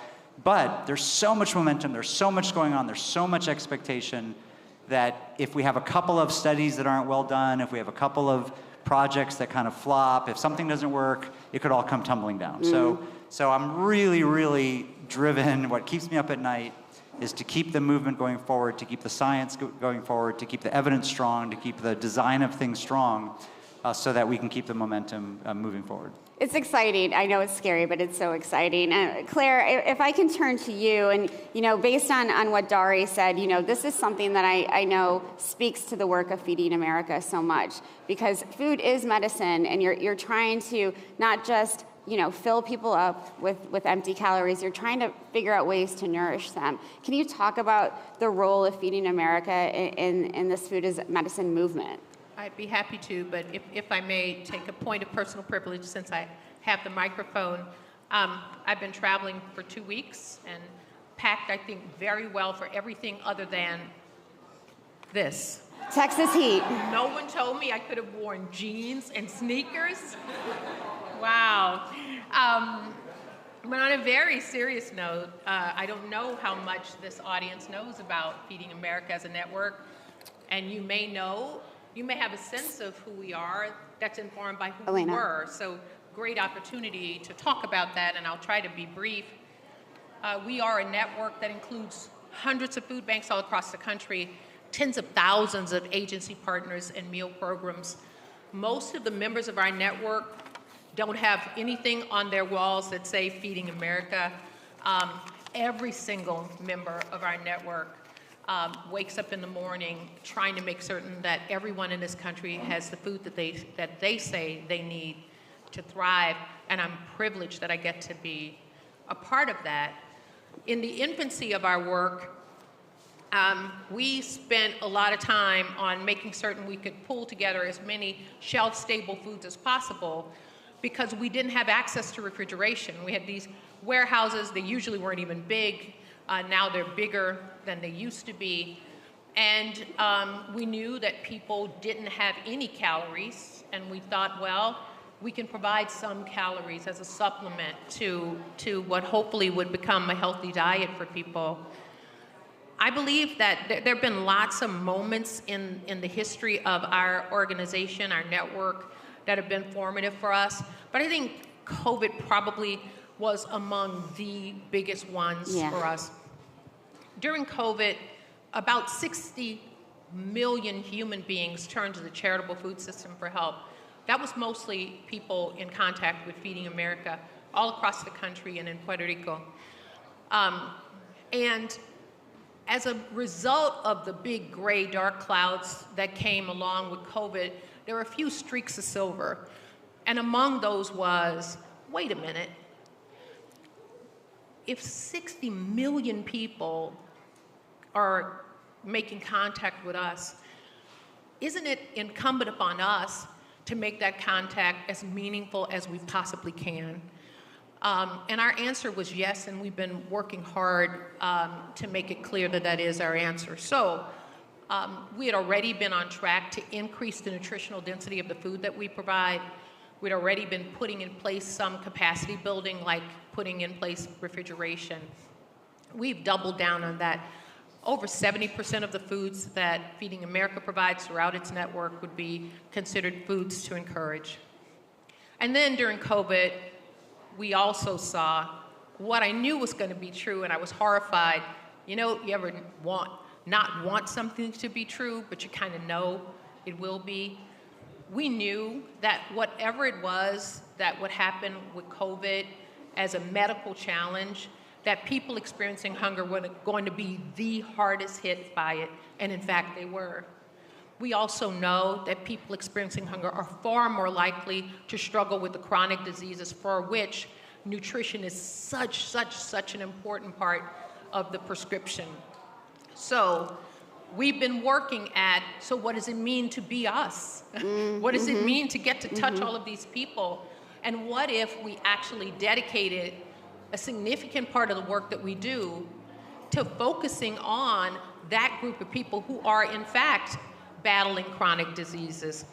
What kind of partner could we be? So that's work that's in flight. I don't know that it'll ever be done. I hope maybe one day it won't be necessary.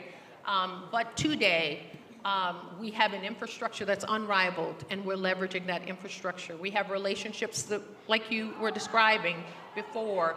We work hard to make certain that there are, in fact, screenings that ask people who are food insecure, who are showing up with chronic diseases in medical facilities, whether or not they are food insecure. And if they are, we try hard to be a part of that prescription that helps them to get the nutritionally dense food that they need. And in fact, right before coming here, I was still in Texas, but I was in Fort Worth, Texas. And I actually got to personally prepare foods that I knew, and it felt great because I knew that those healthy foods that I was preparing were actually going to be going to people who were participating in a food as medicine initiative by that food bank. And that's happening all across the country with Feeding America food banks and with others. Thank you so much, Claire. And you know, the relationships that you've built are so strong, and one of them is with Sprouts. And I'm hoping, Lindsay, you can talk about, you know, this long-standing relationship you've had with Feeding America over the years. Yeah, absolutely. And I want to just start by saying, Claire, thank you so much. You know, the message that you shared today was so relevant and so on point, and that distinction between food banks providing calories versus food banks providing nutritional density, I think is something that we're seeing in a shift. And you know, for Sprouts, you know, for those of you who may not know us in the room, we operate across 24 states. We have about 430 to 40 stores, growing very fast. And the key to what makes Sprouts so special is that produce is at the center of our store. And so Feeding America is actually our largest food rescue partner. And at the store level, we have what we call green leaders. So they're individuals in our produce department that are trained. So we're calling produce every day. So it's not once it's already turned over, but it's like right at that moment where the produce is ready now. And we've been able to establish a network of over 400 hyper-local Feeding America affiliated organizations, and those organizations are able to pick up every other day from our stores. And so what that means is that we are able to turn around that produce, bring it into the Feeding America partner network in a way that we would never be able to do it as a company of our size in such a real-time way. And so I can attest to the power of the partnership, and I can also say on the Sprout side, we have about 250 million pounds of food that goes into our network each year, which is about, 250,000 meals that we're able to provide. And what makes us unique in the work that we're doing, what I've heard from some of our local partners, is that Sprouts contributes the largest amount of fresh produce into the food bank networks. And so that's exciting. That deserves a round of applause. Thank you. And I'll just add one other comment, because the work that we do in the stores is one piece, but the other side of it is the work that we do in the community. And so through our Sprouts Healthy Communities Foundation, we have a deep commitment to place-based community development.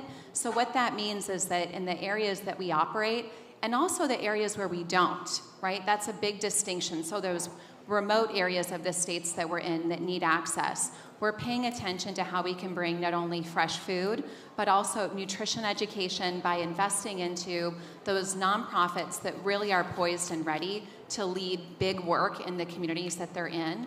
And so these types of networks and the ones that are formulated here are really, I think, a powerhouse in the work that we're able to do. Yeah, thank you. Nira, I want to switch gears a little bit, but not really, because we're still talking about, the need for access to healthy, affordable foods. But at the same time, along with that, eaters need better information. They need better communication, and to make these choices. But there's so much disinformation out there, and I know this is something so dear to your heart and to Google, to make it easier for us all to access better information. Do you want to talk about that? Yeah, absolutely. Is that on? Yeah, great. Thanks, Danny, and thanks for having me here. Always. This is great, and great to be on the panel with all of you. So information, as I think all of you know, is core to Google's mission. And the health mission at Google is to help billions of people be healthier. And so about a couple years ago, it became pretty clear that we really needed to think about food as medicine as part of our health program at Google, and really what Google can bring to the table in this really important movement.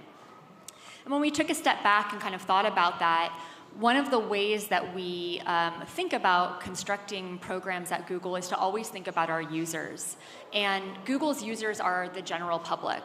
So we thought about the user journey for your everyday person, and really thought about it in terms of 3 key steps. So the first, information, as Danny was talking about.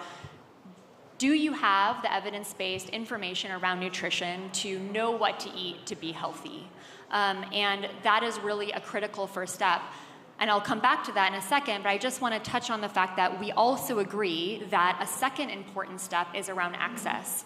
Because even if you have the information and you know what to eat to be healthy, if you don't have access to be able to obtain that food, then you're not able to complete the user journey. And the third step of that journey is around agency, meaning culinary agency. So if you know what to eat to be healthy and you're able to access that food and you have that food in your kitchen, do you know how to put that together into a healthy meal? So do you have the culinary skill set to actually complete the journey and nourish yourself with nutrient-dense food? Coming back to the first pillar around information, we know that 3/4 of the public turn to the internet first for health and wellness information, and that nutrition is a very highly queried topic. Unfortunately, about 50% of the information online in nutrition is misinformation. And so navigating kind of that sea of information, what's high quality, what's not high quality, what's evidence-based, why are these two different institutions saying conflicting things, is really something that we wanted to help make better. And so that has been something that we've been working on for a long time in terms of health information quality and how to improve the information that people are accessing when they come to Google or YouTube and ask questions about health online. But one of the things that kind of coincided with the boom of the food as medicine movement was also the boom of generative AI. And so we've been thinking a lot about how to improve nutrition information quality, but also at the same time be leveraging generative AI. And that has catalyzed a project that we've been doing with Dari and his team at the Food as Medicine Institute, really around how to ensure that our generative AI models are leveraging the best nutrition information, the best nutrition evidence to date, and then delivering that information in the optimal way to the public. Yeah, Dari, I wanted you to weigh in here because I think this is such an interesting way of a technology company working together with a Food as Medicine Institute, someone like you. So Nira is fantastic. Can I tell this story you told me about when you were pregnant? Yes. So Nira was working for an AI company in London. It got purchased by Google. She moved over to Google. Brilliant. She's a pediatrician. She's a physician. She understands AI. She gets pregnant with her first child and said, what should I eat to be healthy? And goes online and can't navigate the online community as a physician, pediatrician with training in AI. So she said, this is a problem, right? And so that is kind of an amazing story, I think, and that personal story and challenge. And so that's how we kind of connected, and she said, we want to try to solve this problem. So we've been working together on that. We're on the side of the Food as Medicine Institute in Boston. We're working to help navigate all of the conflicting information and try to really pull out and clearly create the trusted information. And then Nira's amazing team of engineers, I mean, the engineers at Google are remarkable, trying to then parse that into new large language models. And so already the beta version seems better, and so that's really exciting. But I think what's also telling about the story with Nira is for people that kind of haven't heard about the Food as Medicine movement, how many people are coming to the table, how many different organizations are coming to the table. You heard about the Feeding America Network, you heard about Sprouts. I'll just mention a couple of other projects we have, which just shows you the breadth of interest in this. So right now, to get a Food as Medicine prescription, you have to go to your doctor, you have to be insured by the right insurance, you have to have the right plan. Still, a majority of Americans can't access it. But we wondered, what about community pharmacies? Americans are 2 or 3 times more likely to go to their community pharmacy than to go to their doctor. Most Americans live within a couple of miles of a community pharmacy. They might live 10, 20, 30 miles from their doctor. And we said, what if you could go to your pharmacist who's already screening your blood pressure, screening your cholesterol, maybe giving you a vaccine, doing other things, and they could screen you for diet-related conditions and food insecurity or nutrition insecurity and identify you and say you are eligible for a produce prescription program. And then what if that pharmacy was in a grocery store and they could just go across the street and do one-stop shopping? And so we had this idea, and we went to a foundation, and they said, we love this idea. And so we are right now about to launch this community pharmacy produce prescription program with Hy-Vee, Kroger, and Walmart. Those are not small companies, right? And so Hy-Vee, Kroger, and Walmart are really excited about testing screening for food as medicine, screening and prescriptions for food as medicine within their pharmacies, and then the person goes to the grocery store and instead of picking up their drug, or in addition to picking up their drug, picks up their prescription. So I think that's another example of the incredible interest. And I'll just give one other example. About 3 months ago, we publicly launched an effort that we've been working on for a couple of years, which is in partnership with Kaiser Permanente, which is the largest nonprofit integrated health system in the country, about 13 million covered lives. We launched a new national network of excellence in food as medicine, which is bringing together some of the biggest payers around the country, the biggest insurance payers. So CVS Health, Elevance, many of the Blue Cross Blue Shields, and others, including also some government payers, who are all trying to come together and say, we want to advance food as medicine, but we have to convince the business side of healthcare. How are we going to convince the business side of healthcare to do this? And so we're working on building a value framework for food as medicine. So just a few examples of kind of the incredible interests. The VA is doing a produce prescription pilot. The Indian Health Service is doing a produce prescription pilot. Vern Buchanan, a very conservative Republican, earlier this week dropped a bill directing the Secretary of Defense to address obesity through good nutrition in our active military duty forces. Medicare Advantage plans are doing produce prescriptions. 16 states are now doing food as medicine. This is really an incredible movement. And so what's kind of exciting about this is right now we have a vicious cycle in our food system. We have crops that get processed to unhealthy foods that cause disease, that suck money out of people's pockets, suck money out of our economy, suck money out of employers through paying for healthcare premiums, crush our federal budget. A third of the federal budget goes to healthcare spending now. And we have a vicious cycle. Then we have less money, so we have to go to cheaper food, we get sicker, and it's bad for farmers, it's bad for the food sector, it's bad for food manufacturers, it's bad for everybody. Food as medicine, taking advantage of $5 trillion we're spending on healthcare in this country, taking advantage of a little piece of that $5 trillion to pay for healthy food can actually turn that vicious cycle into a virtuous cycle where now dollars are flowing to farmers, dollars are flowing to supermarkets, dollars are flowing into the pockets of people who need them, who are sick, making them healthier, reducing healthcare spending, putting more money back in the pocket, improving the federal budget, and so on. And so it's a really powerful potential concept. And I'll just end, just to give you a sense of how crazy our current system is. There's been a lot of arguments from the Trump administration who's been very upset about the money that's gone to Ukraine. We've given $67 billion in money to Ukraine, which has led to all kinds of arguments about how we're going to get that money back and what's going on. Just this year, the U.S. federal government is going to spend $200 billion, 3 times what we've given to Ukraine since the start of the war, on direct medical care for diabetes, which is a disease that's entirely preventable and reversible through good nutrition. So where is the real war? The war is in our shores, the expenses in our shores. Americans are dying every week because of poor nutrition. That's the battle we have to be fighting and focusing on. Thank you for putting it all. Thank you for putting all of that into perspective. It's really helpful. I want to talk, we talk about food as medicine as helping people later in life, right? It's when they're experiencing these chronic diseases that are really devastating. And I want to switch a little bit and talk about how we can teach people, teach young people, teach Gen Z, teach Gen Alpha about food as medicine so that they don't have to experience what so many of us in this audience and around the country are experiencing. So, Lindsay, I know this is something very important to you, educating healthy young eaters. Nira, YouTube and influencers is so part of this. Dari, you work with students. Claire, families are coming to your facilities and the organizations you work with who want their young children to grow up differently. So I'm hoping you can all address this need for helping young folks from the very beginning. Claire, I'll start with you. Yeah, I'm happy to do that. And if I may, I'm concerned that we'll run out of time and I won't say this, and I want to make something real clear about where Feeding America stands on these efforts. There's been a flaw in philanthropy. Well-meaning, virtuous people who go into communities and are extractive with black boxes and tell them what they should want. We spend a lot of time talking to people experiencing hunger and asking them what they do want.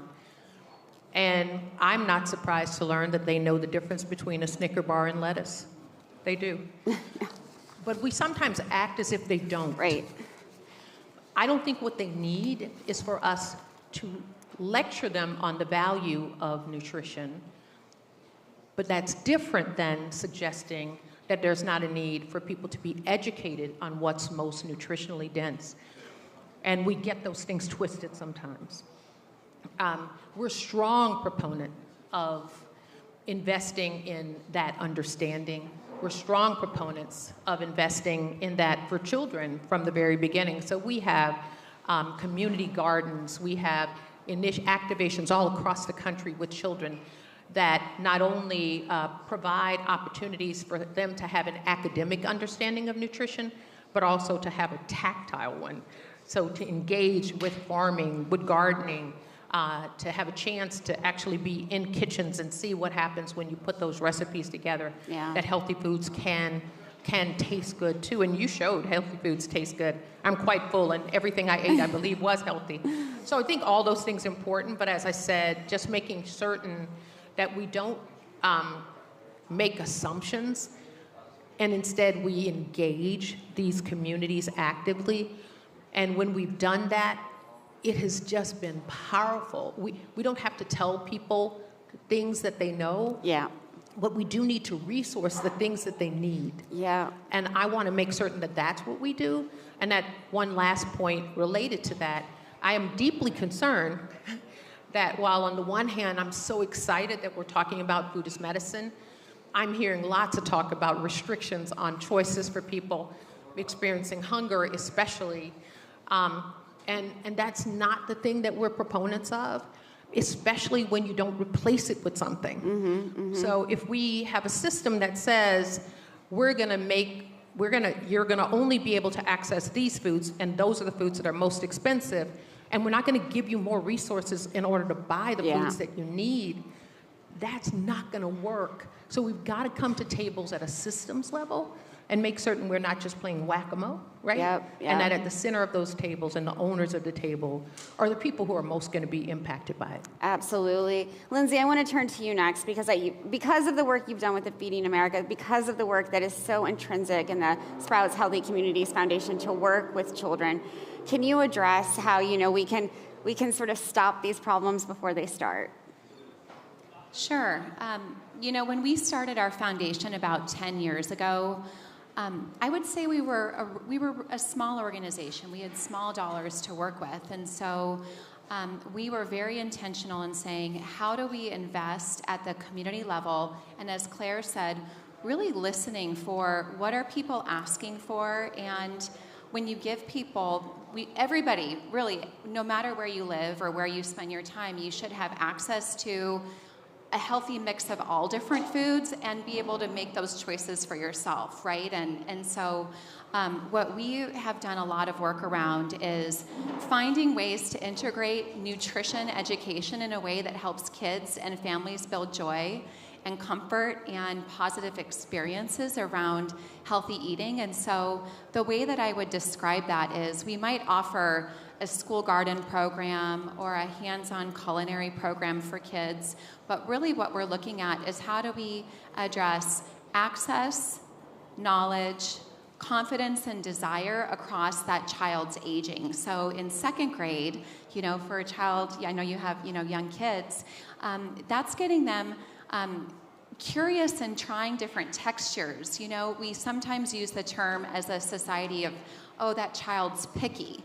Well, actually, that child is a super taster, and many of the chefs that are out there, and successful today describe themselves as picky eaters when they were young because they had a more sensitive palate. So how do we think about, getting those littles, being proud that they are trying things and they taste different, and then when they're in fourth and fifth, attaching it to academic outcomes, like getting kids reading ready, which we don't talk about it in this space or not, but having literacy present across, the child's lifespan is what will impact their outcomes, when they go for employment and future education. And so how we connect the positive garden experience with literacy, with STEM, and then as they continue growing older, building those skills that, the best thing that you can teach a child, as long as they have access in their home, so you have to address food access as well, but when you can open up that cupboard or open up your refrigerator and do what many of us can do and just scan and pick something and know how to make a meal with it or know how to make a snack, that's the distinction between being able to pick up something that's healthy versus having to grab something that's ready-made. And so we've been at it for 10 years, and I think the thing I'm most proud of now is that we have kids that started in our programs in 5th grade or 4th grade that are now studying at college and pursuing careers that are in this space. There were a few that were here earlier yesterday when we were speaking, and that's that systems change that we're hoping to create. It's so inspiring. Yes, round of applause, please. So, Nira, based on what Lindsay's been talking about, kids need information. They're getting it from YouTube. They're getting it from Google. We talked about the need for better information, but can you talk a little bit about the role of influencers in this space? Yeah, absolutely. And I just want to, so much of what Lindsay said, it really resonates. I have a 7-month-old who's just starting on solids. He's here in Austin with me. And just that critical taste window is so important. And I feel that strongly as a pediatrician and also as a mother, and just how important it is to be introducing those tastes really early. At Google, so far I've talked about information, which is really about the message and getting that message really right. But another thing that we really think about across Google, but particularly at YouTube, is the messenger, and that the message is just as important as the messenger. And we think about that particularly with our creators. And my colleagues over at YouTube have done a really great job really thinking through how to educate creators in this space, and particularly our kids and family creators. And we actually, held a session with creators in that space who are building content for kids and families. And again, we have millions of families tuning into this content on YouTube every day. So when you think about meeting people where they are and really getting those eyeballs on this content and then having them digest that, for lack of a better word, and then bring that into their home and think about how they're cooking with their children, what they're eating at the dinner table, and then having a conversation around the dinner table about that. There's a huge opportunity that we have in the creator space.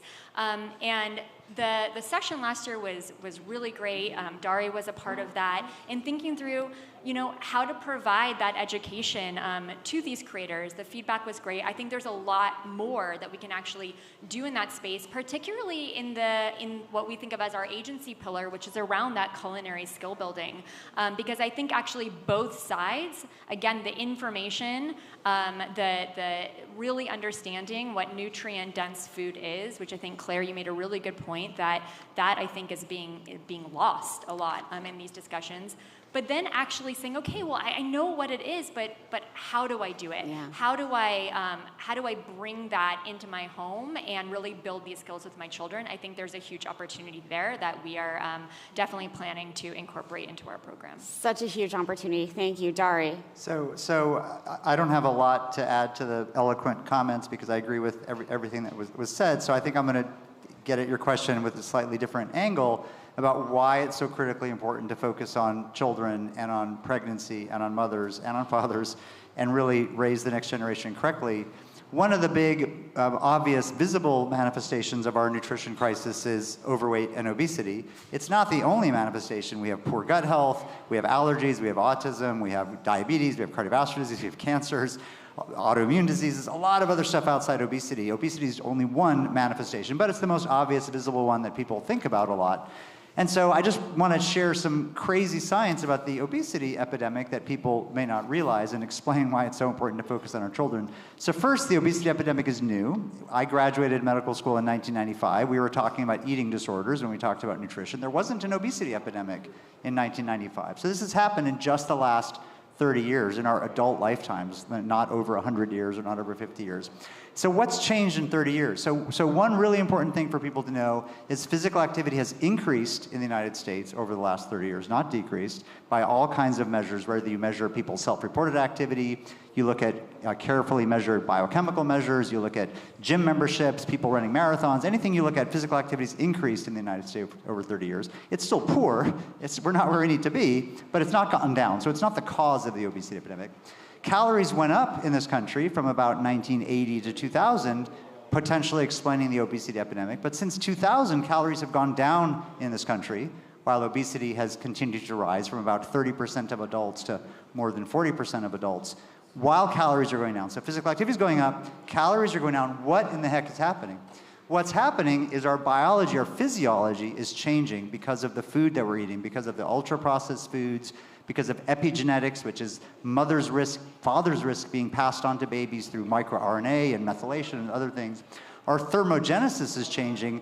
Thermogenesis is your fat giving off heat, like hibernating bears give off heat so they don't die in the winter through brown fat. Humans have brown fat, humans have beige fat. What we eat is changing our beige fat and brown fat in our thermogenesis. Our microbiomes are changing, have changed probably dramatically from 30 years ago, and microbiomes, guess what, are passed on from the mother to the child.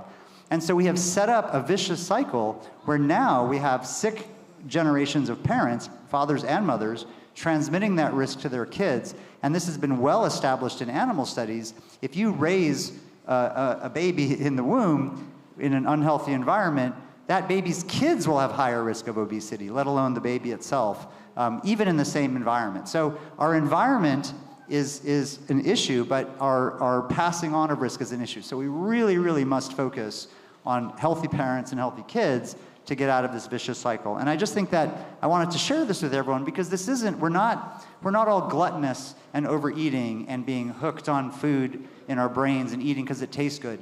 Our physiology has changed. And so we really need to go back to food that's healthy and wholesome and natural to try to reverse this cycle and really focus especially on the first 1,000 days of life and our next generations. Absolutely. Thanks, Daria. You can give a round of applause. Before I ask each of these panelists to give a call to action, because I think it's really important with this panel, I misspoke before. We have 3 more conversations, really good ones left after this one. I'm going to blame the heat. I'm going to blame Raj Patel for inspiring me and making me cry. But I wanted to remind people to stay in the room. We have really great conversations happening after this one. So call to action for this audience, Claire. Be the change. I'm not the first to say it. I know, but let's be about it. A quick point, my mother, my grandparents on both sides were sharecroppers. Neither of my parents had the privilege of graduating high school, and my parents were the change. I didn't have to grow up and read in a book about hunger in America for children because I'm one of 108 children. And my parents understood that it's here, and they decided to do things about it. When you think about what the face of hunger looks like, sometimes when I have the opportunity, I say, well, okay, so look here. This is one of those faces, but we are not a monolith.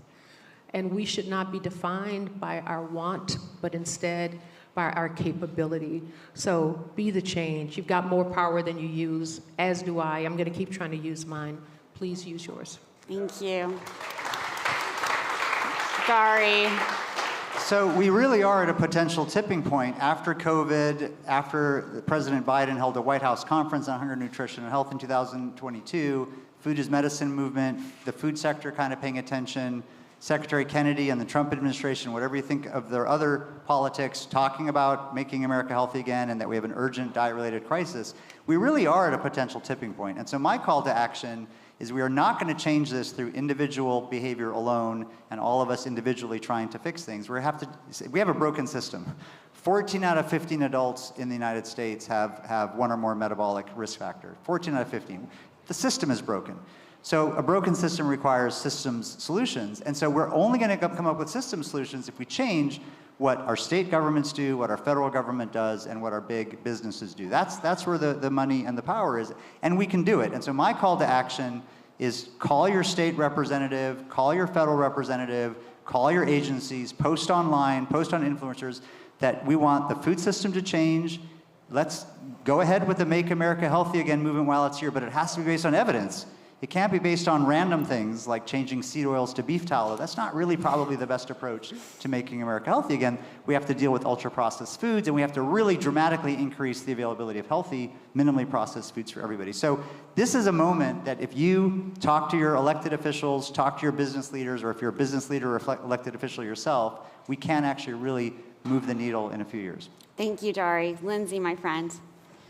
I think I'm going to build off what you both said in terms of being the change and taking time to talk to others, but I'm going to shift that message. And I shared this yesterday. My biggest call to action to all of us in the room is we all have little people in our lives. Nieces, nephews, kids, maybe you're an educator, you work in a field where you are connected with kids, or maybe you encounter kids time to time, but look at them as little people.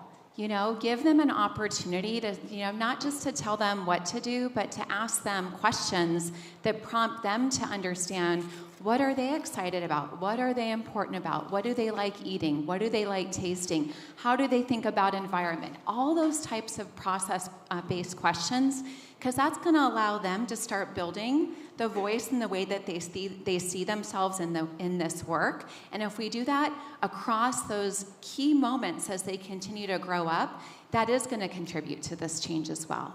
Thank you, Lindsay. Nira, final word. So many good call to actions here. I think, from Google's perspective, we build products for everyone, and I think that in terms of the food as medicine movement and nutrition and information quality, generally speaking, really seeing that consumer demand for evidence-based information and then allowing us to respond to that, but really putting that out there and asking for it is going to be really critical to us continuing this movement towards high-quality information. Thank you so much. Please give them a round of applause. Great calls to action. Thank you, everyone.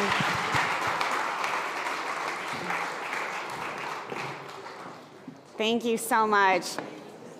Thank you. It's now my pleasure to give a little intro for our next conversation. We're going to look at the role that partnerships play in ensuring that everyone can access healthy, nourishing food.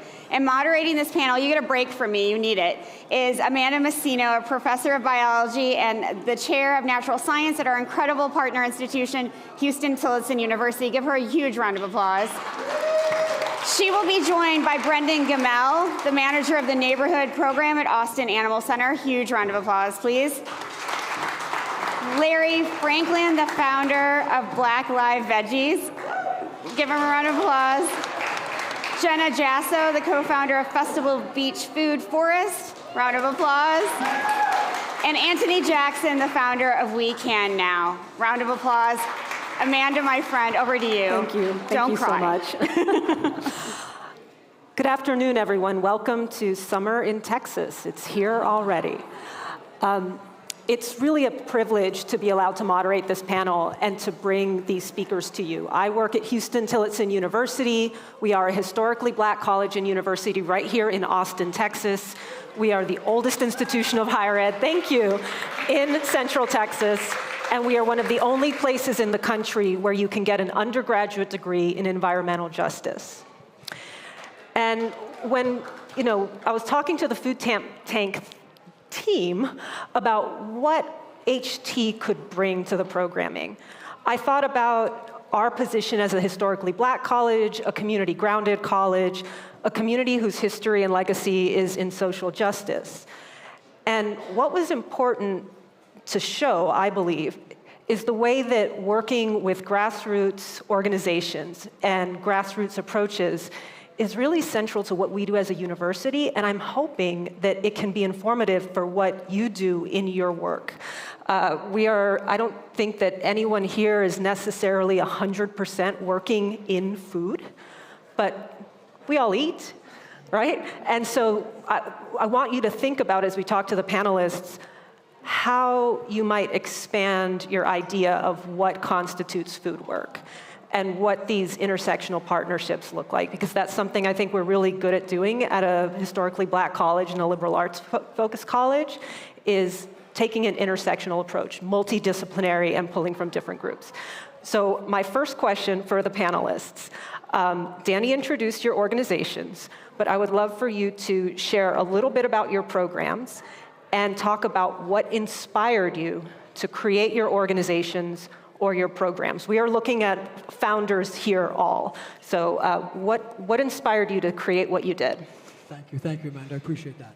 I would say my main goal, my inspiration is trying to change the perception of animal protection. We are at Austin Animal Center is not the dog catcher. The last thing we want is to round your dog up. Where you want to be your first call when there's a problem and not your last call for an owner surrender. And I think we're slowly doing that. And could you talk a little bit about why is it that your program is related to food access? I'm responsible for dogs experiencing homelessness. So I'm responsible for Travis County of all our community members, unsheltered. My job is to build trust and connection with members of our community experiencing homelessness who do not fit our typical animal services model due to their unique barriers. We learned very quickly that the typical brick and mortar shelter doesn't work with people experiencing homelessness. So my program was created to take animal services to where they are.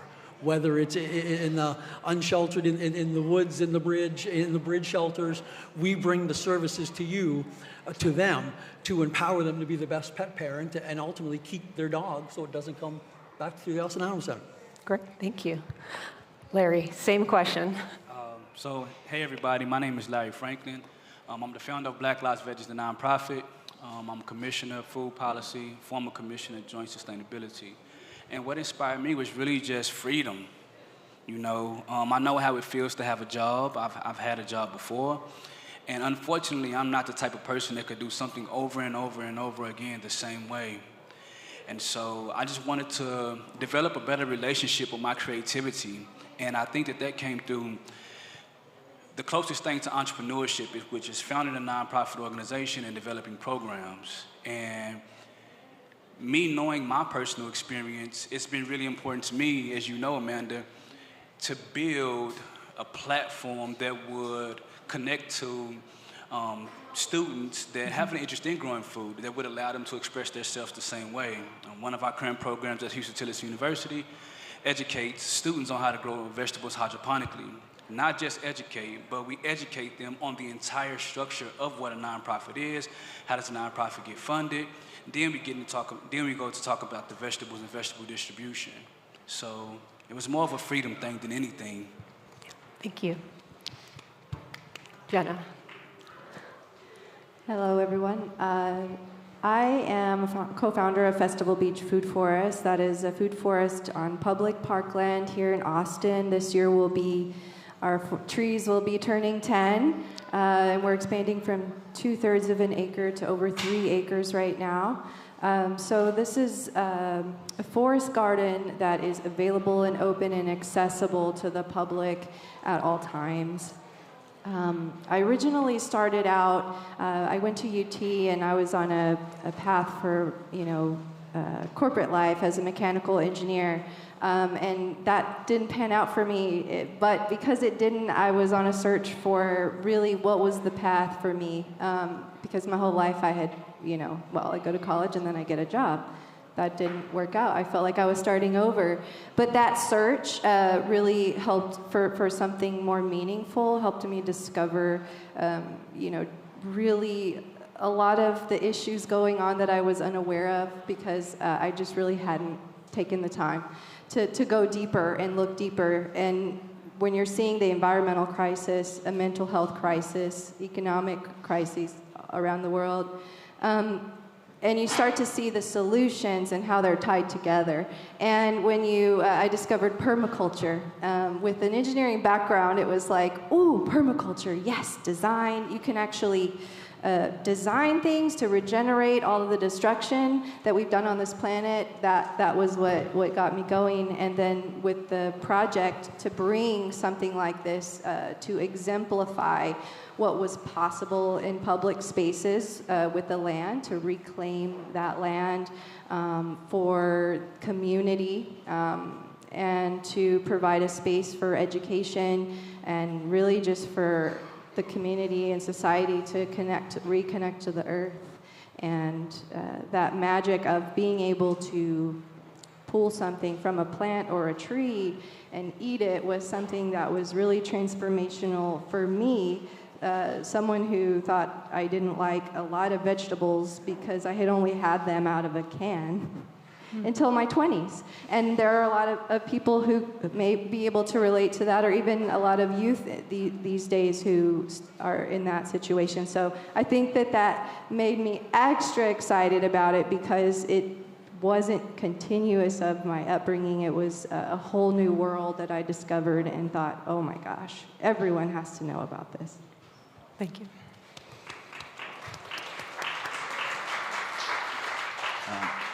Thank you for being here. My name is Anthony Jackson Sr. I'm the founder and CEO of We Can Now, which is a nonprofit in Austin that helps people experiencing homelessness. And what got me started is being born and raised in Austin. My mother had me, a little bit about my background, my mother had me at the age of 16, and she left the house and never went back. So you can only imagine what that road was like. So that really spiraled us into homelessness, like Salvation Army, women's shelters, and other various areas of homelessness as well. And I'm the oldest of four. I've always been solution-driven. And, if you're the oldest, you know what that means as far as, like, responsibility of, like, I'm going to do it all. I'm going to be the good child. So, I always wanted to make my mother proud. She didn't graduate junior high or high school.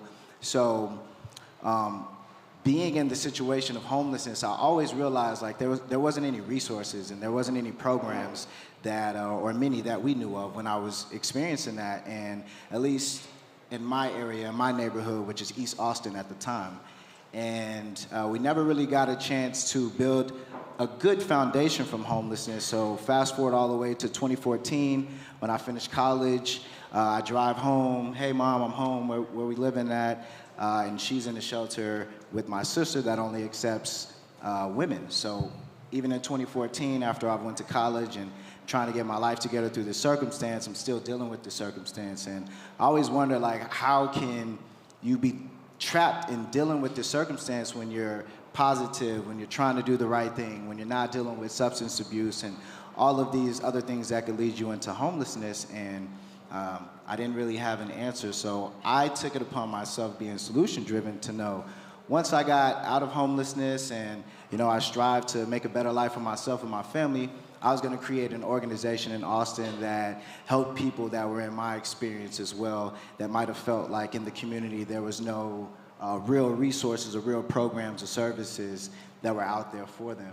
And a little bit about our program is we have two programs, a street outreach team that goes out every week and provides essential resources like hygiene, clothes, fresh water, the things that we need as human beings on a day-to-day. And then on the back end of that, we have a diversion program which helps people experiencing homelessness transition from the streets into housing, because we don't want to see people on the streets at all. So, thank you. Okay, so this next question is primarily for Brendan and Anthony, right? When we think about healthy food access for people experiencing homelessness, I can personally get very frustrated because a lot of what I see being given out is not food that I would necessarily choose for myself or choose for my kids or my relatives. And you both have absolutely focused on that in your work. So can you talk about that, the recognition that healthy food access is for everyone, including people experiencing homelessness, and how you contribute to that? Yeah, so the lived experience that I have, along with working in the space, and like you said, seeing some of the food and the resources being given out to people that are experiencing homelessness, I guess it's a notion for human beings to think like, well, they're living on the streets or they're homeless, so they don't deserve much or they don't deserve quality food, but I don't know where we've inherited that from, because they're still human beings. So for us in one of our street outreach programs, we focus on that. So we have healthy food access, which is every time we do outreach, we have fresh fruit, fresh water that we give them. Each person that we serve that is experiencing homelessness is able to take between 9 to 10 different fruits with them that'll last them not only that day, but throughout the week. And You know, you have to understand that when you're experiencing homelessness, it's already a critical situation to begin with. Not to mention if you're elderly, not to mention if you have chronic illnesses and things like that. So again, going back to that notion of, hey, they're homeless, let's just give them this.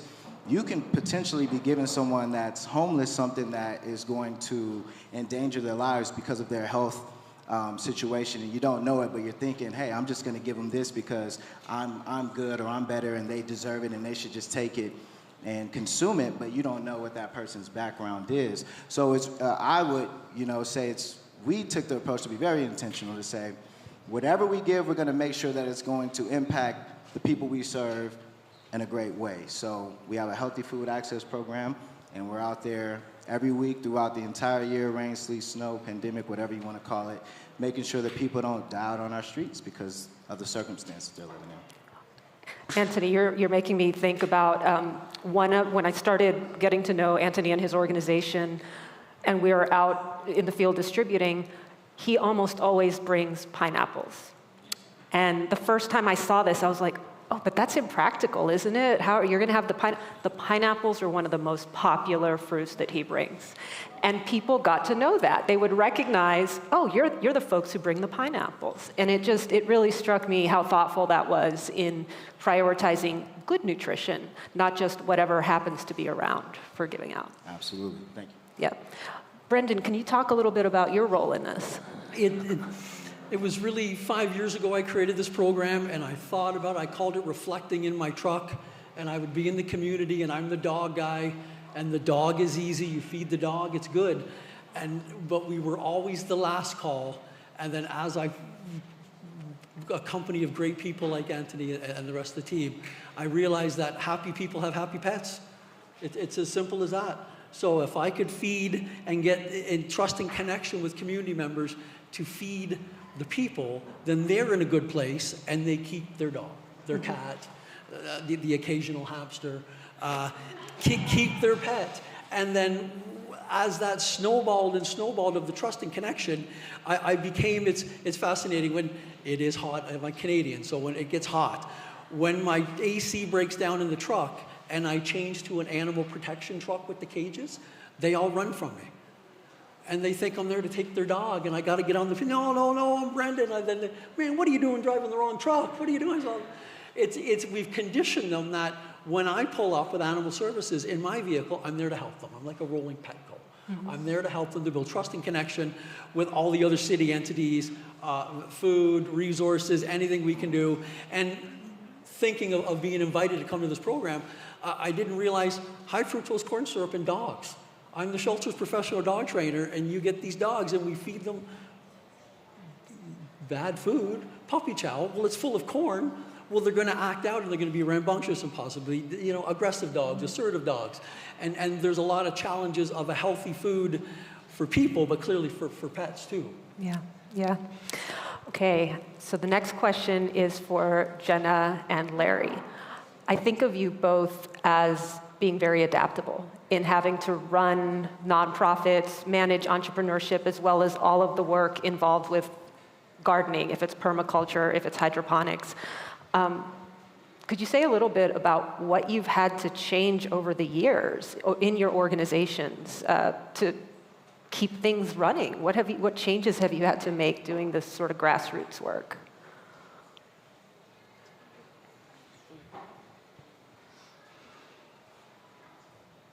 So the Food Forest Project is a grassroots organization completely from the start, 100% volunteer. That was probably one of the biggest challenges and continues to be.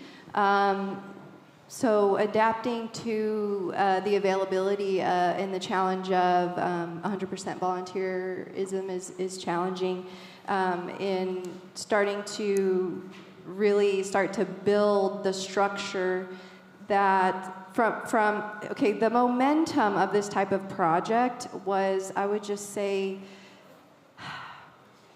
it's just, it's a holy thing, how do you say it was like called forth through people.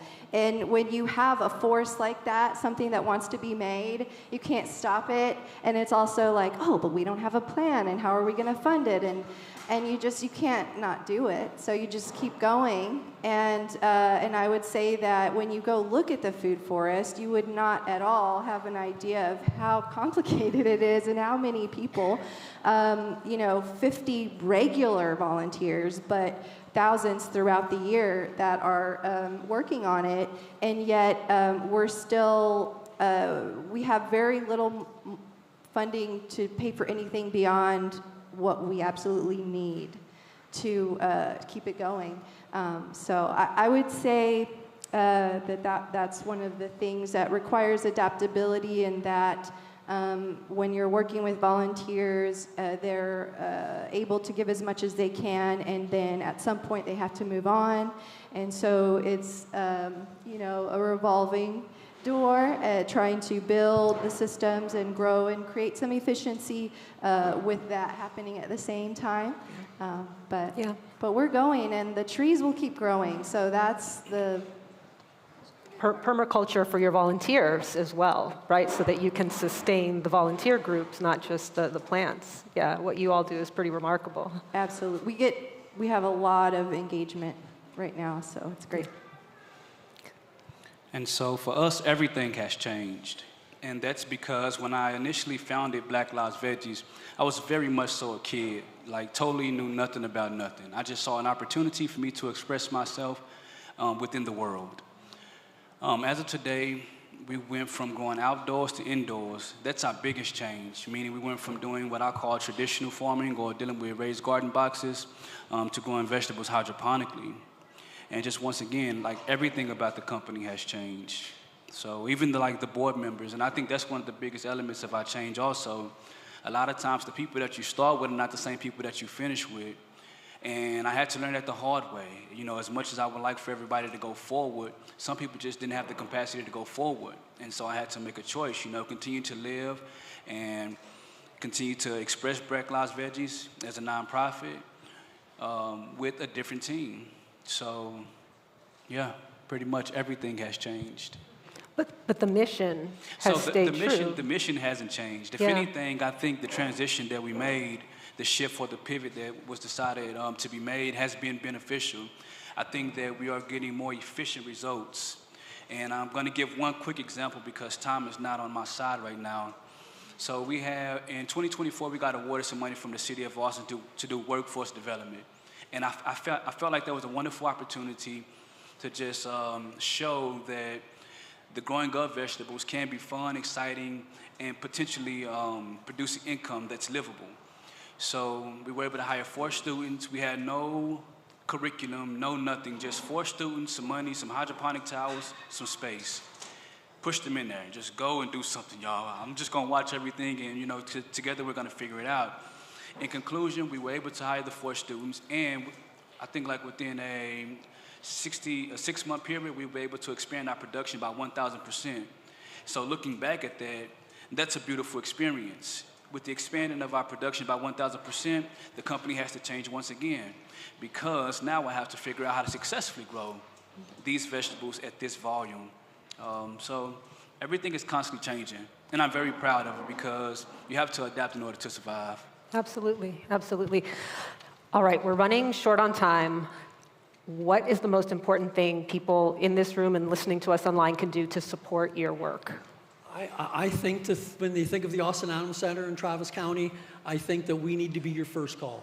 Whether you're experiencing homelessness, a housed individual, you're having challenges with your dog, give us the first call and we will do everything we can to keep the pet with your home. We tend to be the last call and have to backtrack, and especially for people experiencing homelessness, just empower them to be great pet parents. Being the dog guy, when I make contact with people, sometimes I can't change their lives, but when I leave, I can always change the dog's lives to the better. So that's how I focus on my program. Thank you.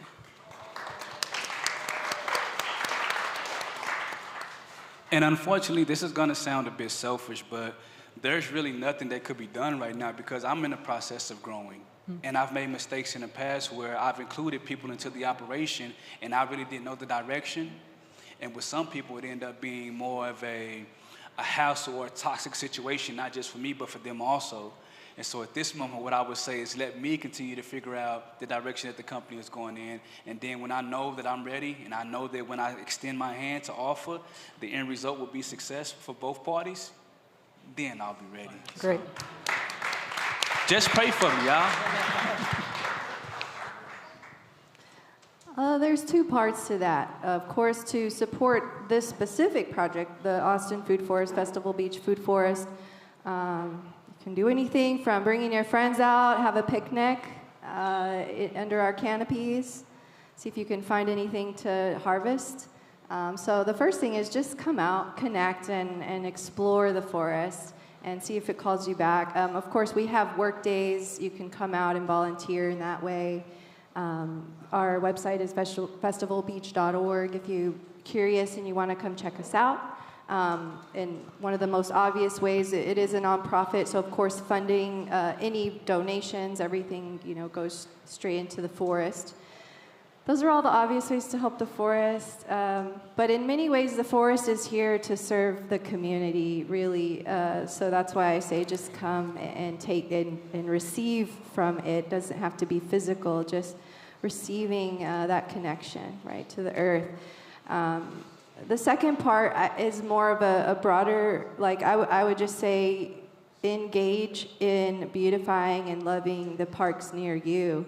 What we really want to see are food forests in every park. What if we can reclaim our public land and use it intentionally, regenerate, include medicine and food, and have it be an outdoor educate? You don't have to add on to your day. You're walking to the park with your child, walk by the bushes, let's talk about the plants and the fruits. And so just in any way that you can engage in being a part of your local park. Love. You can donate, volunteer, share the content on social media, share the word about We Can Now and our organization. That's one way that you can help, and that's obvious. Another way is I would just challenge you to understand that it starts in the heart. We're all human beings. We all have our own purposes, and we're in different places in our lives. And a lot of times we like to put things off on the next person, right? But when you speak about community, look at us. We're all here coming from different places, having community right now. We can't get around that part. So whether you donate, volunteer, share, or do what you can for my organization, when you come across people that are experiencing homelessness, treat them like regular people. Lift them up. If you are giving something, hey, it's a high need for healthy food, so just give them something that could really be beneficial to them, so where they could be strong and where they can have the right mental capacity to get up out of the circumstance. And a lot of us feel like there's nothing that we can do, but it's something that we could do. If I could come from homelessness and get to this part to where I'm a founder and CEO that's partnered with the city and doing the work that I'm doing, then imagine what you can do. So that's how.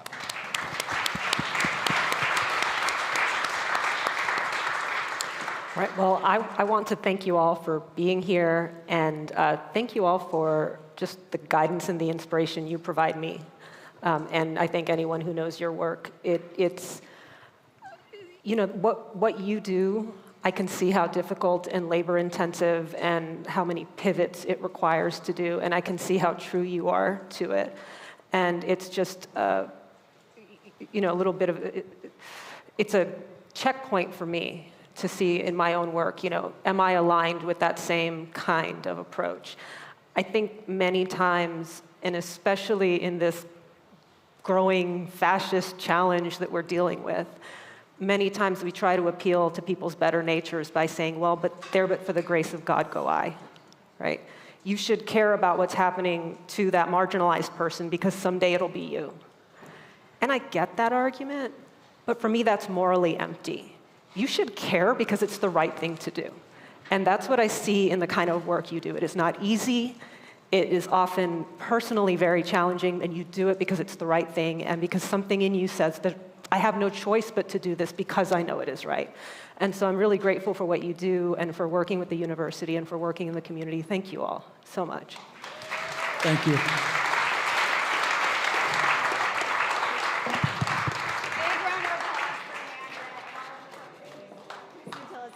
Thank you to all these panelists. Thank you so much for being here. Do you want to leave? I'm going to get out of your way. Thanks. Before our next panel, I just want to thank a few of our in-kind partners, including Floofies, Quinn, Tony's Chocolonely, My Moshi, Brass Roots, Swig, Cheese House, Daily Harvest, and Better Sour. I now get to turn to a fireside chat with somebody I've talked to a lot over the last couple of years to look at how retailers are making it easier for eaters to make choices that are good for them and the planet. So we have Stephen Jennings, the Stakeholder Relations and Brand Leader for Health and Sustainability at Ahold Delhaize USA. Thank you so much. Stephen, so nice to see you. It's good to see you, although it's a little strange. This is the first time I've been able to say hi to you today. I'm sorry, I've been up here. You've been a little busy. I've been a little busy and emotional. Now I'm better. Stephen, I want to ask you, what's the biggest opportunity you see in the retail space right now for decreasing food insecurity, increasing access to really good food? Yeah, so give you a quick little background. So I'm, full transparency, I'm a grocery nerd at heart. I started 29 years ago as a bagger in one of our stores outside Philadelphia way back in the day. So I live and breathe food and people, and I love these conversations. So if you're not familiar with our companies, so we're Ahold Delhaize USA. I know that doesn't roll off the tongue, but we're the largest East Coast grocery retail group, stretching from Maine to Georgia, over to Kentucky and Tennessee, and we're made up of 5 unique brands that serve the local markets in that space. So we have over 200,000 associates. We serve 30 million customers a week.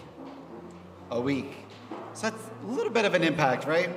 So when we think about food and access, we have to remember that we're a traditional supermarket and we're all about choice. So I was listening to the Food is Medicine panel. I loved everybody on that panel. I could relate to everything they were saying, even this last group related to a lot of those topics. And at the end of the day, when you ask somebody what they should be eating, most people know the answer. But where the reality hits is when you or the customer walks into that grocery store and they're standing there in front of the product and it's a choice between A or B. What do you think is the driving factor when you're making your choice? Price. What do you think the second driving factor may be? Yeah, it's a lot of things, but like convenience tends to be one. But keep in mind and think of yourself. So 60% of Americans still shop in a traditional brick and mortar grocery store. That's a lot, right? So does anyone wake up and say, I can't wait to go grocery shopping today? Oh, it's great. I mean, I love it, but it's occupational hazard, right? But most people are trying to get in and they're trying to get out. And we put things all over the store to drive our customers to better for you choices or more nutritionally dense choices. That's kind of the lingo for today. And we even have programs in place to guide our customers to make a decision to purchase more nutritionally dense products. But it comes down to what you just said, it's that price. Because they have a split moment to make the decision, they need to get in and out and move on. So how do we capture their attention in our space when it's full of everyone's on their phone, they're Googling things when they're in the store, they're maybe making a recipe, but a lot of it has to do with what you and I grew up with. It's generational foods, right? It's stuff that we know and love. I always use ketchup as an example. Like, I'm a craft person. Sorry, all other ketchup bakers, but like I still buy that. And it's not because of anything other than what I know and what I love, right? So we need to guide them through, whether it's through marketing efforts, whether it's through, we have an in-store nutritional guidance program called Guidance Stars, and it helps customers make decisions easily and accessibly very quick on the shelf tags in all of our stores based on what we call shopping the stars. So if something has 1, 2, or 3 stars in our store, that means it's more nutritionally dense than a product that doesn't have a star. And yes, there is an app. You're welcome to download it. It's free. It's called Guiding Stars. So that's one thing. But it sounds great, right? But here's the big but. What do you think the percent of awareness of those 30 million customers of our own program that's been in our stores for 18 years is? Like, throw out a percent. I wish it was 30. So, and some of our brands vary, but like we have an 11% awareness all the way up to a 45% awareness. Just depends on the market that it is in. So we can put the tools out there, but at the end of the day, you're making the choice that's best for you. So one of the things that we invest in is whether it's product placement or, because everything in our store is location, location, location. So one of the things that like Sprouts was talking about fresh produce is the first thing you walk into any of our stores, it's going to be the fresh produce department. What we highlight is what we're trying to, if you will, mentally push to you to purchase. And we do try to put those healthier products forward facing. Yeah, no, I think it makes a big difference. And, you brought up nutritional density. That's, very in vogue right now. And we had a panel earlier. We talked about some of the food trends that are happening. And I'd be interested in hearing from you. In the retail space, what are the things that are hot right now that you're seeing that are also good for our bodies and good for the planet? Yeah, so there's a lot there. So what I'll share with you is high level by commodities. So the reality of accessibility and affordability is some people don't see fresh fruits and vegetables as affordable and accessible. And it's for a variety of reasons. Price is one of them, of course. But one of the panelists, Neera from Google, mentioned as well is a lot of customers don't have the proper utensils to prepare some of these foods, or they don't even know what to do with it. And from a personal story, I didn't have fresh broccoli in my life, in my body, until I was 19 years old. And it wasn't because my parents didn't want to provide that.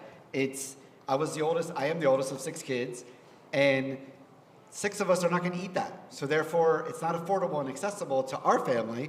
So therefore, we were stuck always eating corn, because that's what my mom knew we would eat, right? Sure. So what we see in the space is fresh fruits and veg continue to sell well. I mean, that's great, right? It's wonderful. It's a great driver for our business. But because we're in an inflationary period, as we all know, prices have gone up. So we're seeing a big shift to private brand products. And the good thing about in our world, so we pay a lot of attention around nutritional density for our private brand and own brand products. We actually even have financial targets that are tied to increasing what we call healthy sales. So that's always a motivator for sure. But what we're seeing is the rise of other options beyond fresh, and that is frozen. I can tell you I am a huge proponent of the steamable bag petite broccoli florets by Hannaford.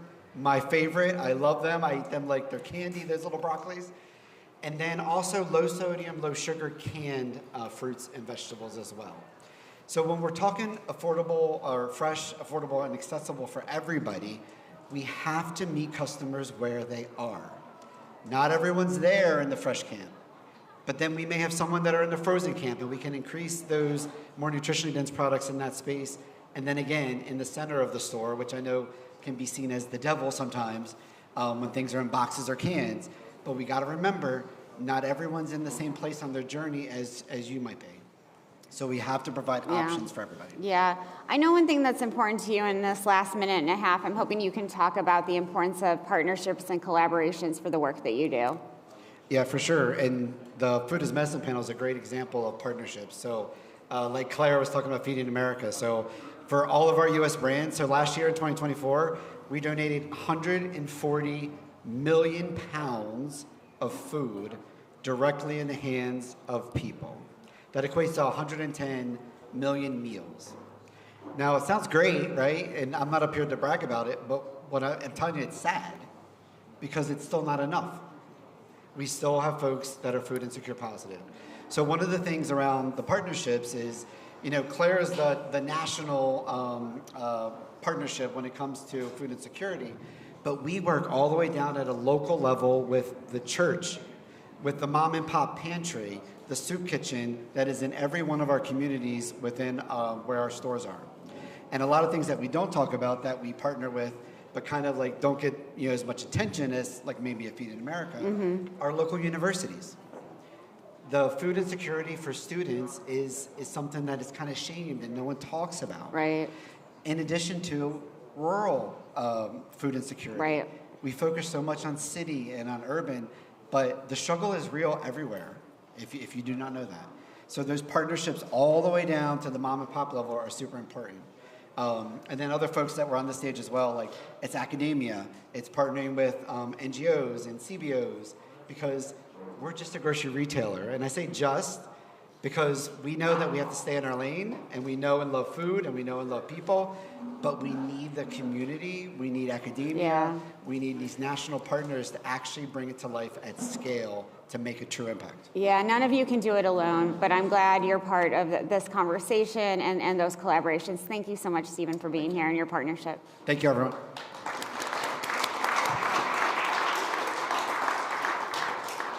Bigger round of applause for Stephen Jennings, please.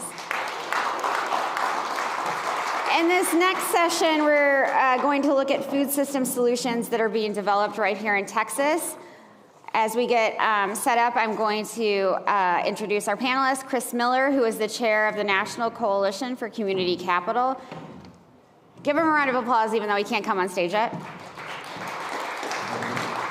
Travis County Commissioner Jeff Trevelyan, round of applause. Sarah Favre, the National Board Member of Farmer Mac and a regenerative farmer herself, round of applause. And Karen Ascott, who is the co-founder of Holosia and a bioregional leader. Round of applause. All my Texas people, so glad to see you. Thank you so much for being here and the collaboration to get this panel as part of our event today. So, you know, Karen, when we were preparing for this conversation, you mentioned that surprisingly little of Austin's food supply is grown here. And I'm wondering if you can help us understand what the local food production looks like where we are. Danny, thank you so much for having us. This is fantastic. Yes, so we're in Travis County. This county has approximately 200,000 acres of farmland, and yet in Austin, the food we consume, only 0.06% of it is produced in Travis County. So you heard that right, it's less than 1%. So it's a serious problem. We have a major mismatch between farmland and what's being grown and what people need and want to eat. Yeah, that need is really there, and we need to figure out a way to meet it. Sarah, that leads me to you. Why is it so difficult to access farmland? I mean, I think it's been made clear, but please explain to me sort of piece by piece. So the biggest problem with accessing farmland is capital. And although it's not necessary to own farmland to produce a living on it, you have to have secure long-term access if you're going to farm in a way that takes care of the soil. And even my farm's in Milam County, and even that land is probably 2 orders of magnitude or an order of magnitude overvalued compared to its agricultural production. So a farmer trying to start out can't afford to buy land. Yeah, and that's the tragedy of all of this, right? That farmers can't afford land. Chris, if I can turn to you, I want to talk about consolidation of land, food, and power, and what that does to local communities. What is the real impact? Also, thanks for having us here today. Really appreciate the opportunity. So we're in an environment right now where over the last, especially 40 or 50 years, we've seen a real consolidation of the ability of a select few individuals and organizations to kind of decide what our communities look like.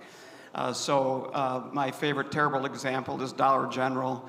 My community has 2 Dollar Generals in a community of 21,000 and a Dollar Tree and a Family Dollar, all of whom have a very low level of service, pay, quality, et cetera. And we didn't decide about any of those coming to us.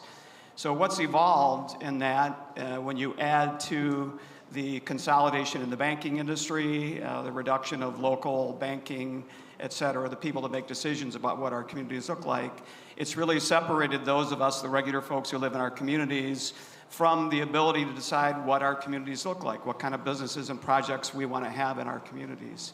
And that's the work that we do at NC3, is providing mechanisms for communities that want to determine on their own selves what they want their communities to do. And I think tangential to that, and you'll need to stop me because I'll go too far, right, is the idea of wealth building. So wealth is built when community recirculates within when dollars recirculate within communities.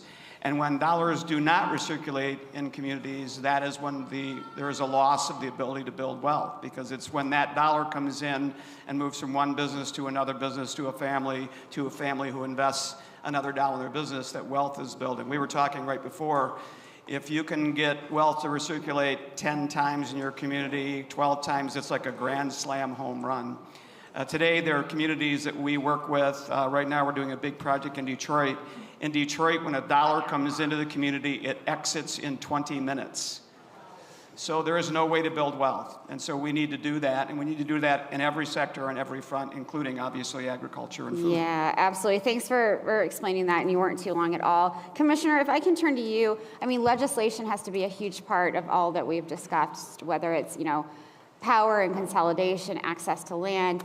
How do we sort of legislate for resilience in small and medium-sized farmers? So what we have learned in Travis County and what our community has learned is it really takes local people working together because our state legislature, as it relates to taking care of human needs, is lost. Yeah. When we talk about public education, public access to health care, public access to nutrition, you see very few bills that are community-centered there. So what we have to do is work among ourselves and use the few land use tools that we have available. The reason that we have some farmland available is that it was on the part of town that was redlined. This was the part of town that was the minority part of town that was largely left alone for development. Well, now that's all you have left. And the question becomes, can we organize as a community? Can we work together with our city councils and our county commissions to make sure that we are doing the things that are necessary to save property ownership, but also the ability to do business, to borrow against, to make sure that your property is productive. Yeah. So that organizing as a community, what does that look like for you? So we have had to do it in a number of instances. We did it last during the pandemic. What we found was, there were 65 available places to get the serum. Well, 57 of them were west of I-35. So we had to build our own delivery system. So we did that through working with our churches, working with our public schools, working with our community organizations, and building relationships where they didn't exist before. So everything that we did, we built ourselves. We did not wait we did, and we said, if it's bad, we'll apologize later. Yeah, that's the way to do it, and you couldn't wait. You had to do those things then. I think this is a question for all of you. What's being described here comes with a lot of political risk and reputational risk. I don't know who wants to address that first, but I imagine, not that it's scary, but it's difficult, right? I'll speak up because I also, in addition to being a rancher, am on the board of a public company. So I chair the Strategy and Business Development Committee, and political risk and reputational risk are high on our agenda. And it's an ag mortgage company. And across banks and financial institutions that loan to farmers, there is generally, in the C-suites, support for loaning for regenerative, sustainable, transformative farming operations. But there's a political and a reputational risk for that because the majority of operations are not that way. And you can be seen to be trying to force farmers into doing something, and the best way to get them not to do it is to try to force them. And there's also the financial returns, which is why these community financing models and alternative financing and demand through CPGs from consumers is such an important piece of this to get things moving. Absolutely, it's those relationships, please. Yes, so we are working to organize all this kind of demand. So Holosia, our company mission, is to regenerate human, community, and planetary health. And the first thing we're working on is nature farms, which will be community-owned farms that will be preserving very large tracts of farmland in perpetuity, and the farms will be growing the food that supports the community. And regenerative farming, I think everybody who's here knows by now that this is a way to produce much more nutritious food than what you're finding frequently. Let's say that. And so that is exactly what we're doing, is organizing the community and empowering individuals like yourselves to get this farmland. And it's a really unique financing method that involves leveraging your property values so that to get bonds. And the bonds get paid off through the food that you buy. And so we think it's very low risk because anybody who gets involved and does this, you're doing it because you want better food. So you're going to be buying your food box. Thank you so much, Commissioner. Well, I come from a tradition. Both of my grandparents were active farmers into their 70s. And this is the way that it was done. Yeah. They organized in their churches and they organized in their neighborhoods. They were cousins and friends that grew up together. They grew everything that they consumed. Yeah. So this is not a foreign concept for us. The question is, how do you rebuild the institutions that made that success possible? Because a lot of people moved from their farms into the city. And now they can't afford to live in the city and they're being pushed back to their farms. How do we work together to build through our institutions and make sure that we're successful? Because our church institutions is where we invested our money. It's where we shared food. It's where we built relationships. And what we're talking about at its essence is relationship building and pooling our money to make sure that our children are taken care of. Exactly. Chris? So I think the moment is really powerful right now because this really all comes down to community. It comes down to relationships, as we said. And our work has been in that space for a while. What we've just been forcefully fed is the idea that we must do it on our own. There isn't going to be reliable capital coming from outside of our communities, at least from Washington, D.C. And so I think that's an opportunity for us to take advantage of that and the energy around that to say, let's change the paradigm. And that's really what we're about. So we're right now building community investment funds. And in full transparency, this is a really hard thing to do because the legislation around it is convoluted and it's very unkind to about 90% of the population and every single small community. So we're doing some really creative things.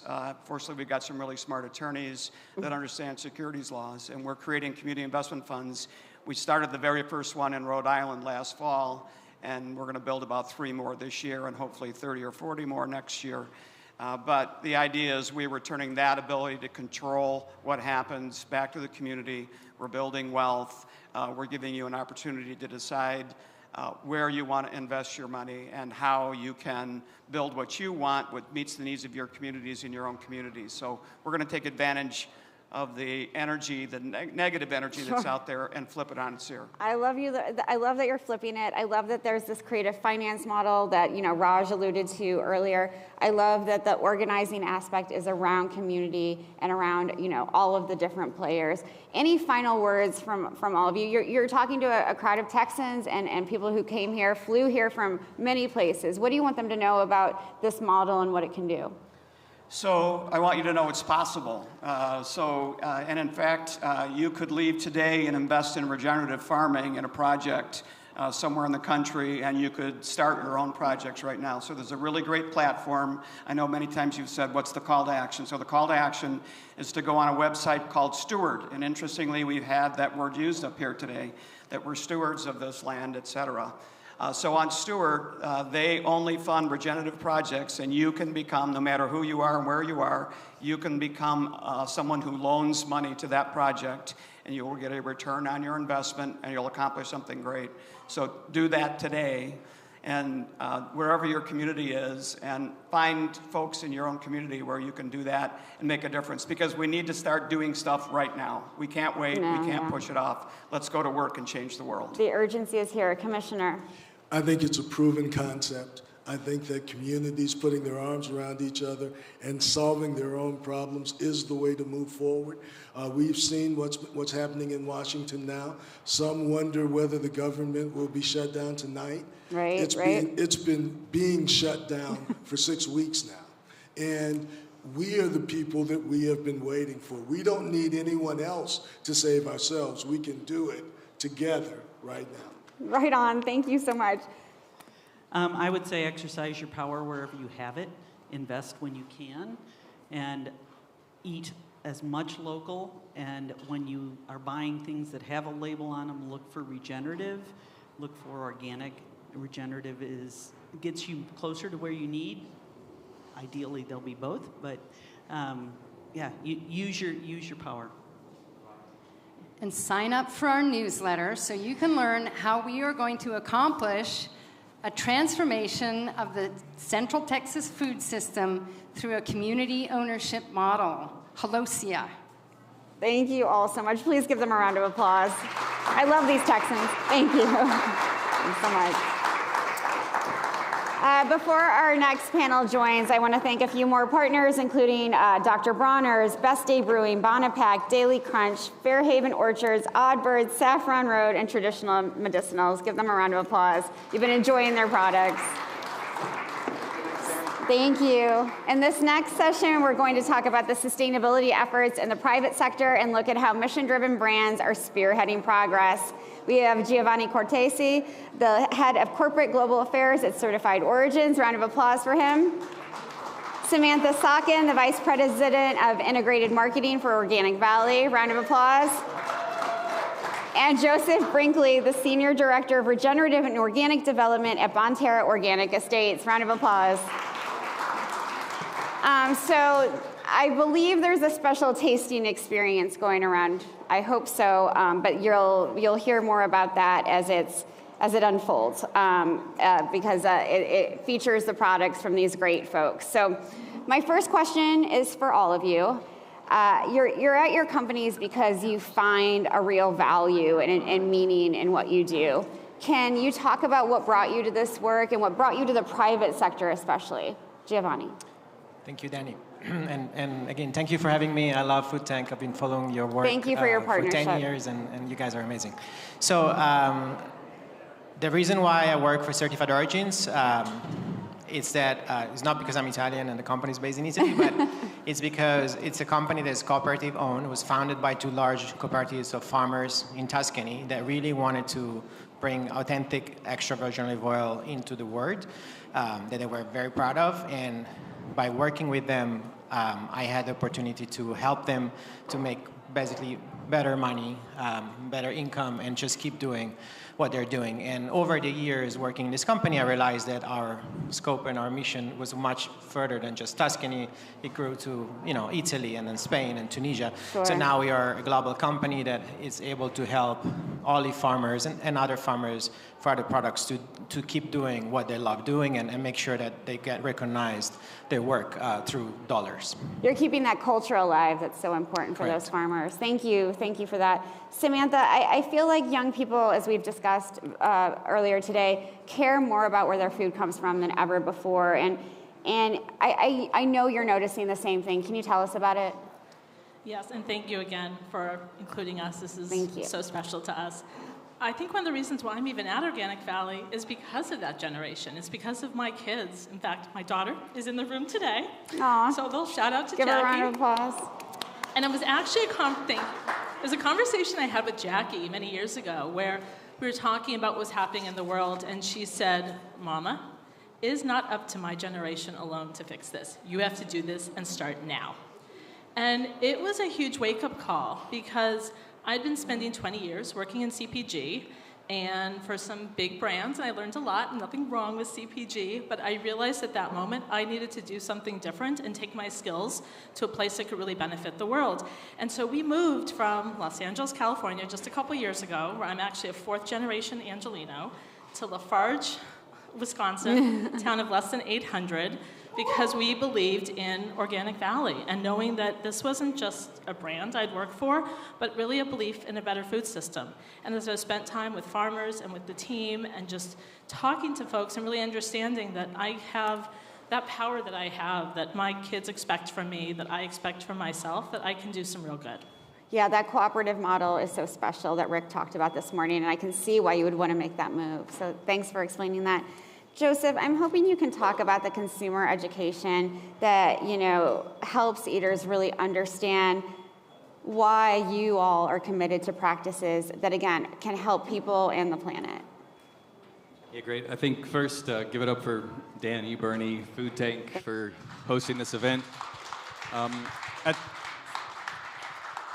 At the end of the day, the message needs to get out. So as important as farming in certain ways is, we need a message out there, and a lot of people don't know the message, so I appreciate this opportunity.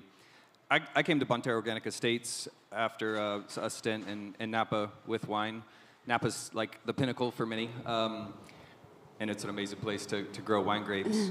What attracted me to Bonterra Organic Estates is that it's an organic product that's accessible. So we're talking like a $10 price point, right? Farmed organically, certified.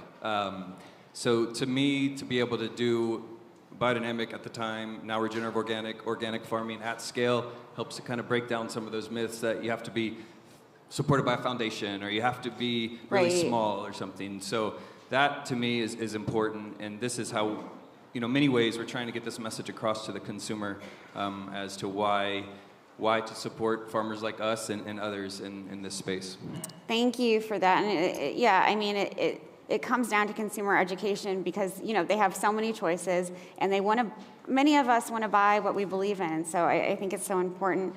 This is a question for all of you because, we all do, as I said, want to buy things that are good for ourselves, good for the planet, but there's this question of price point and accessibility, and it's all something that you have to grapple with. So, Giovanni, do you want to talk about that? Because I love your olive oil, but I know you've sent it to me for free. And then you are trying on the ice cream, I believe. There is some of it on the ice cream you're getting. So the Certified Origins has some brands, but also is very much engaged with private label, like store brands. Mm-hmm. If you're familiar with store brands, you probably know that cover about 25% of the sales that the U.S. retail market has. So it's a nice percentage of sales. And those sales usually go to a group of consumers that are very attentive to cost. And working with a private label company allows us to kind of jump all the middle distributors and work directly with the retailers that are in control or the brand, because they own the brand, the store brand, and they are capable for that reason to keep their cost slightly lower. Our mission as Certified Origins is to increase the bar of quality and traceability and transparency for those store brands and the partners that choose to work with us. Not all of them want to work with us, but we are very much aware of the constraint of costs that people are facing. In fact, in the last 2-3 years, store brand sales are going up and brands are losing ground in that sense. And a big factor of it is it's also price. People have less money to spend. So we're very well aware, but if you work with the right retailer, you teach the buyer, the food buyer, that holds an immense power in choosing what we end up eating at the end. You can really, I experienced myself, that you can make a point for better quality even in store brands, and you can have successful programs both for the farmers, they're engaged in producing the product, both for the retailer that can have a better margin versus selling a brand, and of course for who buys that brand and enjoys that olive oil that is healthier, is traceable, is transparent, and overall can make you like a little happier at the end of the day. A little happier at the end of the day. I think that makes a lot of sense. Samantha? We really believe that food should be nourishing, it should be vibrant, it should help to really feed you, and it's a choice that you have to make. And we choose to make sure that we're creating foods that can actually help our farmers survive, and they can create this beautiful, delicious food that's flavorful and will enhance your life, and will pay out in healthy dividends. But we know that can be a challenge, and so we also look at, when you make a choice, it's like, I think Rick mentioned it earlier, do you buy that $6 latte, which I'm guilty of doing, Or do I buy a half gallon of milk for my family? Yeah. That is also that whole delicious milk that I know that Sabrina or Josh, it came from their farms. It's helping to support them. Love you. And it makes such a difference. And I know that that will last more than my quick little latte, right? Right. But it's hard. It's a definite choice, and it's something we're sensitive to because food should be for everyone. And hopefully if more people farm, caring about sustainability and organic, that will then create less ultra-processed foods and more people having access to organic. Thank you, Samantha. Joseph. Yeah, for us, it's about choice at the end of the day. So we have 3 tiers. We have a single vineyard tier at a higher price point, a middle tier, and then the core tier. And so the core tier is, we're farming about 800 or so acres in Northern California, Mendocino County, and then sourcing from growers throughout the state with a certified farm. So the scale and the level of efficiency really allows us to keep that price where it is. I think it's an interesting, I don't know, experiment perhaps. I feel like on the dairy side, on the produce side, there's a recognition for organic. People certainly prioritize, when possible, organic choices. When you get to adult beverage, it seems that maybe that prioritization has shifted. Sure. Though we do see, maybe you've seen the wine category a bit declining. Bonterra is still at like a 5% growth, which is pretty incredible given a declining category. And we see about 30% of the younger folks of age are choosing an organic product, you know, with a certification behind it. So I do think these are important, hopefully ongoing trends. Yeah, absolutely. So it looks like these tastings are coming around now. So if each of you can talk a little bit about them. Giovanni. I think you should have already tried maybe some ice cream with a dash of extra virgin olive oil from Tuscany.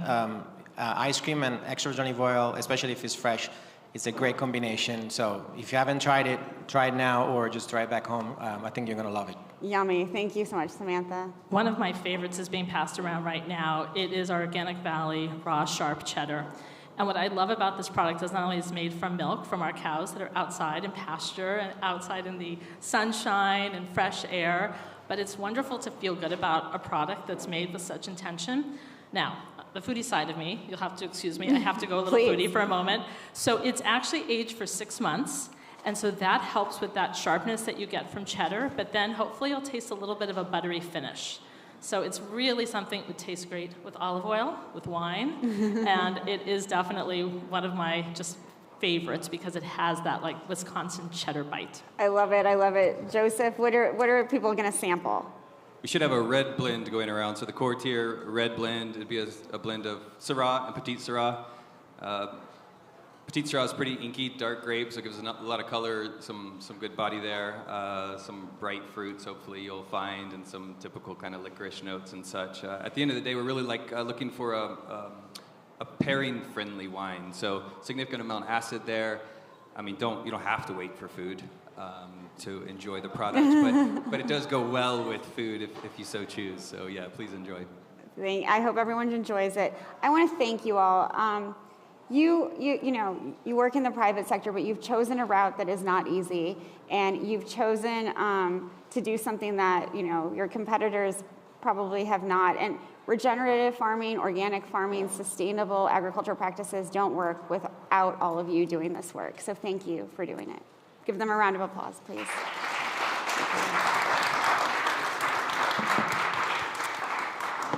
Bigger round of applause. They gave you a lot of food.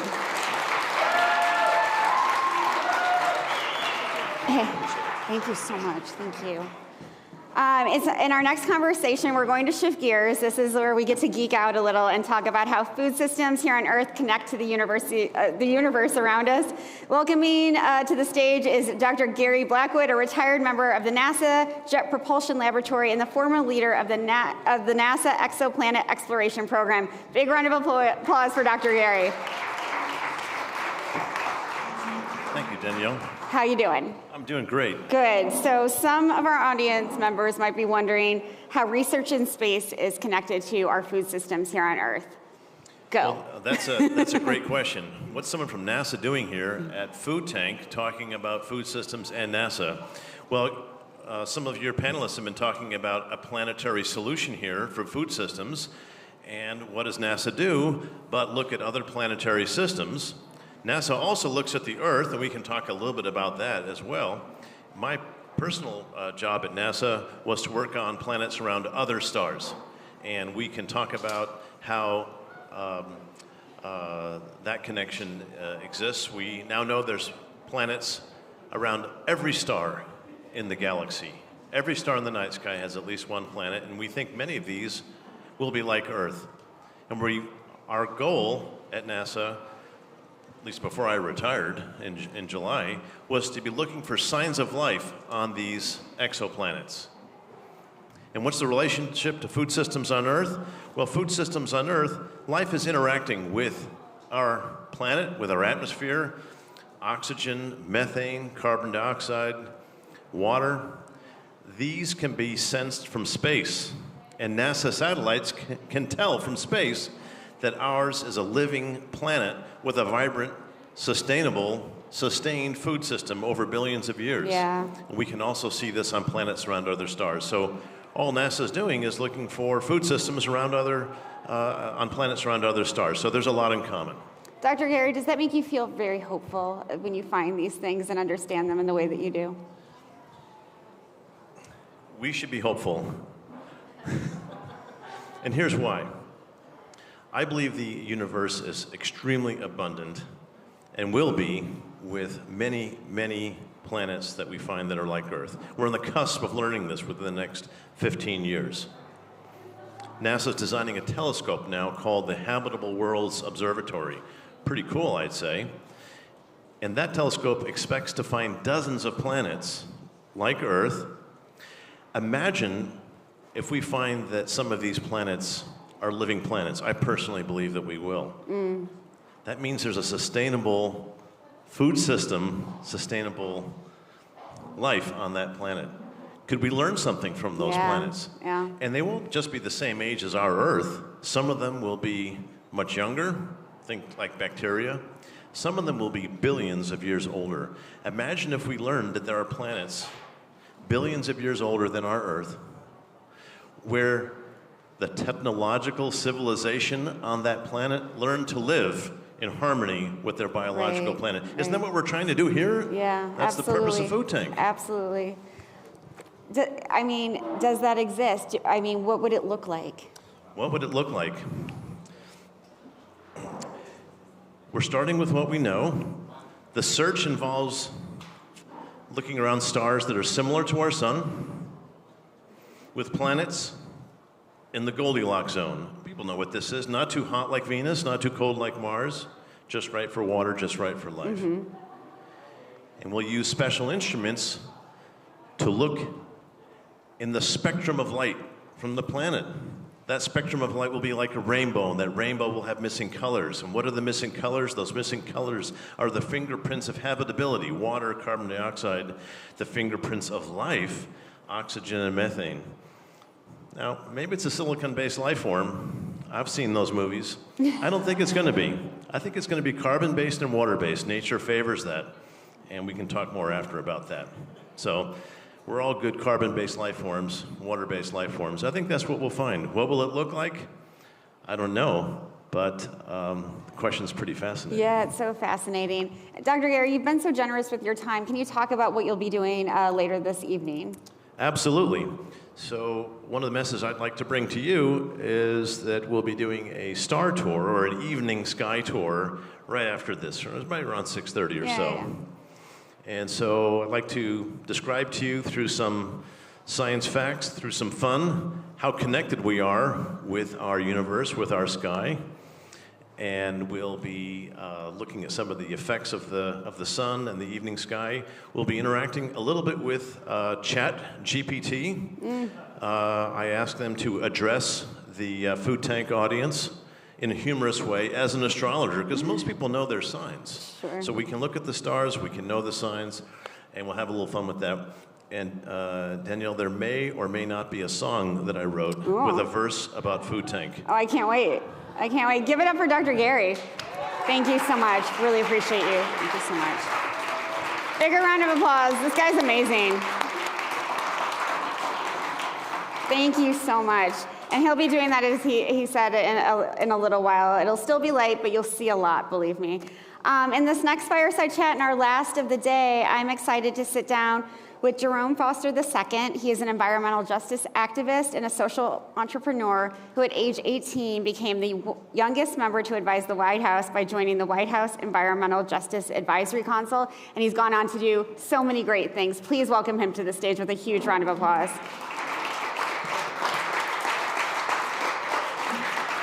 I have to say that I feel like Jerome and I are old friends. We met last week at the Natural Food Products Expo West in California and had such a great conversation. And I want to thank you for that, because I think you inspired so many young people in the audience with what you have been able to do.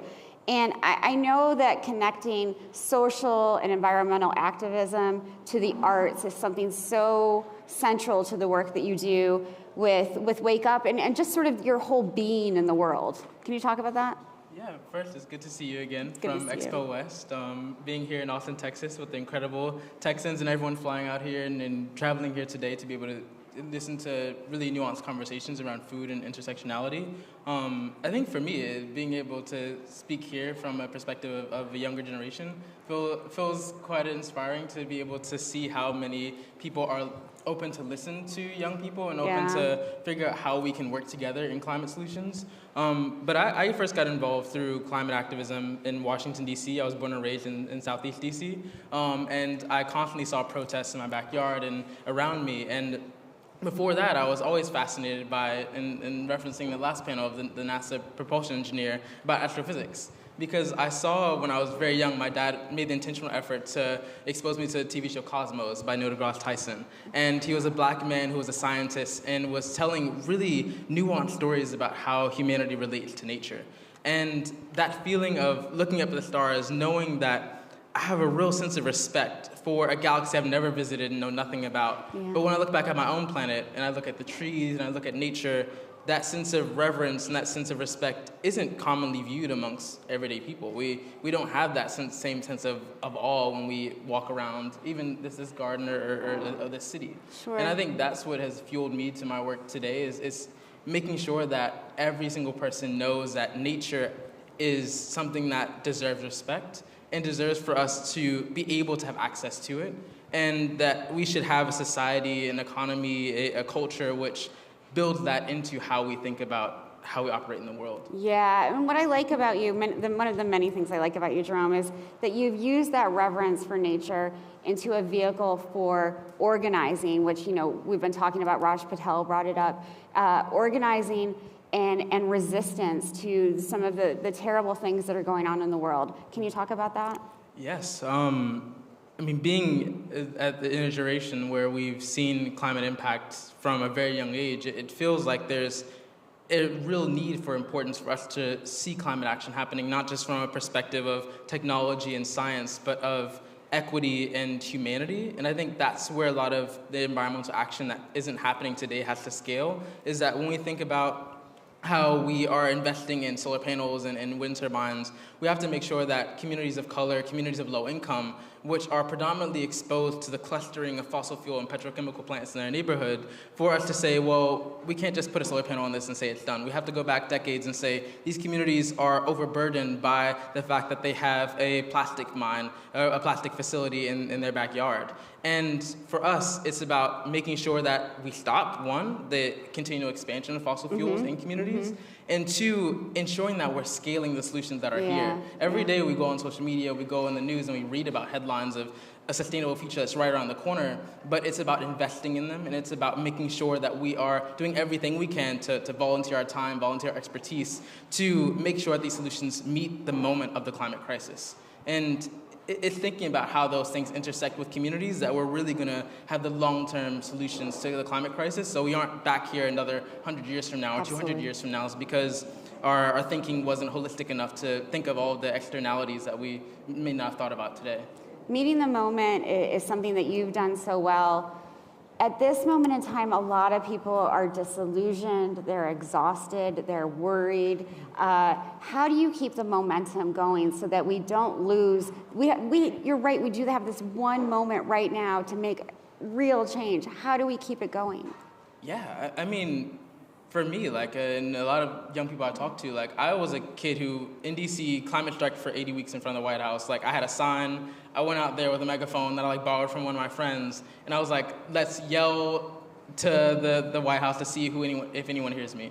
And it doesn't matter who's in that office, I know someone's listening. Right. And after that, and after doing that for 80 weeks, I heard from the administration, the new administration that came into power, and I was appointed to the White House Environmental Justice Advisory Council. But the thing is, it wasn't just me that was a part of that. There was 70 years of community organizers and researchers and people who would be impacted by the climate crisis firsthand that were a part of that. Yeah. And that's what's exciting is that, for me, like 80 weeks before that, they would never have thought to have a young person. If it wasn't for 5 young people going out and climate striking in Sweden, turning into tens of millions of people that had no money, no social impact or influence, they just said, we're going to use our voices in any way we can, and we're going to change the culture. And that's what's happened. 87% of the world knows about the climate crisis. They are aware of it, and they know that we have to do something. It's about making sure that our economy reflects that change, and it's about making sure that our politics reflects that. Because they're completely unresponsive to any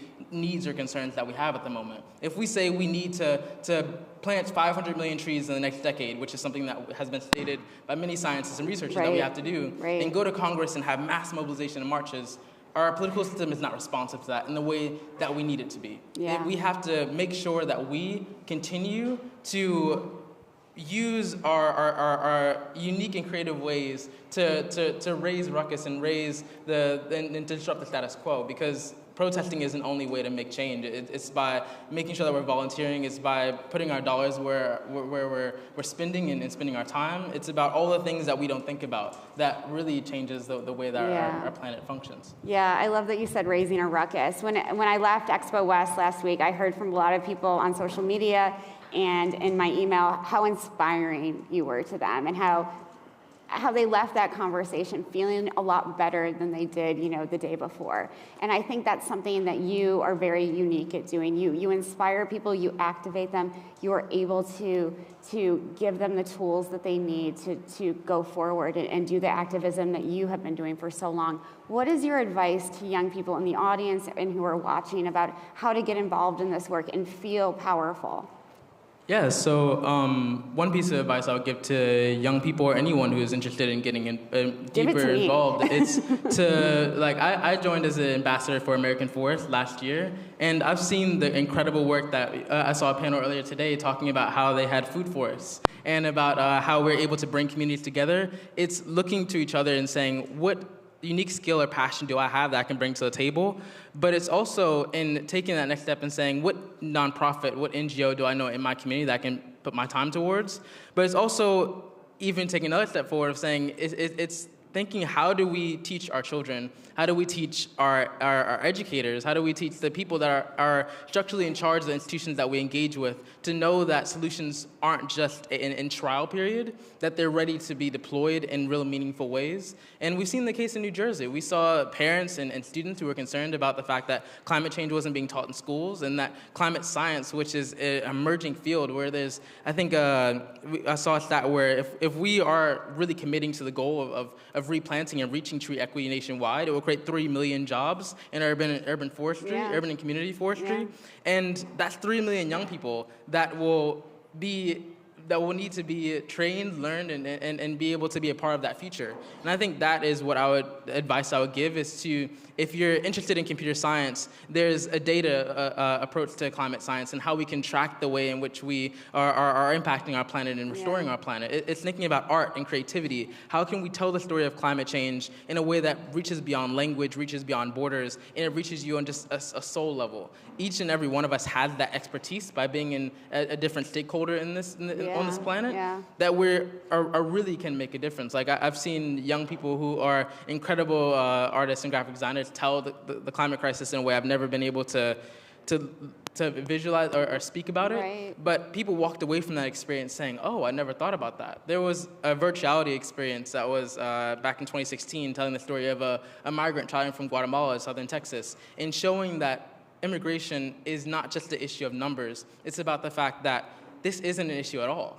It's about the fact that the climate crisis fueled instability in the region. It's about compounding factors, and it's about rehumanizing these issues. Exactly. It's like when we look deeper, we think deeper, we are able to just listen to stories and hear how the world can be healed if we're willing to take that step and say, I'm willing to unlearn what I think about the world. I'm willing to unlearn because my school system may have taught me that science and math and English are all separate boxes that you should interact with. But when you go into the real world and you go into the world as an adult, these things aren't separate boxes. They're all interconnected. And we have to learn to be able to think intersectionally in the way that we engage with social movements. Because it's not just Black Lives Matter, it's not just women's rights, it's not just voting rights. It's about making sure that each person who may be a Black woman who doesn't have voting rights can then be empowered by that work. It's about being a woman and saying, hey, I'm gonna fight for environmental justice. It's being a Black man and saying, I'm gonna fight for abortion rights. And all those intersecting issues because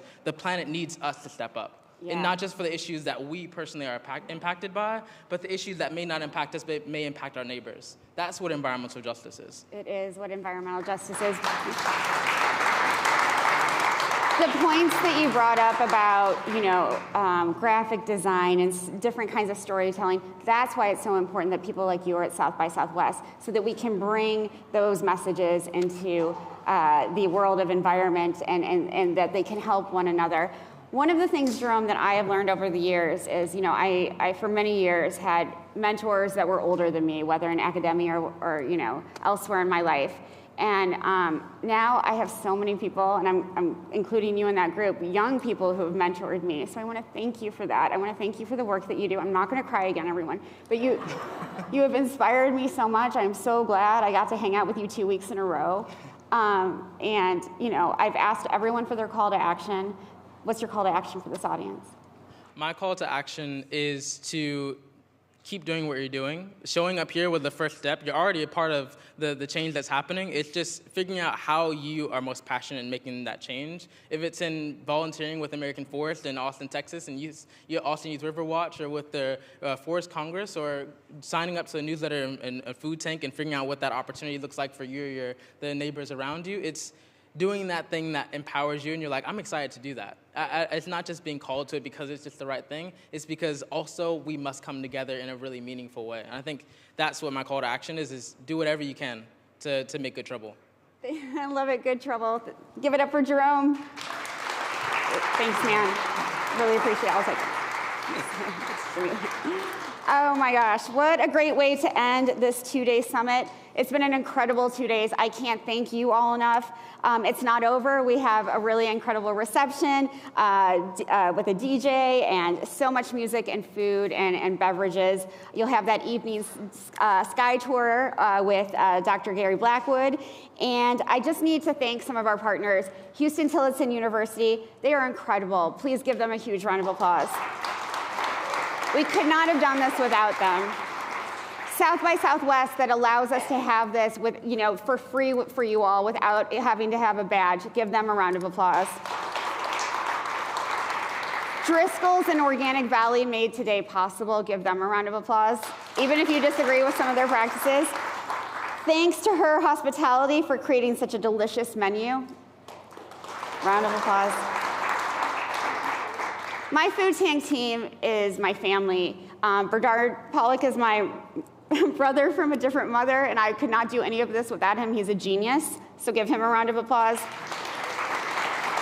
And also Elena Seeley, our content director, Kenzie Wader, our events coordinator, Annie Rubin, our social media coordinator, Jessica Levy, who's one of our fellows, and Sarah Sherburne, who's one of our fellows as well. And we have had a ton of great volunteers over the last few days who deserve our thanks and a big round of applause. And finally, Mode in the back of the room, particularly Andre Martinez, for ensuring today's event ran flawlessly, except for when Danny got emotional. Thank you all who've been watching and spending the day with us. Thank you all so much.